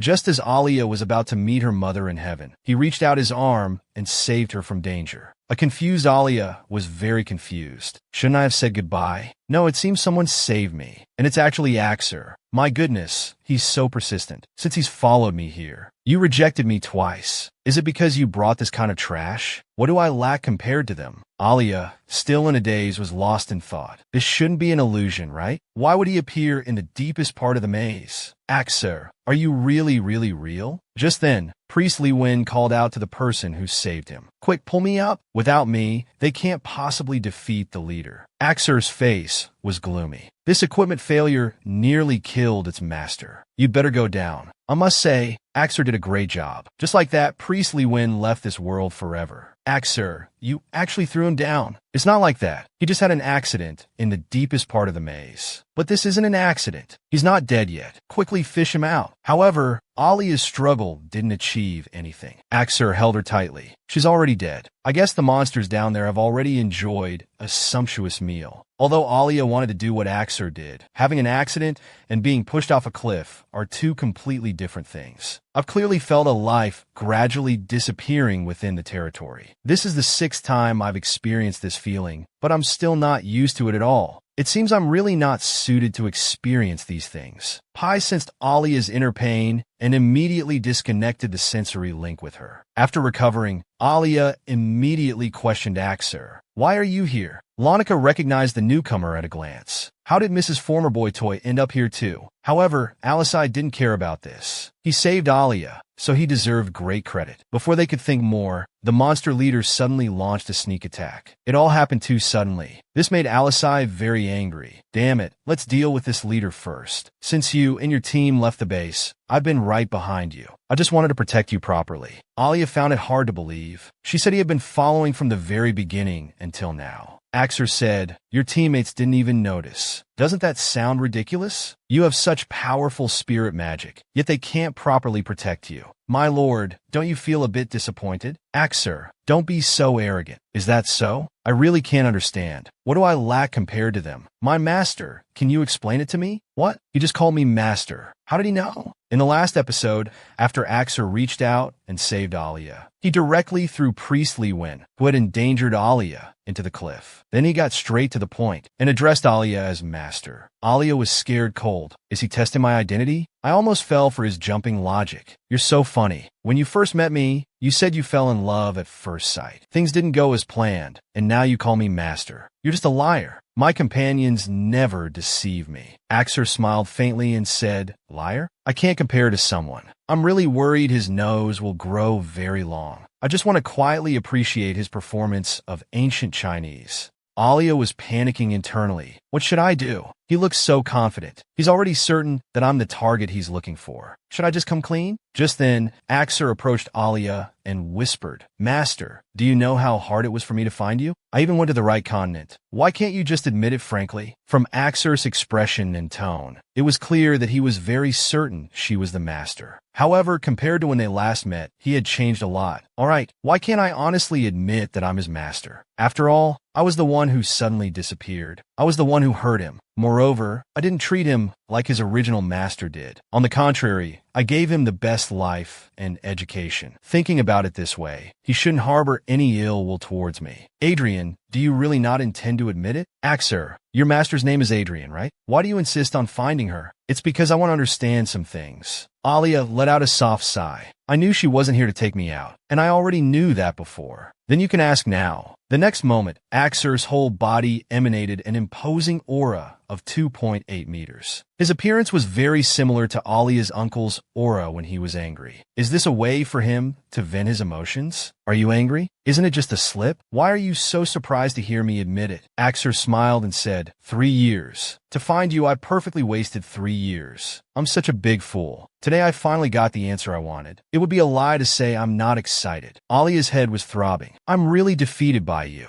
What's your purpose in finding me? What exactly do you want to know? At this moment, Axer was like an idiot. He stared at Alia for a long time without speaking. Finally, he mustered up the courage and asked, Why did you cultivate me? As expected, he would ask such a boring question. I'm not his enemy. Yet he went as far as the right continent to find me. The reason for his persistence must be just this. Actually, you don't need to overthink it. At that time, I just needed your ability to complete the goal. Goal? What goal? Just to conquer the Great Maze, that's all. Hearing the answer, Axer's big pig's trotter was almost pinched raw. So that's really your only purpose. A confused Alia was very confused. What's with his expression? Thinking back to when I first mentioned this goal, my uncle, Anne, and grandfather all thought I was being reckless in my youth. My brother also questioned me about it all night. Only Lonica, though puzzled, immediately accepted my idea. But Axer doesn't seem surprised at all. This is really beyond my expectations. In the last episode, Alia revealed to Axer that her goal was to destroy the maze. Axer wasn't surprised by this, because she knew this was the only thing that could make Alia a target. But Axer wasn't satisfied with knowing just this. She took big steps towards Alia, wanted to get face to face. Alia was scared witless by Axer's action. This scene reminded her of a forgotten illusion. In that illusion, Axer had a mouth like a bottomless pit. Alia even couldn't help wanting to reach out her finger to explore its secrets. Wait, why am I having such thoughts? Is this an after effect to the curse? Am I going crazy? What are you thinking? I have one more question. Master, please look into my eyes and answer. Why did you abandon me? Why? Of course, because it was an unknown variable. But he probably won't believe this answer. He will have the ability to go back in time in the future. This will trigger a series of unknown events. Just as described in the original story, after fulfilling his adoptive father's wish, he unraveled the mystery of his own origins. Just because of this, he has been in pain and unable to recover. It seems the topic has gone off track. Well, actually, the main reason is that I found someone more suitable than you. Alia still chose to lie. After all, this guy is a bit hard to handle. Axer was dumbfounded. Do you mean that red-eyed one? Yes, it's him. He will replace you to help me conquer future mazes. Axer, not valued by his master, seemed very disappointed. But I'm so powerful. Why does Adrian always disregard me? Is he blind? Oh, male lead, male lead. You're teetering on the edge of self-destruction. Don't you fear your future wife might run away? Although you're throwing a tantrum, isn't it too much? Even when angry, you should stay clear-headed. Haha, Axer's broken aura is pressuring Alia's heart to panic. Alright, do you have anything else you want to say? Did you misjudge Adrian? I'm not joking. I think his strength is worth acknowledging. Also, please call me Alia.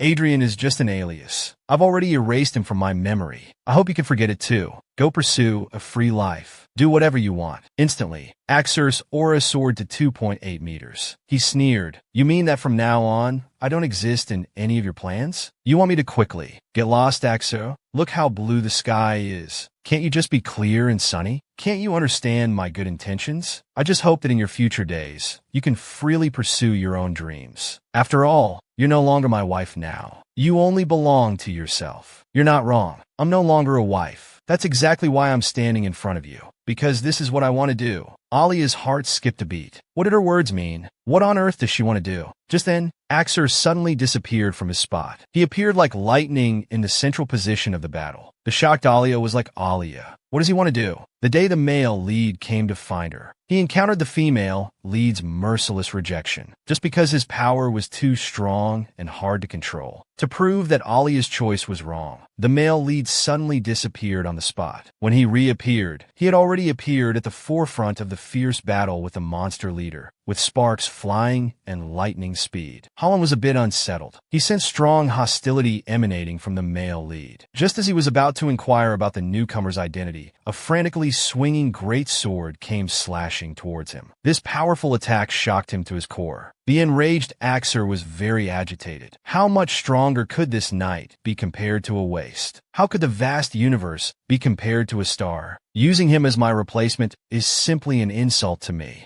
With just one strike, Blair lost consciousness. I have to say, Axer is indeed very powerful. Lonica witnessed her companion being attacked. Without hesitation, she stepped forward, transforming into a shadow disc and swiftly attacking. In an instant, the shadow disc turned into countless tiny moths flying towards Axer. You should go back to where you came from. Axer is not welcome here. Not responding, he nimbly dodged Lonica's attacks. For him, it was just a relaxed joke. Crack! Another wind-slashing sword strike. The powerful aura made Lonica's heart tremble. Since Axer was an enemy, Lonica no longer held back. She assumed a 2.7-meter imposing stance, ready to fight. Axer stepped back twice, taunting, "You're a bit stronger, but only a little bit. Now watch this move. Ice World." What? He actually has other elemental hands? The shocked Alia was like, Alia. Everything before her eyes was unbelievable. The next moment, he turned into an ice statue, only able to watch helplessly as he was frozen in place. Looking at her beloved whose fate was unknown, Lonica's heart was in a panic. No matter what, she had to rescue him. However, when she charged forward on her iron horse, a bright sun rose behind Axer. The light was a bit excessive. Lonica was so scared that she wet herself in 8 dimensions. "Miss, I've done my best. I can't dodge this move at all." There was a loud clang. Lonica fell down as if she had lost her soul, her eyes hollow. Triple kill. Blair, Lonica, and Alicia were all defeated. Axer walked into the grid. He slowly looked towards Alia's direction. "Is this the level of your teammates? They're not even worth fighting." Alia looked at everything before her in disbelief. What's going on? Wasn't he just supposed to spar a bit? Why are they all dead? This is too cruel. Alia collapsed helplessly on the ground, unable to accept this cruel reality. The reinforcement AI came out to explain immediately, analyzing life forms within the territory. This is fortunate in misfortune. All are severely injured, but no one has perished. In the recent battle, Axer demonstrated Lightning Elemental Beast for Thunder, Ice Elemental Beast for Glacier White, and Great Elemental for Dark Assassin. If the data is correct, Axer now possesses most of the elemental beasts and great elementals that the protagonist has. At this moment, 22-year-old Axer is on par with the 24-year-old protagonist in the novel. Alia stared at the man before her. He's no longer the pretty boy I raised. Axer is not the protagonist from the novel either. This madman cupping my face before me. Who exactly is he? Pay attention to this male lead with 28-pack abs. His strength of 10 oxen and 3 tigers is quite astonishing. This leaves Alia, as the female lead, at a loss for what to do. How about it? Isn't my strength quite powerful? Do you still think abandoning me was a wise decision? Come on, let's go achieve your goals. Axer thought his master would give him a big thumbs up. Little did he know, tormenting others might feel good for a moment, but regret follows like a crematorium. Now in Alia's eyes, Axer was just a smiling, evil demon king's face. In other words, Axer's actions disgusted Alia. She was so selfish and heartless. To prove her ability, she didn't hesitate to hurt her companions' bodies. Thinking of this, Alia was furious. She violently shook off Axer's big pig trotter. Get out! I don't need someone like you. The confused Axer was very confused. Master, what are you saying? Am I not strong enough? Alia stood up abruptly. You do such outrageous things and still want me to accept you? You're absolutely delusional, dreaming wildly. I won't trust someone who knocks down their own companions just to show off. You can get lost. You're not welcome here. Hearing this, Axer felt his world crumbling. He muttered, Adrian, why is this happening? The angry Alia was very angry. She shouted, I'll say it one last time. My name is Alia, not Adrian. If you don't leave, I'll knock your head sideways. Alia's roar left Axer at a loss. She silently stared at her master before her. Sensing danger, the result howled to protect Axer. It fiercely confronted Alia. This caused Alia to cough up a bit of blood. Axer witnessed all this and could only submit. Looks like this time it's all gone to hell. Let's go, demon fire. Before leaving, he glanced back. Axer's heart was full of unwillingness. He swore to himself, I will definitely come back. Alia, left alone, was swaying. She looked up at her companions around her. Although everyone was severely injured, fortunately, they were all still alive. Alia finally breathed a sigh of relief. She took out a communication item and crushed it. She believed the Dawn Mercenary Group would receive the message soon. The current boss had already been eliminated by Axer. Alia felt physically and mentally exhausted. She collapsed on the ground, longing for the rescue team to arrive quickly. Without realizing it, she drifted off to sleep. When she opened her eyes again, Alia was lying on a comfortable large bed. Lonica was silently watching over her nearby. Miss, you're awake. Where are we? Don't worry, Mississippi. We're back in the Edel territory. During the conversation, Alia learned about what happened afterward. Axer's strength had left her teammates feeling very discouraged. Alicia had left a letter saying he went to find his maternal grandfather. If I'm not mistaken, he's gone to learn more powerful magic. At this moment, Lonica knelt down on one knee. Miss, I have something important to say. What to do when your heart is scarred by someone. Lower your head and press it. Miss, I long to become stronger. I want to go tame a third elemental beast. Seeing Lonica's unwavering gaze, Alia didn't know how to respond directly. Her companions were full of confidence because of their achievements. But this time, Axer had defeated them single-handedly. This kind of trauma was unacceptable to anyone. Moreover, we can't even publicly disclose the process of this victory because our injuries can't be explained to others. It's really giving me a headache. All right, if you insist on going, I can write you a note. You must keep it safe. Watching Lonica leave silently, Alia's feelings became very complicated. Perhaps her choice was correct. At this moment, Blair suddenly spoke up. She told me about that man's identity. I heard he was your former pretty boy. May I ask boldly, am I occupying his position?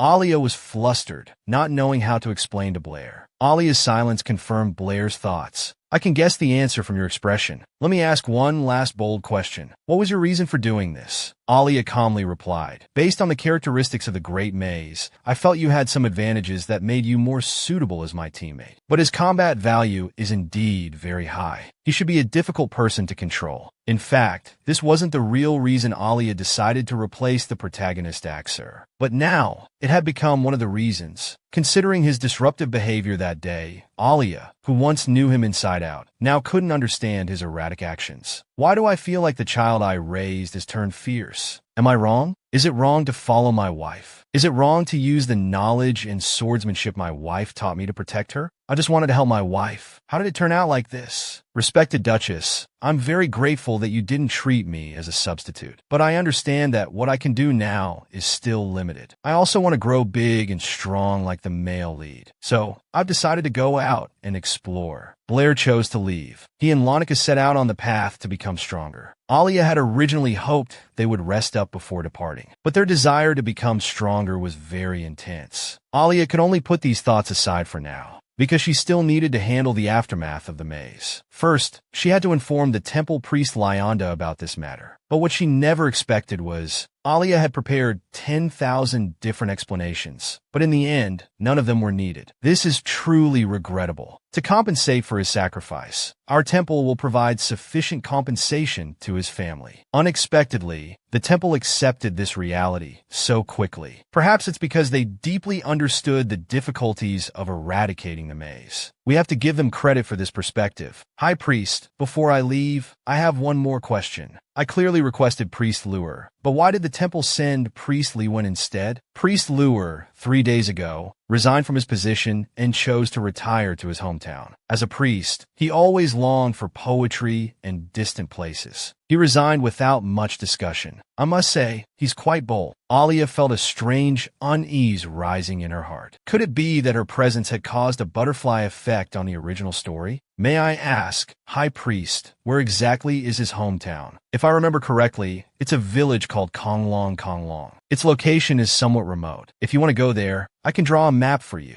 But let me give you some advice. It's best to give up the idea of finding him, because there are rumors that those who go there never return. Hearing this news, Alia felt a bit dizzy. The High Priest might look old, but he's quite trendy. All right, High Priest, I'll be good and definitely won't go. It's a good opportunity to have the Dawn Mercenary Group investigate and also inquire about Axer's situation. Since the companions left, Axer hasn't appeared again, but he couldn't possibly give up the idea of following me voluntarily. I have a strange, strong feeling that he won't let go just like that. Alia's heart was filled with unease and anxiety. She longed to understand Axer's current situation. Why did he go to the right continent? And why did he attend her coming-of-age ceremony? Alia decided to take the initiative with this unstable factor. Alright, last time she said she received an invitation from Marquis Oberon. That's why she came to the ball. This is a good lead. I've decided to personally visit the Marquis to clarify this matter. It's quite unexpected. The young and famous Duchess of Edel has come to visit my territory. This truly brings me great honor. I'm really very happy. Alia had planned to use exporting purified water to the right continent and checking if a workshop could be built here as an excuse. She also brought Dr. Isha along for evaluation. Dr. Isha appeared to be Alia's secretary, but in reality, she was the true expert in assessments. After setting the stage, Alia finally asked her real purpose. At my coming-of-age ceremony last time, I met a noble from the right continent. I heard he attended because of your invitation. You're referring to Axer, right? Ah, yes. I had many things to handle at the time and only chatted briefly with him. I'm curious about how you know nobles from the right continent. Actually, there's nothing special. My father is a Malexer from the right continent. Therefore, I maintain correspondence with some relatives there. About 3 years ago, we started talking about Elven Knights. We also mentioned Axer. On the right continent, he's hailed as unparalleled. We naturally also discussed the great Elven Master. And on the left continent, you are also unmatched. Later, at a family gathering, I happened to meet Axer. During our conversation, he learned about your deeds and told me that he had a lost family member very similar to you. So that's why I had him attend your ball. So what I thought was a chance encounter was actually a long-awaited reunion for him. From the very beginning, Axer went to the ball specifically to find me. I must say, his insight is truly remarkable. The Duchess's daughter was being followed as soon as she left her Edel territory. Who's so bold? My lady, what should we do now? We don't know if the person is friend or foe. Since Alia settled scores with the former Duke of Edel, no one has dared to openly oppose her. So if I'm not mistaken, this person should be Axer. In the previous maze action, my brother and the others didn't sense his presence. But today, Babail noticed him. If it's not that Babail's perception has become stronger, then there's only one possibility. He didn't intentionally hide himself. This makes his purpose quite evident. Babail, you wait here. I'm going to greet our visitor. Alia slowly walked towards the carriage. She shouted loudly, "Come out, boy." I joined the Red Flower Society at 5 and threw a javelin at Superman at 8. I'm not afraid of you.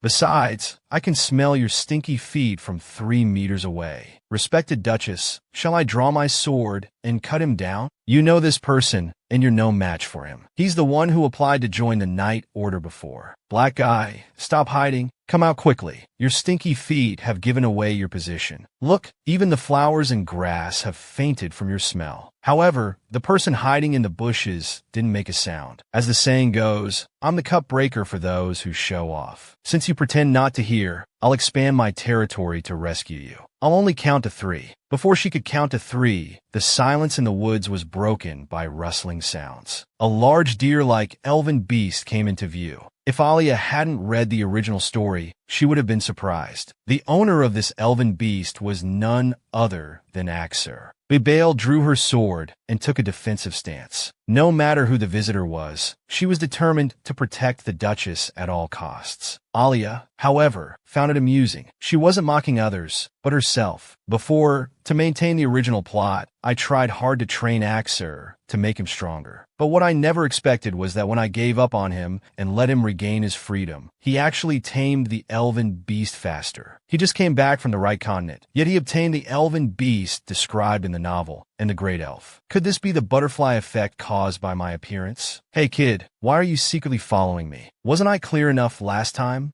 Axer was speechless. Don't you feel you need me now? After all, you're alone now, struck by lightning. Am I not a person? Alia was also angry. This kid was too arrogant. Last time he hurt her companion, and this time he completely ignored the person beside her. What exactly did he mean? Let's talk about the male lead. Are your eyes blind? Even if you only have eyes for the female lead, you can't ignore the cuties around her, right? Alia felt that Axer must be blind. Such a cute Lady Bibail was right beside her, yet he couldn't see her. This was pure pretense. Alia realized that she couldn't be too polite with this guy. Only by speaking to him in a master's tone would he behave a bit. Hey kid, Axer, although you're handsome, I don't need you. Stop following me. These words couldn't possibly make Axer give up. He glanced at Alia's subordinate and said, the people around you seem to be useless, as good as nothing. So, isn't it wrong to say you're alone? Adrian, I just want to protect you properly. Damn it, he's still ignoring my companion. Bibail was devastated inside. Although you're strong, you're too arrogant. Don't you know that even a mosquito is meat? If you want to hit me, at least give me a slap. Alia was truly angered by this clueless guy. She coldly said, last time, I already clearly stated that I don't need you.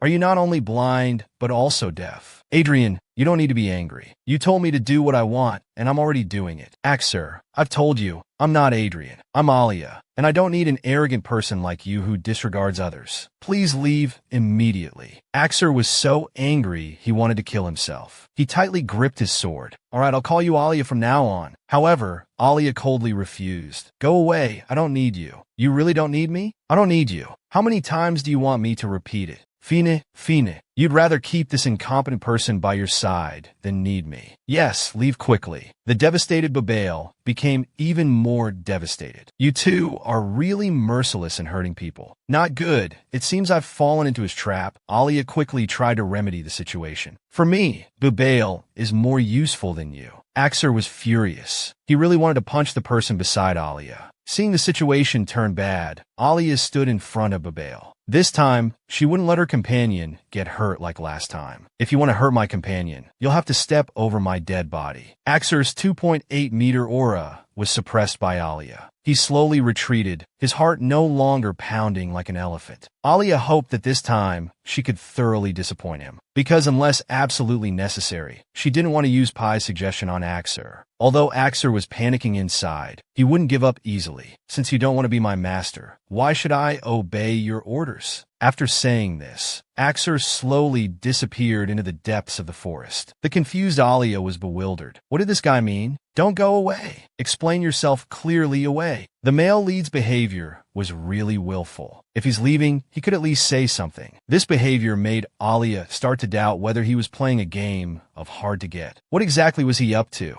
What's his plan? Bibail said she couldn't sense his presence now, but Alia firmly believed he hadn't really left. He had just completely hidden his traces. Who knows how long he'll follow me? Now he was uncontrollable. In other words, he could insult or attack the people around her at any time. Bibail, let's go. He won't come out for now. Bibail heaved a big sigh of relief. Finally, she wouldn't be belittled by the two of them anymore. Duchess, may I ask, what's your relationship with this guy? Alia smiled faintly, not wanting to tell Bibail that he was her kept man. Sorry, I can't tell you. Duchess, that was a bit too much. After setting off on their journey again, Pai's suggestion kept echoing in Alia's mind. Need a place to settle down and take root. Do I really need to give him a goal to take root? Make him strive mindlessly? What should I do? Can anyone help me answer this question? Hey, this time's target, the Dinosaur Mantis Village, is the hometown of Priest Lure. All villagers here have the surname Womack. Whenever commoners without surnames come here, they change to this surname. Gradually, Womack became the common surname of this village.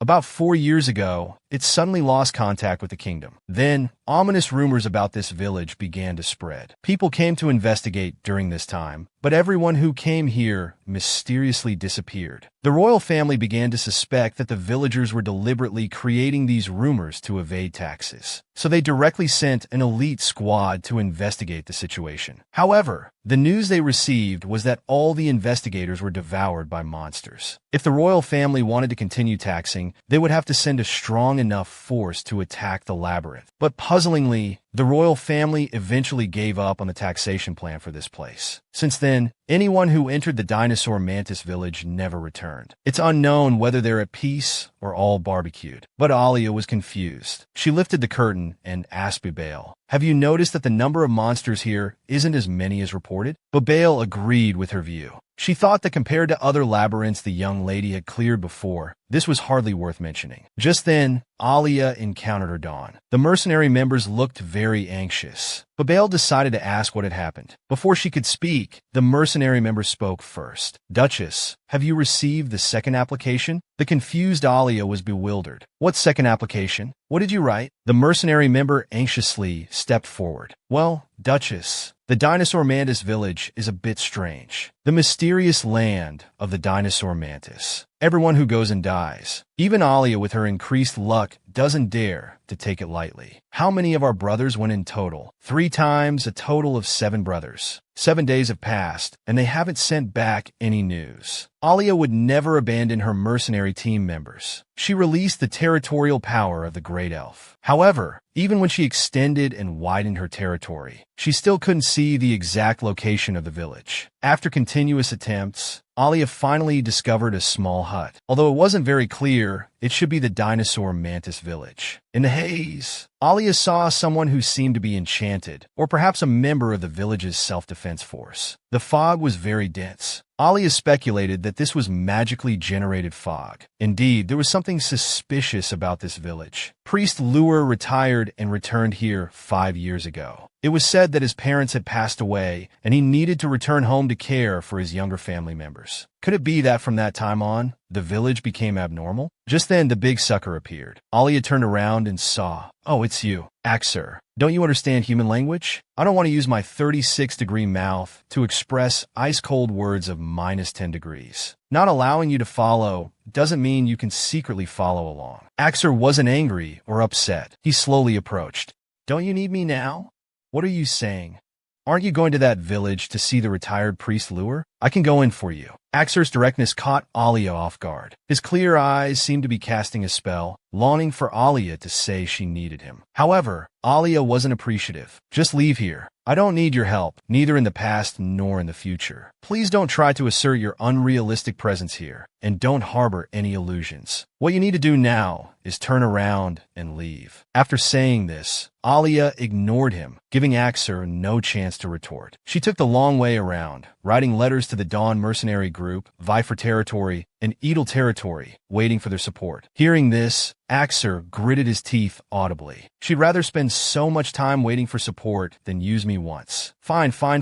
I'm definitely going into this village. I'll be back before sunset today." These inexplicable words startled Alia. "What? Wait, you two. Where are you going? I've already said I don't need you. Please don't be presumptuous." Axer coldly replied, "You're not my master. I have no reason to obey your orders. This guy is really doing as he pleases." Pai sarcastically spammed, "Alia, he's really listening to you, huh? Yeah, Pai, don't make trouble. My head hurts." He's entered an uncontrollable stage. Faced with a follower who both obeys and disobeys, Alia's head ached all over from his behavior. She could only stay alone in the tent, staring blankly. He promised to return before sunset, but now the night had drawn its dark curtain, and he still hadn't returned. Could he have encountered trouble? This seemed unlikely. After all, he was the first elf knight in history to contract with the Great Elf. Moreover, the 4 elf beasts he tamed were the cream of the crop. His growth rate was even faster than the protagonists in novels. So how could he possibly be in danger? Thinking of this, Alia felt that being an early-to-bed, early-to-rise baby was the right choice. Perhaps after a nap, she would hear news of his return. But embarrassingly, until the sky turned white, there was still no news of Axur's return. Alia, worried about Axur, was concerned. If he encountered danger alone, with no one to help, what if he accidentally got hurt? How would that end? Alia didn't want to see such an outcome. Axur's awakening of his rebirth ability happened after he reached the Imperial capital. And now, that time point was still very, very far away. If he really died now, then he would truly be finished. Losing him would definitely be my greatest loss. But in my current Labyrinth conquest plan, I hadn't considered his existence at all. Therefore, his life or death doesn't have any impact on me. Moreover, if he dies, then the Demon King will lose the vessel to contain his future self. This way, the tragedy of the Demon King descending and destroying the world won't happen. So, Axur not coming back might actually be a good thing. Duke, what's wrong? Nothing, I was just thinking about things. I got a bit distracted. Alia, calming down, felt ashamed of her thoughts. My God, I must have been possessed just now. How could I think like that? No matter what accident Axur encounters, the Demon King will find a new vessel to be reborn. At least now, I know who the Demon King's future vessel is. If he really changes to a new target, things will only get more complicated. The troubled Alia was very distressed. She didn't know exactly what kind of feeling she had for Axur, and had no justifiable reason to let Axur die. She hoped Axur could automatically awaken his rebirth ability when his life was in danger. After all, the protagonist's rebirth ability wasn't obtained through some means, but was triggered at a certain point in time. So, Axur couldn't die. This way, the tragedy might not come. He has the ability to save the world. And I also have the ability to save him. Since he was 12 years old, I've been accompanying him as he grew up. I've developed deep feelings for him. I can't let him sacrifice himself in vain. I'm here, Duke. You stay here on standby. I'm going into the village to check the situation. No, I can't agree to this. I know you're worried about me, but I must go myself. I don't want to regret it for the rest of my life. Axur is waiting for me. I believe I can rescue him. Just then, a figure slowly appeared in the mist. That's right, it was Axur. Alia froze. Is this an illusion? I'm sorry I couldn't return in time, but I've found the priest named Lure. Alia could no longer control her short temper. She grabbed Axur's collar, questioning why he went in on his own. Her voice was full of anger and confusion. Her whole body was trembling slightly. While verbally scolding Axur, she was actually extremely worried inside. Axur was also helpless. He was willing to do anything for Alia. He apologized to Alia. I'm sorry, Alia. Because I'm not familiar with the village, it took longer than I expected. Stop with these useless words. Couldn't you have come out to tell me? Don't you know how anxious the people waiting outside were? Were you waiting for me? Were you worried about me? I'm really happy. Dear audience, we have to say goodbye again. Moon doesn't have the copyright yet. We'll continue when the copyright is obtained. Next, we'll continue updating Cute Female Lead. If you like it, come and watch. In others' eyes, he was like a god, but Alia wanted to throw him to the ends of the earth. Although you're handsome, please don't play with my emotions. Your dangerous actions made me very unhappy. Entering alone into an unknown place. Do you know how worried people outside were? Life is precious. No matter who it is, I would be concerned. Even for Priest Lure, whom you threw into the mouth of monsters at level 73, I felt uneasy and guilty at the time. Axur really couldn't understand why Alia disliked him so much. She actually compared him to that disgusting Priest Lure. Master, I'm a man with 28 abs. Do you know how brave I am? Why won't you accept me? I really don't know what I've done wrong. Taking this opportunity, Alia decided to put Axur down a bit. Stop your nonsense. You hurt my companions just to show off your strength. You think you're super brave, but in my eyes, someone like you doesn't deserve to be my companion. Even if you had 100 abs, it wouldn't matter. In reality, Alia didn't want to pressure Axur. She didn't want him to become as unfortunate as in the original story. She wanted to give him freedom. to let him choose his own destiny. But now Axer has become stronger than anyone else. This makes Alia really need his presence. She has no reason to refuse Axer's help, but she's also worried that she can't control his power. Most importantly, he hurt her companions. This uncontrollable powerful factor makes her feel uneasy. Axer once again felt empty inside, as if the whole world had abandoned him. Feelings of loneliness, loss, and helplessness overwhelmed him, making it hard to breathe. Finally, Axer chose to lower his proud head and admit his mistake. I'll treat them better in the future. Can you give me a chance to forgive my mistake this time? A confused Alia was very puzzled. Is this still the Axer I know? In the original story, Axer was a cold and heartless person who didn't care about anything. Her relationship with her companions was very bad, and she didn't even want to cooperate with them. Can she really improve her relationship with everyone? Can she really do it? Axer doesn't want to be just a passerby in Alia's life. There are some things she must do. To change past mistakes, he decided to make an effort. No matter what, he would try to establish good relationships with Alia's companions. Surely dealing with interpersonal relationships should be much simpler than taming great spirits. But in Alia's eyes, it was easier for Axer to tame great spirits than to establish good relationships with people. What should I do for you to accept me? I'm not listening.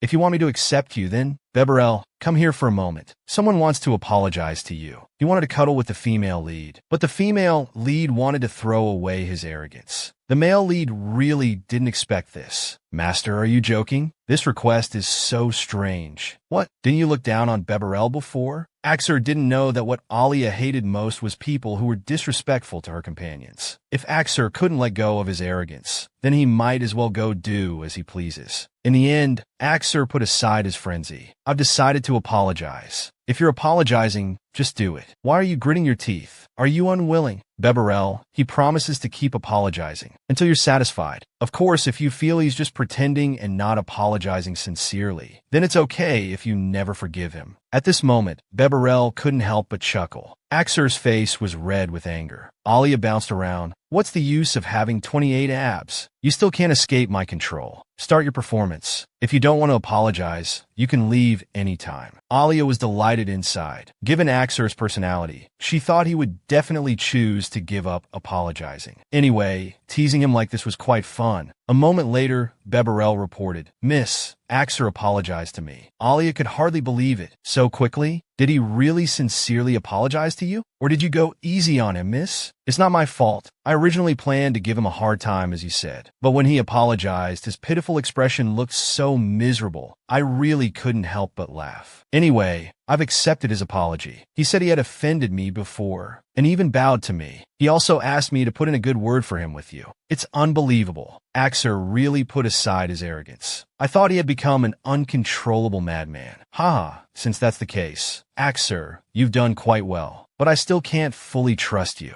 Then what exactly do I need to do for you to trust me 100%? Alia answered without hesitation. You also hurt Brother Nika and Blair. They were seriously injured by you. You should sincerely apologize to them. Axer said no problem. Then can I fight alongside you? That's right. If you want to fight alongside me, you must get along well with my companions. If you can get forgiveness from all three of them, then you'll truly pass the test. Axer felt his whole body and head aching. But in order to board Alia's ship as soon as possible, he could only put away his arrogance. It's really annoying. I understand. After all this trouble, it turns out I hadn't mastered the correct way of being tamed. Now everything is fine. Axer has joined the team as he wished. Alia thought he was quite cute, like a big black cat with a terrible temper. Master, please stop teasing me. Don't you urgently need my intelligence? Yes, I need it very much, but you can call me Alia from now on. No need to call me Master. Speaking of which, my companions all address me differently. Nika always calls me Miss Alisher. Brother occasionally calls me Alia, but usually refers to me as Skull. Blair, who joined later, is very polite to me, so he always calls me Duke. You've been with me since childhood, so calling me Alia is just right. But I still prefer to call you Adrian. After all, I've been calling you that for so many years. That's just an alias. Since you already know my true identity, you should call me Alia. Alright, quickly share with me what you've seen and heard in the village. Speaking of this, Axer became serious. How to put it? From the outside, there's nothing unusual. But in the center of the village stands a huge temple. It looks particularly out of place. At the entrance of the temple, there's a priest greeting people. This priest is the daughter you've been looking for. The key point isn't this. It's that the villagers all enter the temple before sunset and don't come out until the next morning. Their mental state is very poor because that temple has a magic array set up. I can't enter it. Although breaking this magic array is simple, I'm worried it might cause unnecessary commotion. Did you see our team members? Yes, I've seen them. They also entered the temple like the villagers. Only I can come and go freely because I have the protection of fire theft. What exactly is happening in the temple? Lure resigned from her position as a priest, yet suddenly appeared in this village's temple. Alia didn't want to sit idly by. She decided to enter the village to investigate. Axer, can you take me in? Axer replied, of course. My fire theft can protect us. Since that's the case, Alia decided to enter the village with Axer. Even if she couldn't see Lure, she wanted to bring the team members out safely. Axer was puzzled by Alia's decision. Alia, why do you always insist on saving those useless people? An annoyed Alia was very frustrated. I've emphasized many times that we shouldn't underestimate anyone in the team. Don't you want to join my team? All right. Since you insist, I'll take you in. A moment later, Alia and Axer decided to set off for the village. No matter how dangerous it was ahead, Alia would bravely move forward. It wasn't just confidence in her own abilities. More importantly, she knew Axer's abilities were very powerful. She was obedient to Alia. With her company, Alia had nothing to worry about. The terrifying village. The villagers had lost the light of hope. This wasn't pretense because they were all terminally ill. Alia was quite anxious. Should we avoid their guard and sneak in secretly? Axer said it wasn't necessary. They were already under control. Their minds won't stop us from coming and going. That's strange. Doesn't that make the guard they set up just for show? Although Axer didn't understand the reason, it didn't matter. Even if they wanted to stop us, they couldn't hinder my progress. Let's just treat them as if they're taking off their pants to fart. Look, that's the temple. Alia looked out. This temple was indeed very magnificent. It should appear in a city, not in a small village with less than 100 people. If you don't understand, just ask. However, when a villager was touched, he immediately became agitated. God must be calling me. I am the most faithful believer. Today I will offer my life as a sacrifice. Alia looked at everything before her, feeling shocked in her heart. What kind of evil has possessed these villagers? Thinking carefully, their bewildered state looks very familiar. Could it be that the people of the Darksteel have done something? That's right, she met Rito when she was 12 and got some information from him. With Pai's help, Alia obtained more intelligence. Alia was quite certain that only those who obtained the Darksteel could methodically build an isolated village and bewitch all the villagers. Axer, I think I've guessed the identity of the mastermind behind this. You mean the Dark Mages, right? Yes, it seems you've had contact with them too. You said earlier they gather at the temple in the evening. Let's wait and see. Axer said, we can wait for your mercenary team members to appear. I'll drag them out directly. Soon, the setting sun used its faint light to drape a thin golden veil over the earth. The previously quiet villagers were no longer calm. They staggered, step by step, towards the temple. They've started moving. Axer, let's act according to the situation. Alia, look over there. That's Lure, who's escorting the villagers into the temple. Alia expressed confusion. Why are his eyes so clear, but his behavior so strange? Logically, a priest shouldn't be able to obtain the power of the Darksteel. His golden pupils symbolize divine power, which is the strongest evidence. If a priest wants to obtain the power of the Darksteel, then the deity would take away his golden eyes and life. Betraying the deity is a dead end. So the question is, what's really going on here? Any viewers who've seen the later plot care to give a hint? The male lead is bold and daring. He just grabs people without wasting words. At this moment, the embarrassed Alia was very awkward. Axer, can't you be more careful when rescuing people? Although they have no sense now, when they wake up and find themselves black and blue all over. How am I supposed to explain? Lure at the temple entrance was so scared. You can rescue people, but please don't hit me. He looked at the priest Luer's little expression.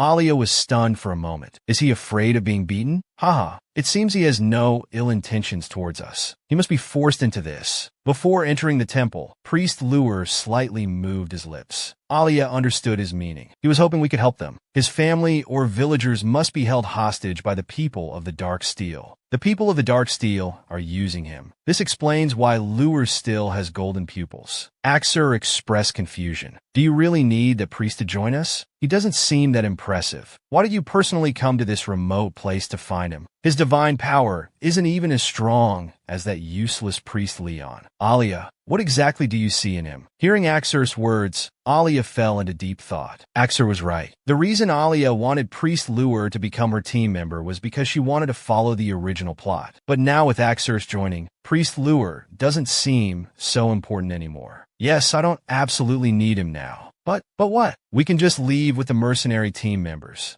The impulsive Alia said, Hold on, you stop right there. I haven't finished speaking yet. Axer didn't want to stay here. Since you said you don't need him anymore, we have no reason to get involved in the affairs here. Now, even if we don't need him, I still want to rescue the villagers here. We can't let the people of the Dark Steel do as they please. I really don't understand your thinking. What's the benefit of helping them? Damn it, Axer's personality is exactly the same as described in the original work. He doesn't eradicate labyrinths to save the world, but because he believes the appearance of labyrinths is related to his own background. So he feels he needs to take responsibility. He doesn't really know what responsibility means. Therefore, for him, people who are irrelevant don't matter. Moreover, because he was ostracized by humans for possessing red copper, he developed a dislike for humans. Alia could only respond with wit. Axer, don't you know there are benefits to destroying the Dark Chalice? The Great Labyrinth is the core headquarters of the Demon Realm, and those who obtain the power of the Dark Chalice obey the Demon Realm. We're planning to destroy the Demon Realm's headquarters, so why not eliminate those who have obtained the power of the Dark Chalice as well? They're always hiding in the shadows, making it hard for us to find them. Do we really want to give up such a great opportunity? Alia couldn't appeal to Axer's emotions, so she tried to change the subject with something he's interested in. This reason was obviously not sufficient. Axer didn't want to make enemies with those who obtained the power of the Dark Chalice. This made Alia very confused. What exactly has Axer been through?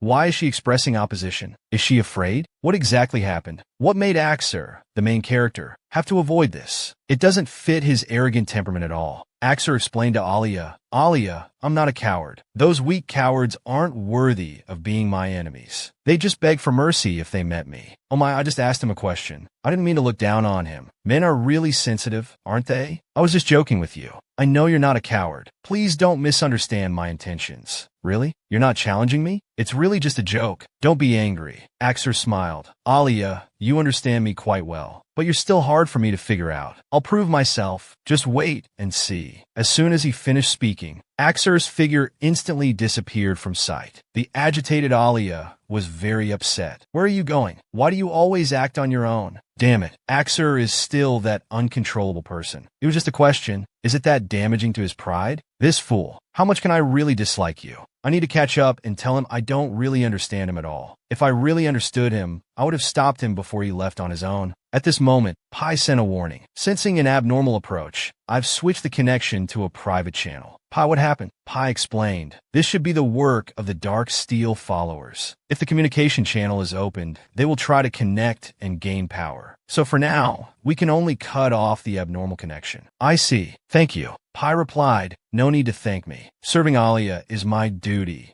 Simply put, these followers are the spirit masters who have obtained the Dark Steel. Because they were rejected by the great spirits, they turned to establish connections with the demon realm to obtain Leah. According to Rita's and the Fantasy Library's information, the Demon King has 3 leaders under him. The spirit masters who obtained the Dark Steel are formally borrowing their power. Their method of borrowing power is similar to the principles of spirit arts. So if they open their own channel, it will definitely draw in the demon realm's leaders. So Alia, without hesitation, took out all the spirit stones she had accumulated. With these, she might be able to resolve the crisis in this village. Spirit stones are crystallized forms of spirit power. In other words, they are power crystals separated from the great spirits themselves. Whenever spirit stones are needed, they can be retrieved from the channel and used with the help of a guide at any time. Now I will begin to cast spirit arts. Once the spirit stones are used up, Pai, please replenish them for me immediately. I'll be the one to break down the gates of this evil temple.